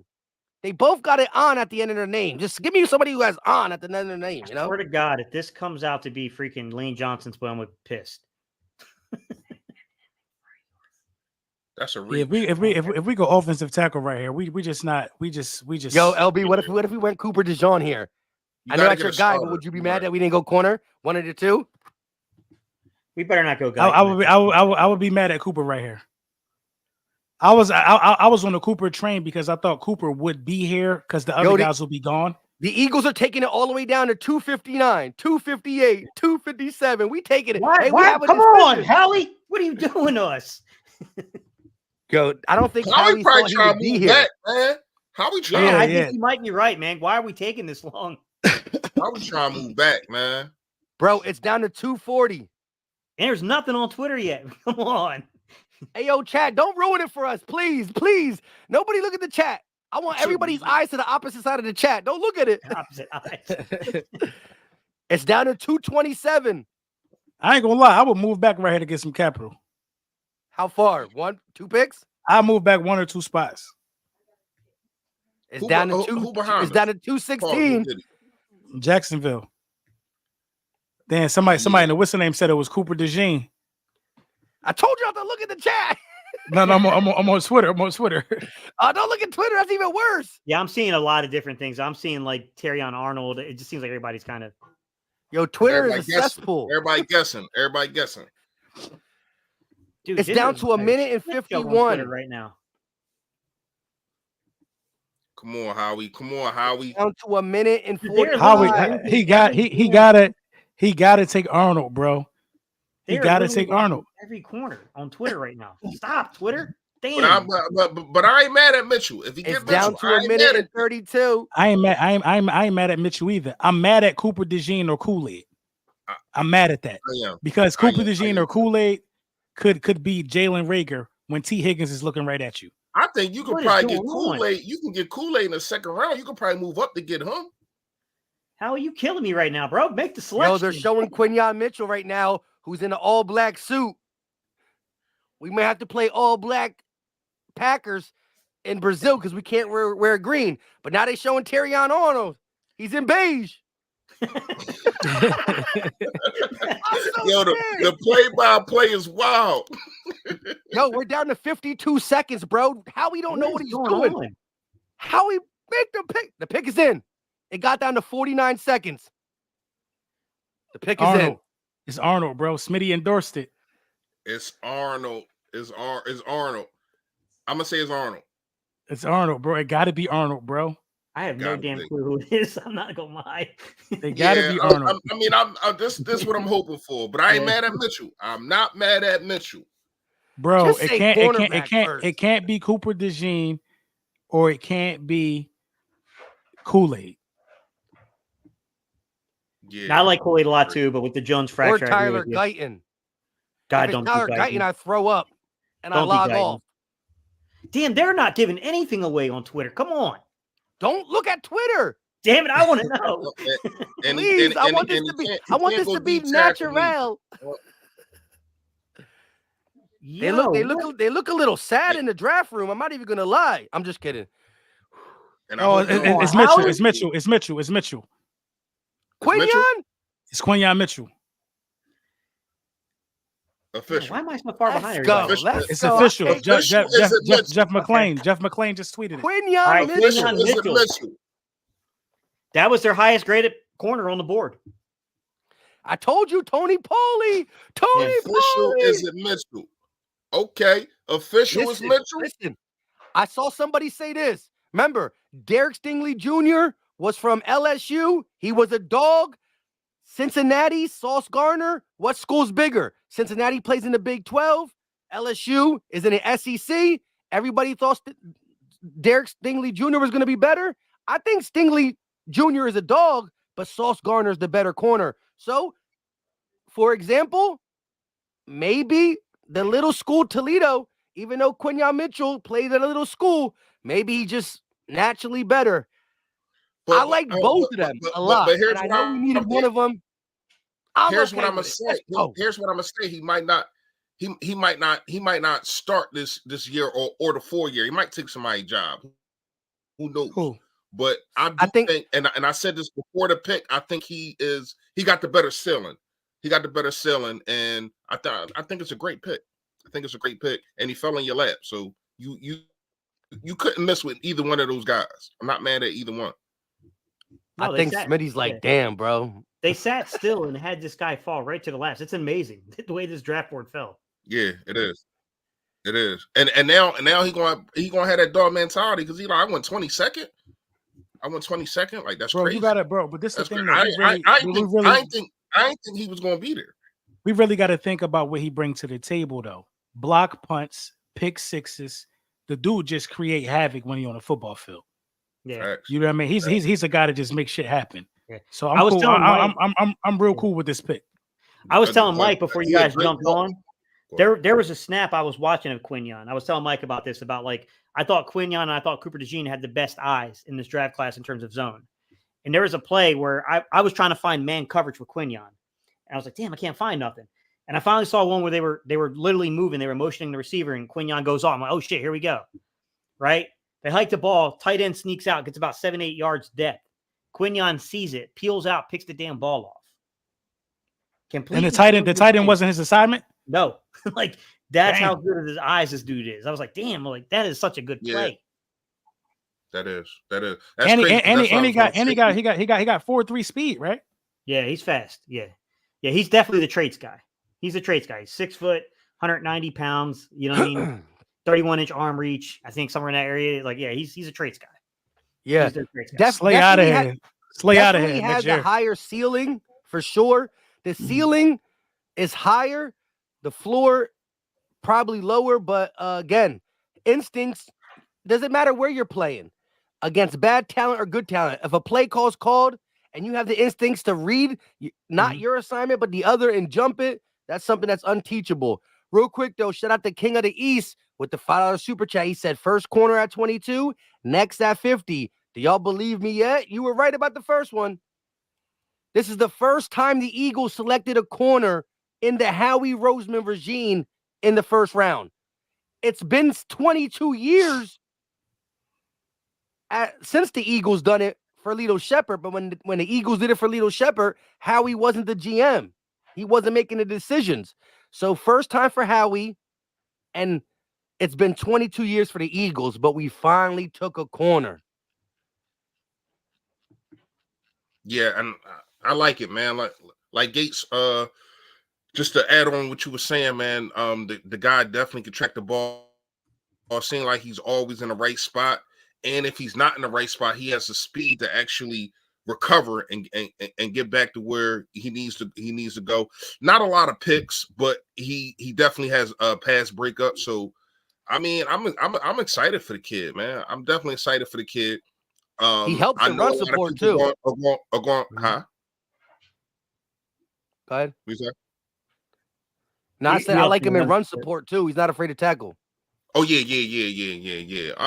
I know a lot of people gonna scratch your head because they're saying who he played, but like Mike said, sometimes that don't even mean nothing, man. You can actually just see see talent. You can see talent, and talent is going to shine no matter what if you put the work in. And I think this guy going to put the work in, man. And I think they're going to throw him out there. They're going to find a way because Vic Fangio is going to find a way to have 5 DB sets, sometimes probably even 6 DB sets. It's going to be a lot of DBs out there, and I think that this guy definitely is a perfect fit for the Philadelphia Eagles and the Vic Fangio defense. Lance Zierlein described him as this, guys. He said he's built like a running back, he tackles like a safety, but he has the ball skills of a corner. that's how what I'm saying. And the speed of a wide receiver. He ran 4.33. Yeah. But he a stud, bro. Great pick. I love it. He a stud. That's a hell of a pick, man. That's crazy. Like it almost don't feel. We're not even like excited. It's just like, yo, we just got like a. Nah, like I keep wondering how the hell Howie keeps doing. It fell in your lap. It fell you didn't have to go up. You didn't have to do nothing. You didn't have to go up. You didn't have to do nothing. You got other teams reaching. I mean, this dude is a potential all-pro at the position. I love it. I love it. That's what I titled my thumbnail. I love the pick. That's what you got on your thumbnail, Gates? Yeah. No, he said he has all-pro potential. Yeah. The Jaguars taking Arnold. Yo, real quick though, shout out to Skeletor70 with the $50 banger the MVP of the night for sure. He said Sixers win and Eagles get the best corner in the draft. What a great night for Philly sports.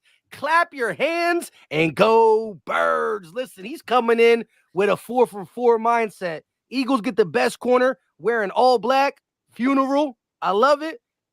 Sixers So what pick? finally beat the Knicks. Shout out to him. You know why he gave $50? That's what my man Embiid dropped tonight. My man dropped 50 tonight. Shout out to him.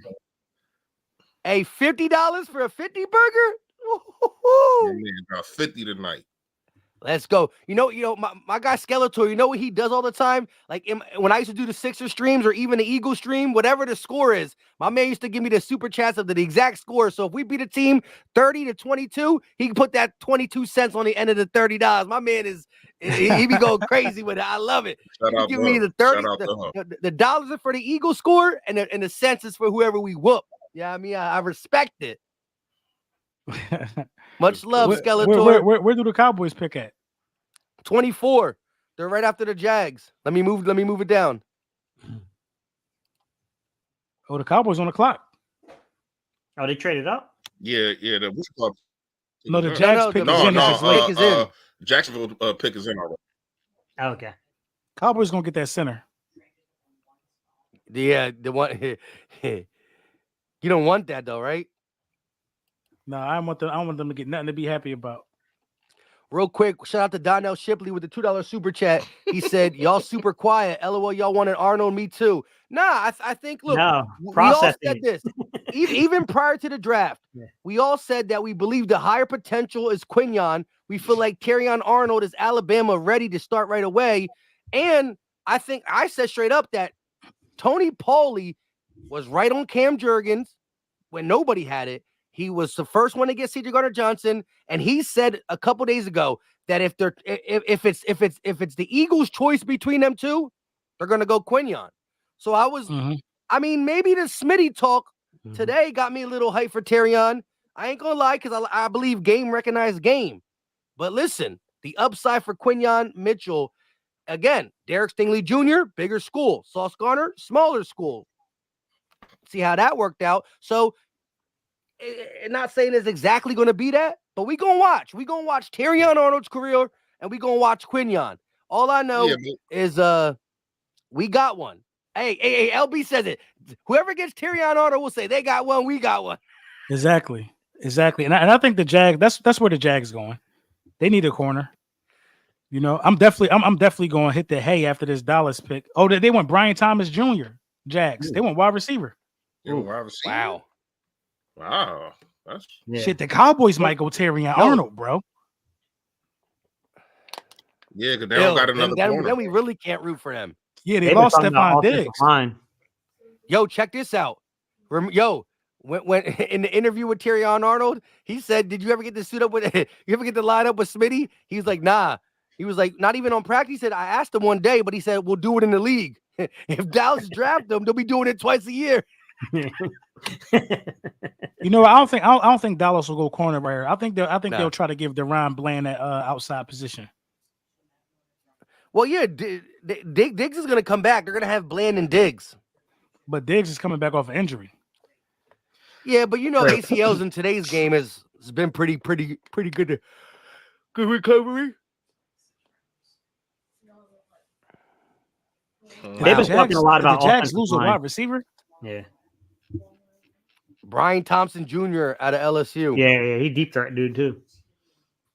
The Cowboys fucking ran a trade back. They've been such a mess this offseason.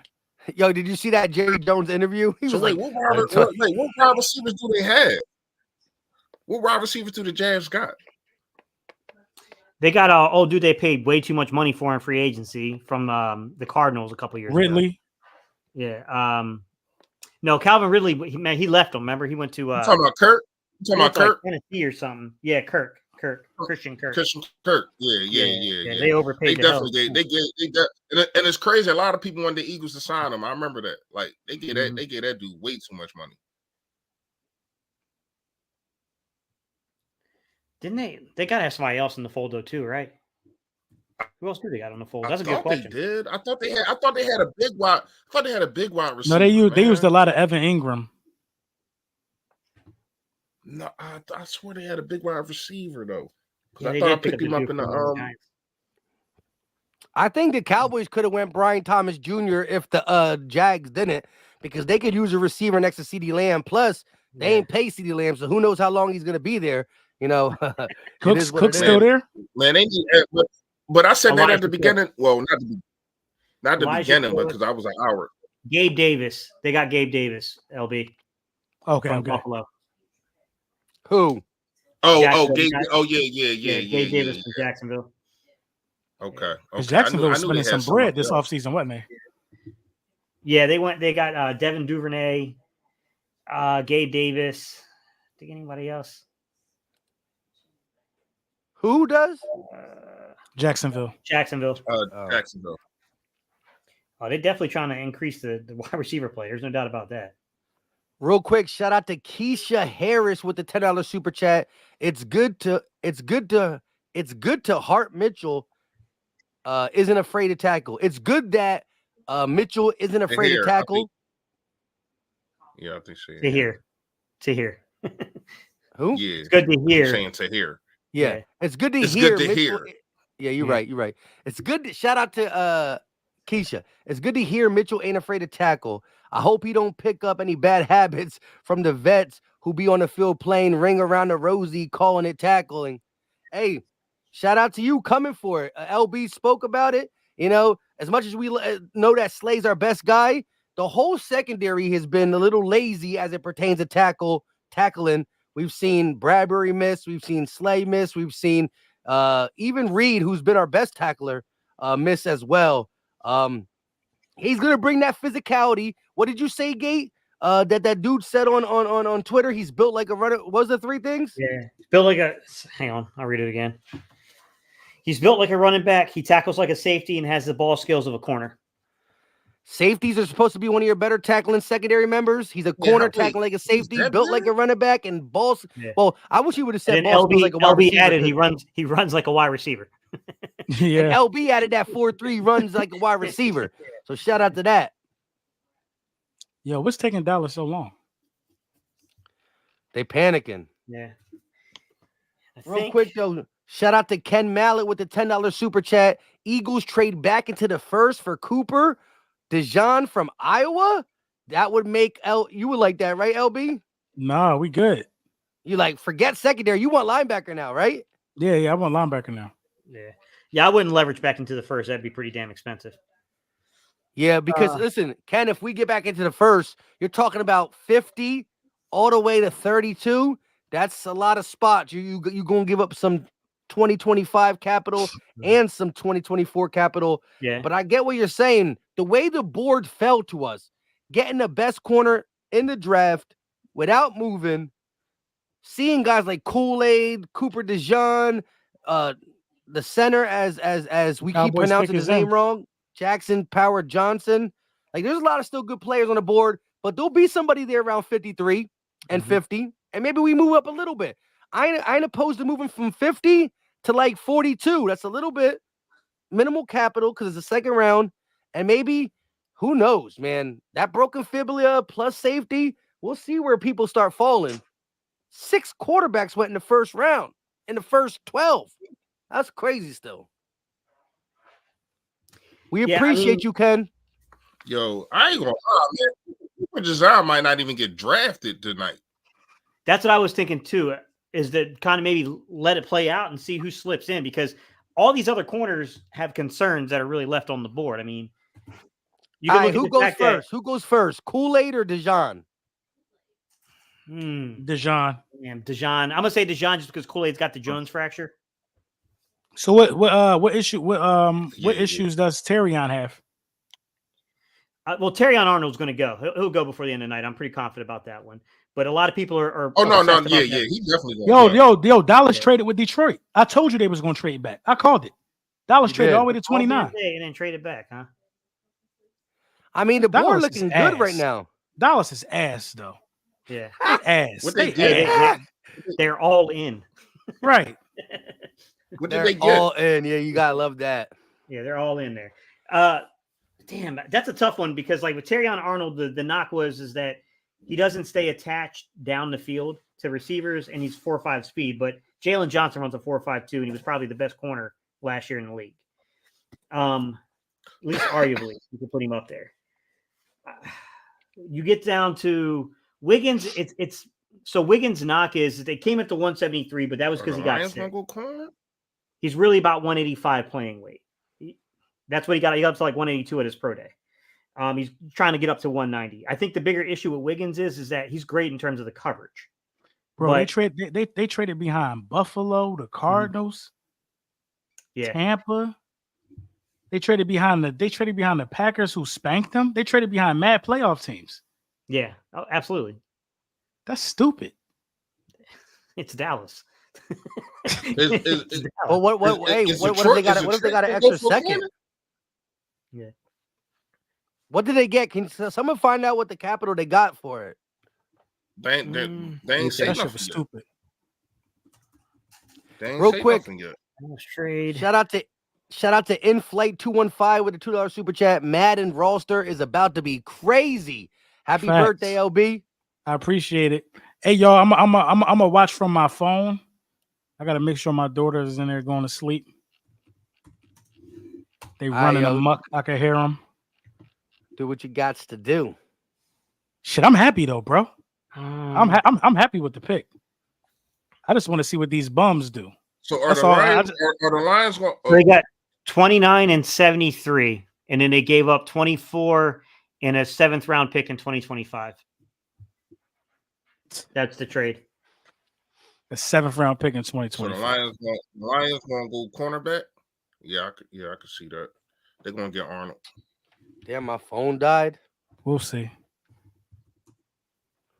Yeah. All right, y'all. Don't stay up too late. Carry on Arnold to Detroit. Yeah. Carry on Arnold to Detroit. Yeah. Didn't something happen to one of their cornerbacks? Like he got locked up or something crazy. Yeah, I'm not even sure. I don't know. They weren't very I know good at corner to begin with. Yeah. Let's see, RedLines.com team. Oh, but that's good for them. That's good for them. Who do they have at corner? They got Brian Branch. I think he's playing more like a nickel safety role.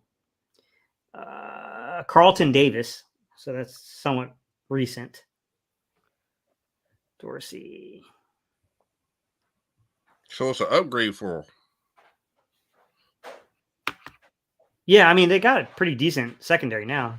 They got Craig James on their team. I didn't realize he was still around.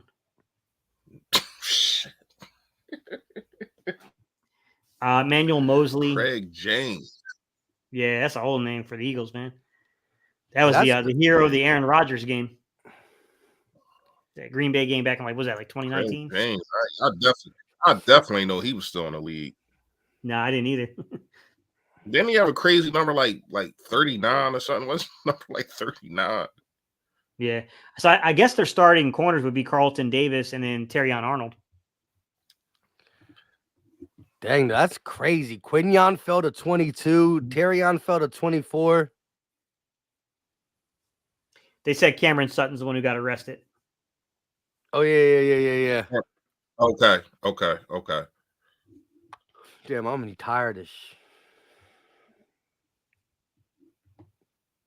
Yo, real talk, though. I do like the Mitchell pick. 4.3 speed. Like I said, the dude has instincts. He has that catch-up speed. Just a lot of talent. And say what you want about his the people he played against. I mean, we've seen it. We've seen guys come from them small schools and just still dominate in the NFL. And he's in a room with some vets, with some young guys. There's going to be competition all around. He's going to be going up against Smitty and AJ. I like it. Mm-hmm. Yeah, I mean, look, it was the pick that they clearly wanted. I mean, they had their choice. That's, everyone said, they kept saying he's the traits guy. He's the guy with the highest ceiling. Competition is a competition. It's not on the player. The player, you know what I'm saying? The player doesn't decide that. I will say that he played Isaiah Williams out at Illinois at the beginning of this year. He's a 1,000-yard receiver from the big. Did a pretty good job defending him. The year prior, he did play JSN, and he also played Marvin Harrison Jr. Earlier, someone said that he thought that he did a good job against them. I'm going to say not. I didn't love the film from 22 with him there. I thought he got a little handsy with Marvin Harrison, if I'm being honest. And then JSN, the one rep I was watching with him, like JSN got a lot of separation there. Pretty easy pitch and catch. Although, I mean, you look at this kid's hips, Mike. I mean, the kid's the most fluid athlete at the corner position I've watched in a couple of years now coming out. Like, the dude definitely has all the traits, you know. I think he's a 4.3 guy because I think Wiggins is the 4.28 one. So, I mean, fast, he's fluid. Dude's got great eyes for zone coverage. It was the one I was telling you guys about earlier to where you could see him playing some quarters-based stuff. I was pointing this out in the film breakdown I did earlier today on him. They ran a lot of quarters, looks like some kind of, you know, quarters family stuff in terms of Toledo, but they played a lot of off man. So there wasn't a lot of man concept in that quarters. So you didn't get the man technique. So you didn't get like bail. You didn't get mirror and match as much. You didn't get jam. You got a little bit more of an off coverage, kind of a drop zone, kind of that drop quarters look. But to be honest, I mean, that's still a staple of Vic Fangio. And when he went to the Senior Bowl, he did play a lot of man-to-man, and he was pretty damn good in the Senior Bowl. Pretty dang good. Sorry, I forgot we got kids watching. He was pretty dang good in the Senior Bowl. So, I mean, I'm not shocked that he was the pick, man, because, I mean, we had a lot of hints this week and last week that he was going to be the pick if the Eagles could get their hands on him. Yeah. Yeah, I ain't gonna lie again. to you. Go ahead, Mike. No, you got it. No, I was just piggybacking on what Gate City was saying. I ain't gonna lie to you. Like, I do think if you're talking about a Vic Fangio scheme because of the speed that that Mitchell has, I think that he probably would be a better fit. Once again, I do think that he's more of a process or whatever you want to call, but I do think that he is NFL ready. I just think that Arnold was more NFL ready, if that makes sense to anybody. But I'm gonna say this once again, like I said before we got him, I do think that his ceiling definitely is higher. And for Vic Fangio's scheme, like you was talking about, you know, the quarters and all those kind of things, because of the speed that he has, he doesn't have to play man, and you can put him in just the area to where as though now you got to track the ball. And I think he fits definitely better in that scheme, man. And he gonna flourish. He gonna flourish. He definitely gonna flourish. It's definitely going to be intriguing to see exactly how Vic Fangio is going to use him, and if he's going to put him in a position to where as though he can take one of these guys' spot and Slay or Bradbury. I mean, it's going to, because to me, it can't be about who getting paid the most and all that kind of stuff. It got to be about who's the best talent. We're trying to win the Super Bowl this year, and if he's the best talent and if he gives you the best chance to win, you got to put him on the field. But I know it's politics; they getting paid, yada yada yada. But man, if you're trying to win, if he is fighting these guys and he's better than these guys at the position as of right now because of age or whatever the case may be, he needs to be starting.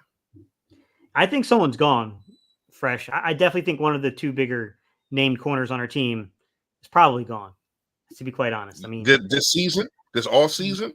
I think so. I think they're going to part with one of them. Yeah, I can see that. Right. Listen, shout out to Big Pain with the $2 super chat. Anyone is better than James Texas Toast Bradbury, which, if things matriculate the way Gates saying, you see Isaiah Rodgers competing, Keely Ringo looking good. Now you got Quinyon Mitchell. All I know is June 1st cuts. That could be a real thing. Mm-hmm. The money's different. It's not going to hurt us as much. How we can finagle some this year and next year, it's definitely doable. Shout out to Duron with the $5 super chat. I'm happy with the outcome, but the skeptic in me hopes this isn't Jalen Reagor versus Justin Jefferson situation. Good show, Philly Mike. Go Birds. I don't think it is. I don't think it is either, because Reagor had some really sketch production. And you're talking to a guy, I was all over Reagor before that 20 draft.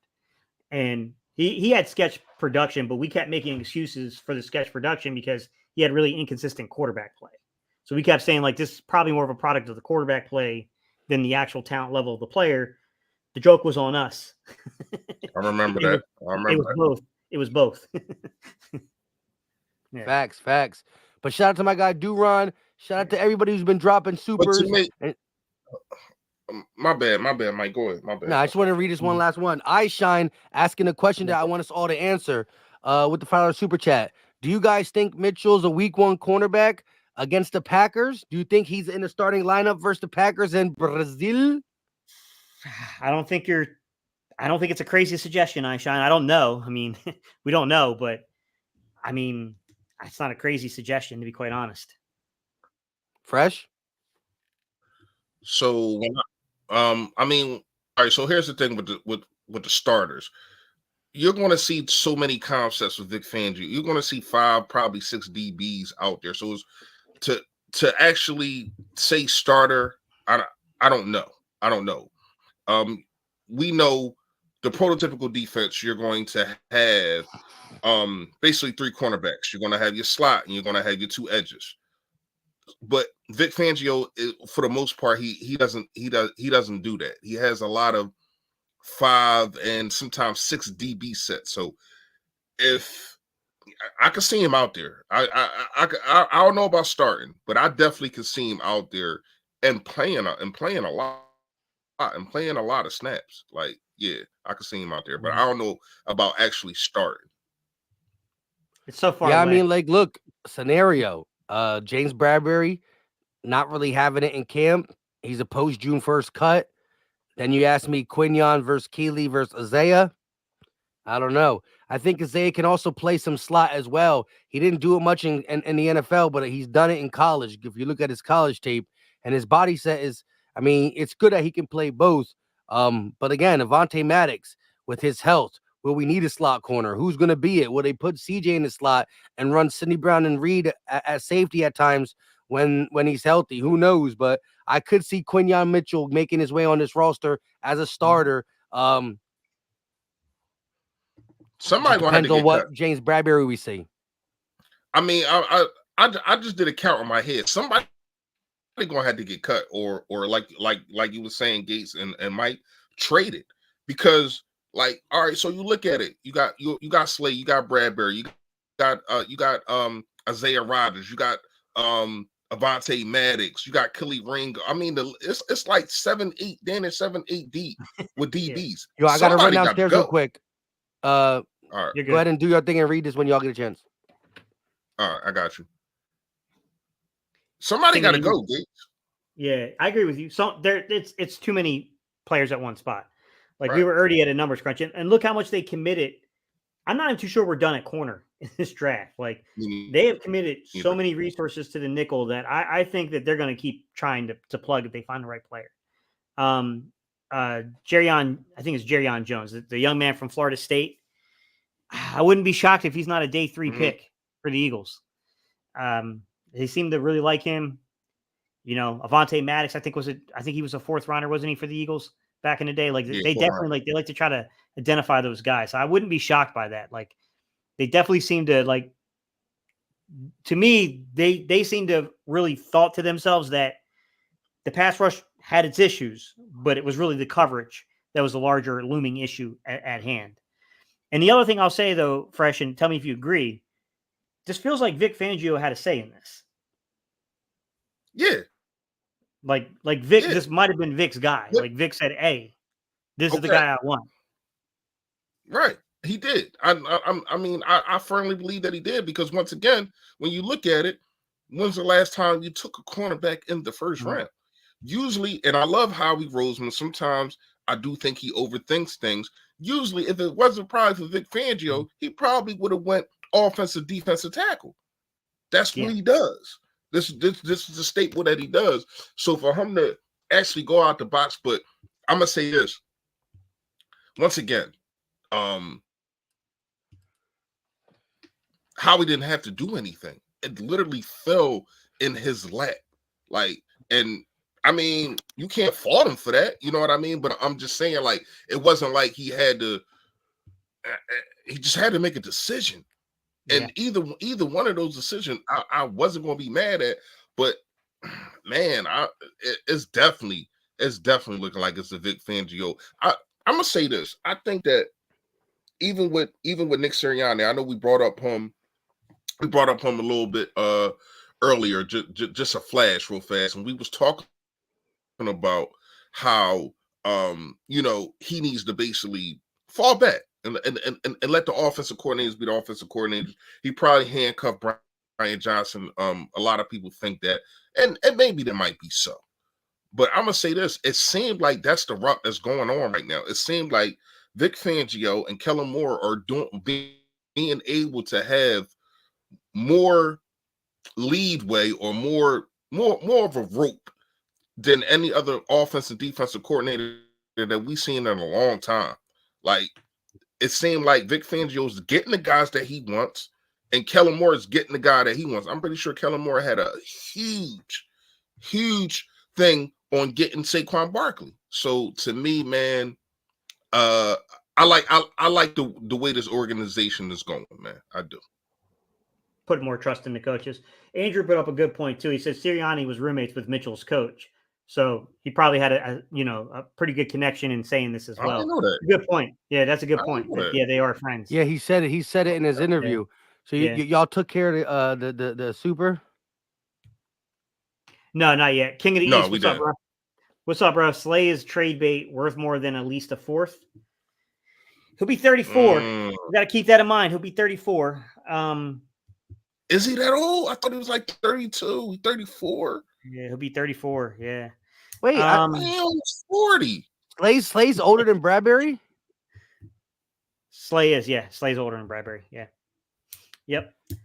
Yeah, Bradbury looks slow because he is slow. But he was never really a foot speed guy, Mike. Yeah. But I'll say this: that I don't think it's crazy, King of the East, to suggest that something could be afoot here with Slay. I know, Mike, didn't you have an opportunity to talk to Darius? Yeah. He knows the contract situation. As soon as we got off the thing, he didn't say it on stream. As soon as we got off my recording and he tried it in the background, he was like, yeah, man. He's like, I'll at least be here for one more year. I was like, you got 2 years left on the contract. He's like, yeah, but at least one. I said, what you mean? You said two. He's like, yeah, but I got no more guarantee money and the cap hit's going to be high. You know how GMs feel about high cap hits. And so he was looking at, he was hitting at me like, it might be his last year in Philly. Yeah. Cause I mean, I look at it this way with Slay. For the acquiring team, there's a lot. He's a good player. So there's going to be interest just in the fact that he's, if you're a contender, you know what I'm saying? Like, you're going to probably want a shot here, especially if that's a need here. He's 1.2 against the base. And I think the only other thing you have to worry about is that $2 million option, because I think that's tied to a roster. So they may have to incur that. But you're still talking about less than $3.5 million for Slay. The rest of this is all tied up in mostly the signing bonus. So, I mean, if you cut him June 1st, it's about $22 million is what you would sink into the cap this year, which they're not going to do that. But a post June 1st, you pretty much ain't paying crap this year, but you definitely pay next year to come off your cap next year. Let's see if you trade. Does that change anything? Trade in the post June 1st, you get back about $1 million. I mean, it could potentially happen. You're going to eat some cap in 25 because that would definitely be a post June 1st. So you're going to definitely eat some cap in 25 on that one. But I mean, you kind of look at this situation, Mike. They got, Quinion. Past Quinion Mitchell, they've got Isaiah Rodgers, who we don't know. He's been out for a year. We have to see, but reasonable to suspect that he could have an impact here. Kaylee Ringo was drafted in the 4th round the year prior. Eli Ricks is at least a serviceable backup. And then you got your 2 older guys. You know what I mean? Then you got Bradbury. You got Slay. Something's got to give. It doesn't feel like they're going to keep both. Yeah, I hear you. And it should be interesting. At the end of the day, I look at it like this. Slay's going to be here this year. He's the better corner. I think if it's a trade, then Slay might garner more attention, of course, than Bradbury, especially with his contract. But I think it's going to be along the lines of Slay staying, You got the youth movement of Ringo, Isaiah Rodgers, and Quinyon Mitchell, and Bradbury is on the roster now until otherwise. And I think he at any time past June 1st, if things ain't going according to plans, if they want to get the young guy in, you go ahead and cut bait then. Yeah. And JB's contract is very similar from a trade perspective. They're going to eat a $1.2 million base salary, depending on how that option bonus is structured. If that's a roster, which the Eagles may have already optioned it and picked it up, I don't know. That would be 1.5. So the acquiring team is getting him for less than $3 million. Darius Robinson just went to the Cardinals, edge rusher out of Missouri. So let me see a post June 1st cut. Yeah, you offset it. What's that? Go ahead. Trade on a post June. I don't know if anyone's going to trade 1.2 million. So I mean, the contract structures are pretty much the same. The difference being is the amount of dead money. There's way more dead money in Slay's contract than Bradbury's. That's the difference right now. Bradbury's a little younger, obviously, than Slay, but I don't, I think Slay might have a little bit more left in the tank. At least, yeah, I'm about to say, but he's definitely not better than him. Yeah, it is. You know what I mean? Like, it's going to be interesting to see how they structure it all, how they go into camp with this. Facts. Real quick, King Reed 420 with a $2 super chat. He said, "Don't we have a slot corner in Tyler Hall?" Yeah, we signed him. I don't know if we signed him or we put him into a future contract, but he's definitely going to be around fighting for some play, depending on how healthy and productive Maddox is. Where we want to use cornerback Isaiah Rodgers. But yeah, I like the little low key sign of Tyler Hall this offseason. It was definitely underrated. Real quick, he's been trolling in the chat all day or since like the last 10 minutes. How are you not talking about the best cornerback we drafted since Brown/Shepard? Yeah, we did. You just came in here as now we are 8 picks away, probably 30 minutes out. And we slowly start talking about other things and what the chat is asking. At the end of the day, we spent our 30 minutes on him. We all love the pick. It was Terrion Arnold versus Quinyon Mitchell. I think there's a lot more upside with Quinyon Mitchell. We talked about it. First corner ever drafted by Howie. First corner in 22 years by the Eagles in general. Last one was Lido. Not Sheldon, but Lido. And we're all excited. We all wanted corner. Nobody thought prior to this draft that he would be there at 22. I was knocking on the door at 16. Move up to Seattle. But shout out to Howie. Stood his guns. LB, Fresh, Gate. Y'all telling me to shut up and let's stay at 22. I was like, he's going to get taken. And bang, bang, boom. 22. I said, let's move up to 16. Right? And then boom, they took Byron Murphy. The only reason we said that is because of the way the board was falling. Yeah, it was falling good, but I thought, where Byron Murphy went, Dallas Turner, Amarius Mims, Jared Verse, Tony, Troy Fatanu, Chop Robinson. I thought there would be some corners in this, but shout out to the O linemen and the defensive linemen. They went off the board quickly here. Look at this. It went D-line, offensive line, D-line, offensive line, D-line, and Quinyon Mitchell fell right to the Eagles. Gotta love it. Let's see this real quick. You know what's crazy? If one of them was probably Howie, probably would have went offensive line or D line, man. Like, I agree. I think everything happened for a reason. I love it. I love it. Hey, man, I took a lot of crap because the only draft videos I made were on the 5 graded, and I didn't even get to the last one. I didn't get to Terrion Arnold. I was like, I thought Quinyon Mitchell would go a lot earlier than this. And I was like, if the Eagles get Terrion Arnold, that would make a great 5th video after we draft him. You know what I mean? Breaking down the film. I just got kind of lucky that the video I put out today was Quinyon Mitchell. So that's where I was in terms of the thing. But everyone kept saying, like, they're not going to go corner in the first round. I'm like, well, I don't necessarily agree with that. Like, they've definitely sniffed around corner the last couple of draft classes.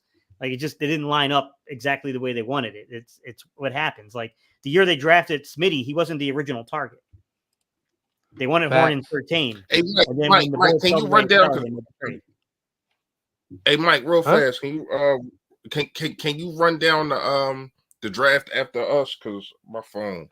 The whole draft? No, the draft after us. Oh, Yeah. Hold on one second. I just want to read this. I Terrific can't in see all it. phases of the pre-draft process, Mitchell is a perfect fit for a Vic Fangio's defense that uses a ton of man-to-man on the outside. He has all the traits to be a cornerback one at the next level, giving Philadelphia exactly what they desire from a technical perspective at the position by Bucky Brooks. Now, let's get off You this ready? and see. It was You want to see Brian everything from us? Jacksonville went with Brian Thomas Jr. Detroit went with Terrion Arnold. Green Bay went with Jordan Morgan. Wow. I didn't think Jordan Morgan was going to go that high. That's high. Tampa Bay went with Grant Barton. Yeah, I didn't see that one either. And then Arizona just went with Darius Robinson. It's a pretty good pick. I like Darius Robinson. I can see the Barton though. I can see the Barton. Grant Barton, yeah, dude. They got him listed as a center on here, which is interesting because he hasn't really played that since I think it's like freshman year. Interesting. That's where they're listing him in terms of the NFL. Huh. Chiefs. I don't know who the Chiefs picked. Let me see if I can pull it up real quick. Yeah. Shout out to Duron. Speaking of the Chiefs, $2 super chat. I hate the Chiefs. That's a lot of hate, man. That's a lot of hate. And look, I low-key always Xavier Worthy to the Chiefs. That's where Xavier Worthy. Damn, they just gave him another Tariq Hill. Pretty much. I like how Mike. That's immediately where Mike went. They just gave him another guy. We got to chase around the field. Wow. Yo, but real quick, I hate the Chiefs too. I mean, since the Super Bowl, of course, I hate them. Andy Reid made me feel a little love towards them, but they beat us, so I gotta hate them. But man, Xavier Worthy. Hopefully he can't catch. Because we know he could run. Hopefully he can't catch. He was getting some separation on film, man. I'm not going to lie. Was that their top need wide receiver, though? I mean, you probably can make arguments in terms of like who the top receiver was. And hey, do you know why we beat them last year, Fresh? So why? Do you know why we beat the Chiefs last year? Yeah, because nobody could catch. Does that answer your question? I forgot. He definitely beat them because nobody could. That's crazy. Yeah. But they was catching everything in the Super Bowl, though. Yeah, I know. That's because Mahomes got that Space Jam drink and be giving it to his team at halftime. I ain't gonna lie, that defense turned up though. Yeah, they turned up. I mean, they don't have Snead. Remember, Snead went to the Titans though. Yeah. I thought that was stupid on their behalf. Yeah. Let's see. Damn, who's left on the board? Yo, we've been live. Well, me and Gates been live for 4 hours and 22 minutes. All right, I'm 3 hours. Nate Wiggins is still on the 3 board. Hours. You got a solid 3 hours and 22. You still got a solid three-piece. I'm 3 hours strong, man. 3.5 over. Yo, LB came the latest and dropped out the earliest. Yes, yeah. The only reason I'm gonna let him ride because he had both his kids today and stuff, and it was his birthday, so he was struggling. He was struggling. Yeah. Nate Wiggins, Tyler Guyton still on the board. Lad McConkey, Kool-Aid still on the board. Cooper DeJean. Yep. Cooper DeJean. I told you, I don't think at least one of them is not getting drafted. Jer'Zhan Newton still on the board. Who do we think the Cowboys are going to take? Powers, JPJ. They might go JPJ. They need a center, don't they? Yeah, they lost Biotish. Yeah. Guyton at tackle, JPJ at center, something like that. I wish they'd take Guyton. Huh? I want them to take Guyton. Yeah, because he's not ready to play right away. Because I know I heard Cowboy content creators say he don't know how to play football. Really?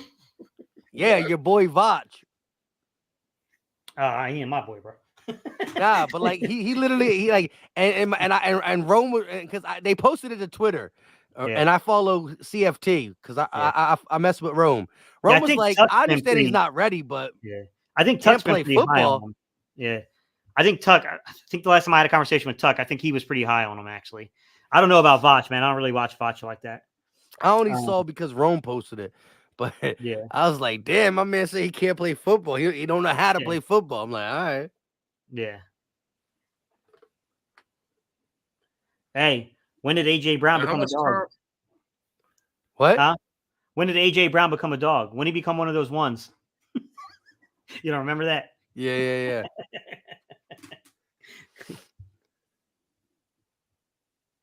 Yo, the Chiefs really traded up to Cowboys take the took fastest Titan. receiver in the NFL to just they really traded up they traded up to try to get Tariq 2.0. They really did. Yeah.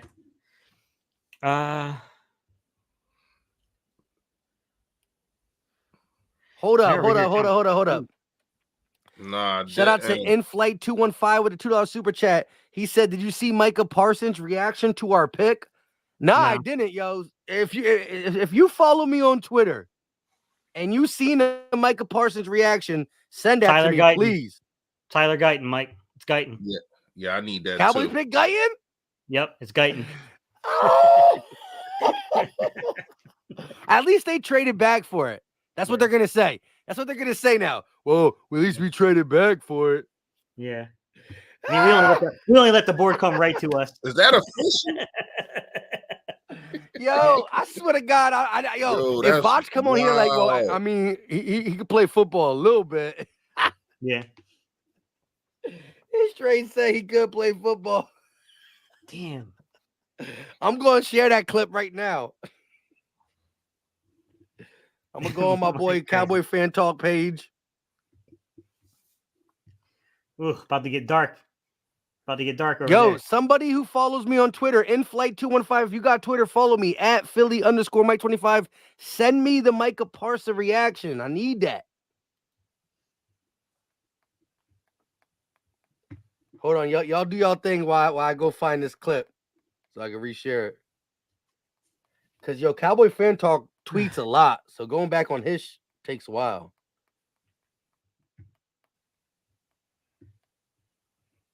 Come on. Yo, why everybody silent? Yo. I was sitting there. Sorry. I'm in here watching some of the Twitter responses. And yo, Caleb, is this you? This is my guy Caleb in here. He reposted someone and said, I don't think AJ Brown plays another snap for the Eagles. That's great. Well, they are on him right now. And pulling all the kids when he played again. So I'm like, all right, Tyler rough around the edges. He lead the country in holding. You see him grabbing people back. Hold on. Man, when you hear people talk about Tyler Smith, Tyler Guyton is different. What? Tyler Guyton don't know how to play football.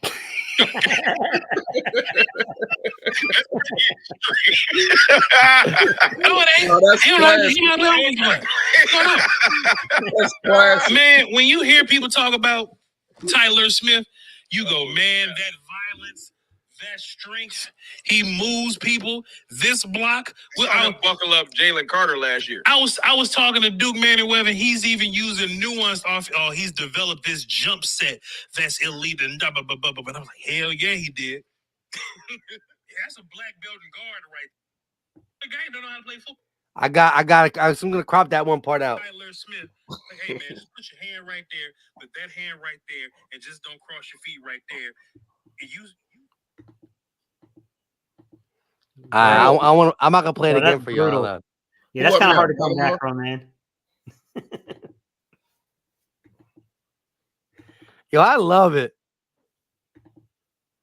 Yeah, that one's gonna sting. That's kind of hard to come back from. At least Rome tried to say that's a little extreme. See, Rome could say I said it was a little extreme, but he was like, no, it's not. Yeah. Always keep a cop out, man. Like, you gotta leave an exit. Yeah, you can't go at a guy like that. That's crazy. You got at least gotta wait till you go to another team or something. Yeah, like you knew there was a chance that the Cowboys could draft. I'm about to crop that out and put that on Twitter right now. Well, he probably kicking chairs right now, man. He threw his remote at his TV. Yo, that's crazy. My man said, dude. And yo, I told you all that before they picked him too, right? So I'm not just saying this because he picked Yeah. him. Like I was calling that I mean, it don't matter if you did or not. He said it. He said it. He said it. Like, so it don't matter. It don't matter if you said it before or after. He said it. That's wild. Yeah. And here go Elliott Shore Parks already, man. The Eagles select Quinion Mitchell. Don't really like this pick. Fine, but I would have gone Arnold or Kool-Aid if going cornerback. Why always negative with this dude? Yeah. I don't get it, man. Like,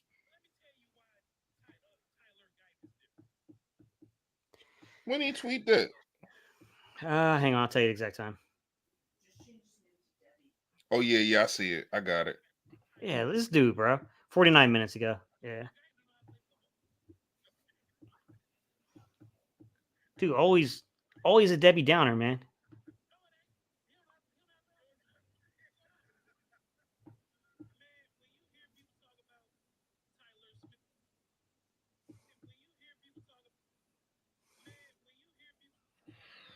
All right, y'all. Gotta get to the kids, which is sweet. Yeah. Sweet. I mean, how many picks we got left? Literally 3. This is crazy. Yeah, they're gonna drag that. They're gonna drag it out. So see y'all guys. What tomorrow? We doing something tomorrow for second, third? I gotta see. I'll let y'all know early though. All right. All right, I'm out, y'all. All right, chat. Hey, yo, Shout be out easy, to all Fresh. y'all. Need that.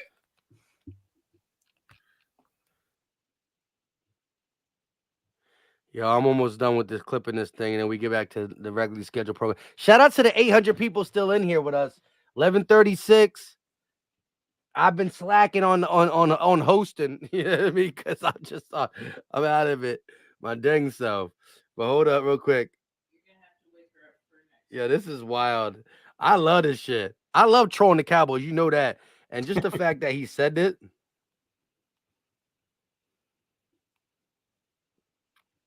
Cowboys draft Tyler. How you spell Guyton? How you spell his last name? G-Y? Guyton, I believe. Yeah, that's pretty easy too. I don't know why I didn't know that. Guy 10. That's how tired I am today, bro. Real quick, shout out to Do-Run with a $2 super chat. I hate that Jerry loves Oklahoma. I hate Dallas. Yeah, my guy Do-Run is an Oklahoma fan, so you probably think Tyler Guyton has a lot of upside, and he does. I think he's very, very raw. With the right training, the right developing, he could become a monster for real. So I'm not like and you said the same thing, Gate. But I gotta laugh at just the premise of they didn't want him and now they got him. Yeah, he's definitely considered to be one of the upside guys in the draft, but he's not. For most scouts, don't have him as being an immediate plug and play guy. We'll see. Yeah. I'm saying Cowboys draft Tyler Guyton. Also, Cowboy fans.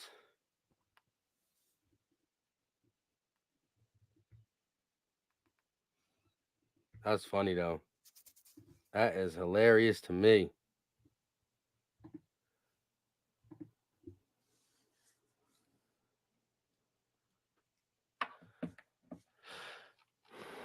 Shout out to everybody in the chat still. Like I said, Eric said, enjoying the real talk. Yeah, that's what we try to do.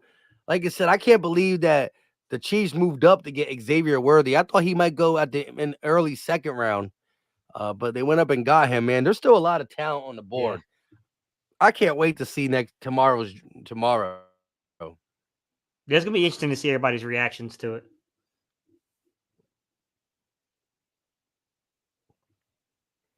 Yeah, for sure. Yeah, I'm definitely tired too. You just tagged me on Twitter? Bet.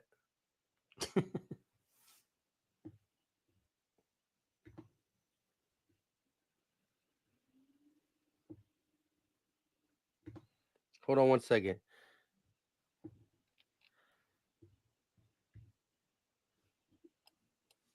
Not gonna lie, I'm glad we didn't take Wiggins. He's the only one of those top corners I wasn't sold on.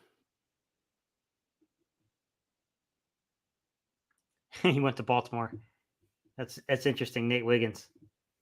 Some of you guys will remember I I was putting out his fits, and I said Baltimore. Yeah.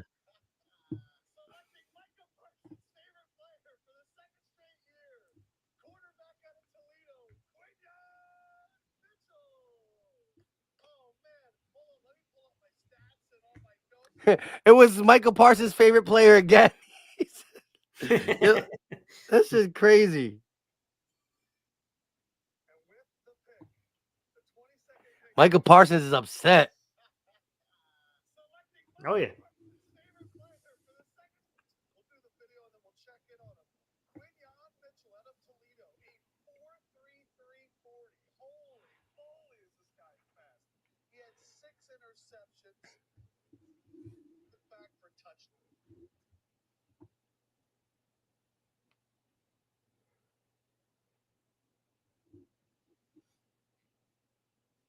Yo, his exact words were, "I'm utterly disgusted."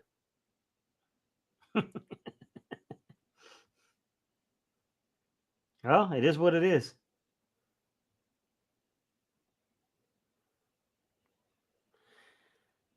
Yo, that's crazy. He was like, "I'm utterly disgusted." Shout out to the Eagles fan who's also in Oklahoma, Bill. Will 2550. Gate, you got to help me out here. I'm dying on this. I'm dying here. My bad, man. Where we at? So I was looking through some stuff. Nah, but yeah, I would have thought the Cowboys would took One more Power pick. Johnson, to be honest, with losing Biotish. I mean, I know they could use a tackle as well, but it is what it is. Yeah. Now it's interesting because I was listing the fits, and I was telling everyone, I said, I felt like, honestly like Kool-Aid, and I felt like Terrion Arnold. Like I felt like those were really, really good fits for anyone that's going to run those Fangio type schemes where you're going to use those zone concepts. You're going to use man concepts inside of a zone system. So I was like LA, Philly, those places make sense. And I think I said at one point, I was like, Cooper DeJean is like a perfect fit for, I feel like Pittsburgh. Like he just feels like a Pittsburgh Steeler to me. And then I was talking about, they were asking me about Wiggins. And I said, Wiggins is like, he's an interesting one because you're kind of looking inside of like man systems. Ravens just went Wiggins. Oh, you knew that already. I was like, Wiggins is kind of like, he's got the ability to flip his hips and play inside of a zone, but like he played a ton of man coverage in college. And I think I was like, if you go and you look at that tree that came out of Baltimore that was following like that Michigan coaching tree of the defense, I was like, any of those dudes, that's a good fit for him. And then of course Baltimore takes him. Yeah, of course. You just lead it up to that. Ancestry with a $2 donation. We appreciate all the love and support.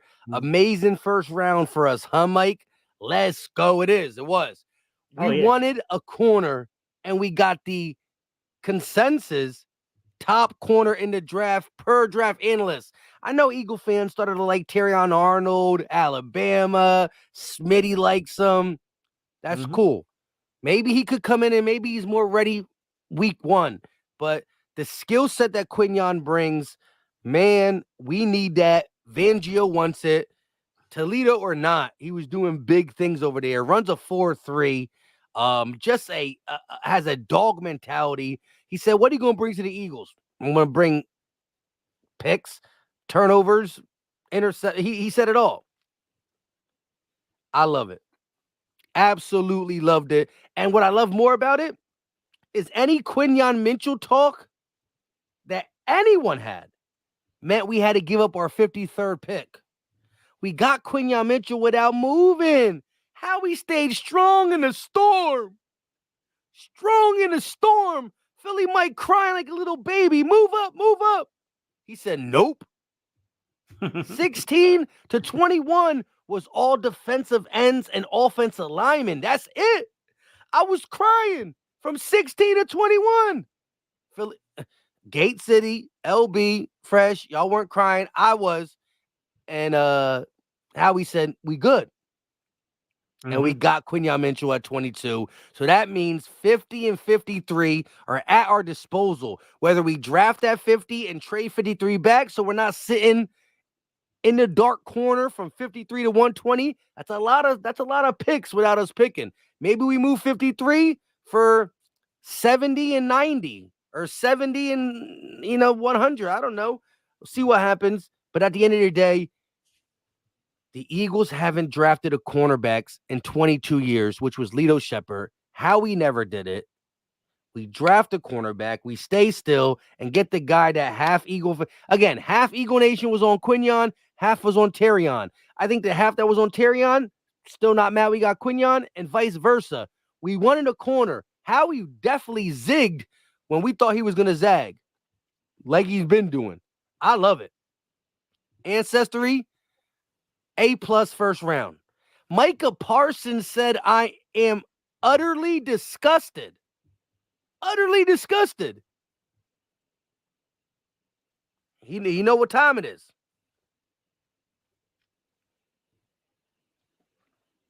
Yeah. I think what happened is, though, I know a lot of other draft people who are reacting to it. They be like, let's go. And we were super hyped last year for a lot of things. But again, because I was doing I don't know. And then the way the chat kind of just said it, and you were the first one to say we're getting Quinion, but you got that always soft malotone voice. So you were the first one to read the chat, and then LB did it too. And LB was kind of out of it too. You were like, we're getting Quinion. I was like, seriously? And he's like, yep, Quinion Mitchell. I ain't really have time to, adjust. See, I like the old school. I watched Roger Goodell get out, and it says, with the 22nd pick in the NFL draft, the Eagles select. That's where the momentum built up. When we get the chat destroy, chat didn't destroy it. Twitter did. It was Jeff McClain or somebody, right? Yo, look at this, Mike. The 49ers took Ricky Parcell, 31 overall. Woo! He didn't even make it to the second. Yep, Yeah. a Uwick is out of there. Yep. They definitely not paying a Uwick now. Howie done messed up the entire league. Howie, yeah. Dang, I didn't think he was gonna. I thought he was gonna go early second. Yeah, I don't know. For me, it was kind of tough today because I spent the last 2 days going over his film, and I had to put the everything together today, and then I released the video, and I knew there was a high probability that he would be the pick if he was available. So it was it just kind of lost all its muster for me. You know what I mean? I just basically spent almost 72 hours working on this player in a row. So I was like,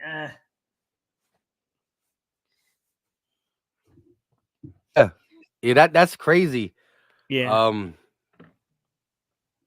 Did you were talking about Parcells earlier, Ricky Parcell, when someone asked about the Eagles in the second round or whatever. Yeah. You said you need to check more tape on him though, right? Yeah, a lot of spectacular catches on the little bit I saw from him. Definitely had a propensity for making the crazy catch. I'd need to look at him in terms of being a route runner though. You know what I mean? That kind I didn't get that deep into it. Yeah, I had him going somewhere in the second, but for him to be the 31st pick, sneaking into the first round, kudos to him. Yeah, a lot of people are saying, it's kind of crazy that Kool-Aid's still available. Yeah, I mean, there's a couple guys. There's a couple guys because I think because of the injuries, I think are slipping. Can we pull up the prospects that are available? Yeah, hold on. No. How do you check how do you go to the available ones? You're underneath NFL. So I'm underneath so if you go to their tab where it's got the picks up next to it should say prospects. It should say picks. Yeah, when I click prospects. It's not loading for you? It just showed me the prospects that are drafted. So mine shows both. Hang on. Let me go over now. It shows both too. Yeah. I think the first page, everyone's been picked, it looks like. Their first 24 prospects. Yeah. So look, we got Ladd, Kool-Aid, Jonathan Brooks, running back, Tavondre Sweat, Junior Colson, Jatavion Sanders, Cooper DeJean, Jazan Newton, that's the DD tackle they were talking about, Jackson Powers Johnson, Malachi Corley, Troy Franklin, Adonis Mitchell, I think a lot of receivers are going to come off the board tomorrow. Yeah, tomorrow gonna be receivers for sure. Braden Fisk, the young man from Florida State. Braden Fisk, Rakestraw Jr., Tyler Renardo Green. Newbin. Renardo Green's another really athletically gifted corner. Sticky in his coverage. Hasn't Yeah, gotten as much I don't even time. see where they have Edrin Cooper. Edge is. Let me go down. Yeah, there's Right Purcell there. right there. Yeah. I mean, if they got these guys in order, that's a weird order. Yo, Edrin Cooper really might be an option tomorrow, dog. Yeah, they got him below Trotter. Huh? They got him below Trotter. They got him below Trotter. Yeah. Lord have mercy. Yo, what if we really come out with, His fan base will go crazy, man. the Pro Football Focus one that I did time and time again that people said this is so fake was Terrion Arnold or Quinyon Mitchell, one of them two. But I had to trade up, but when I trade up, I used the 171 and second round in 2025. So I still have my second round picks. But imagine if we really might have the opportunity to have Quinyon Mitchell, Edrin Cooper, and Javon Bulliard.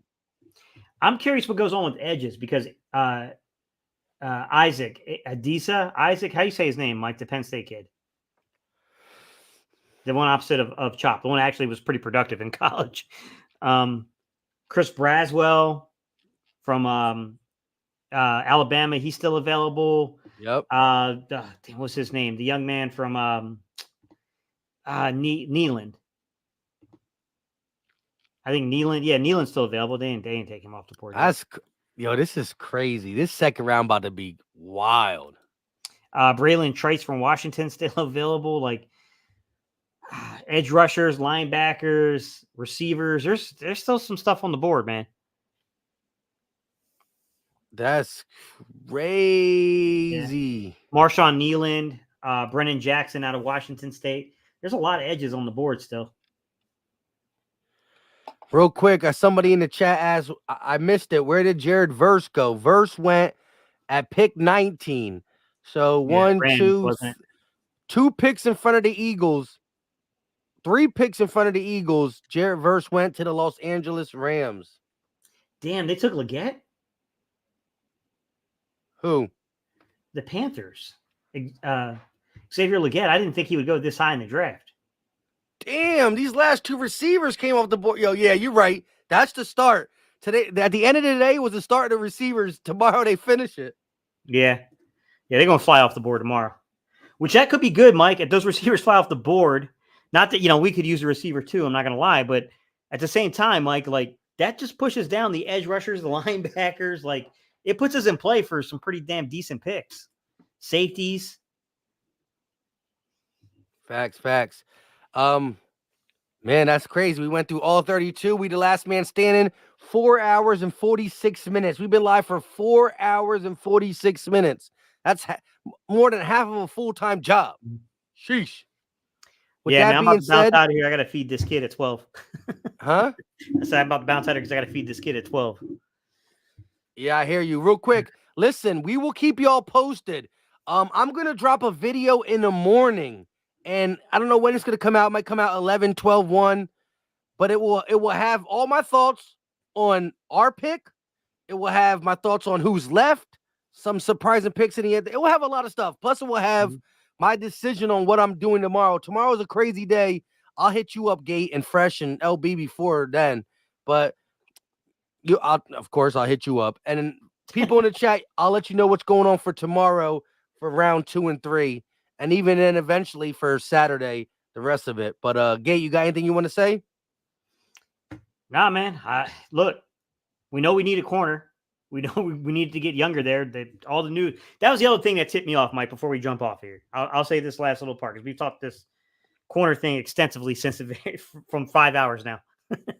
The one thing we didn't mention was the last few days they kept making reference of how old we were at corner. And normally when you see the media repeating the same storyline, it's coming from somewhere. Mm-hmm. Somebody was leaking that. You know what I'm saying? Like that was kind of a giveaway to me too that like, yeah, they're probably going to go corner if it's available. So like, yeah, I mean, not really shocked they went corner. I'm shocked at how the board fell in that we had our pick at corners at 22. I mean, we got to see who truly was at the top of the board for the Eagles at that position. You're right. So because like you said, like if our hand was forced, we wouldn't know who was the true Eagle decision. But because every single corner was on the board, we know truly who the Eagles had as their highest graded corner. Yeah. All right, y'all, man. We appreciate y'all. 5 hours, man. Whew. 5 hours, man. Y'all crazy for that, man. We appreciate y'all. Yeah, we still got 700 people, 600 people in here, 690 something. With all that being said, I go by Philly Mike. That's Gate City. We'll keep you updated for tomorrow. And again, subscribe to both channels. Hit that like button. It helps out. We drop content daily. We out.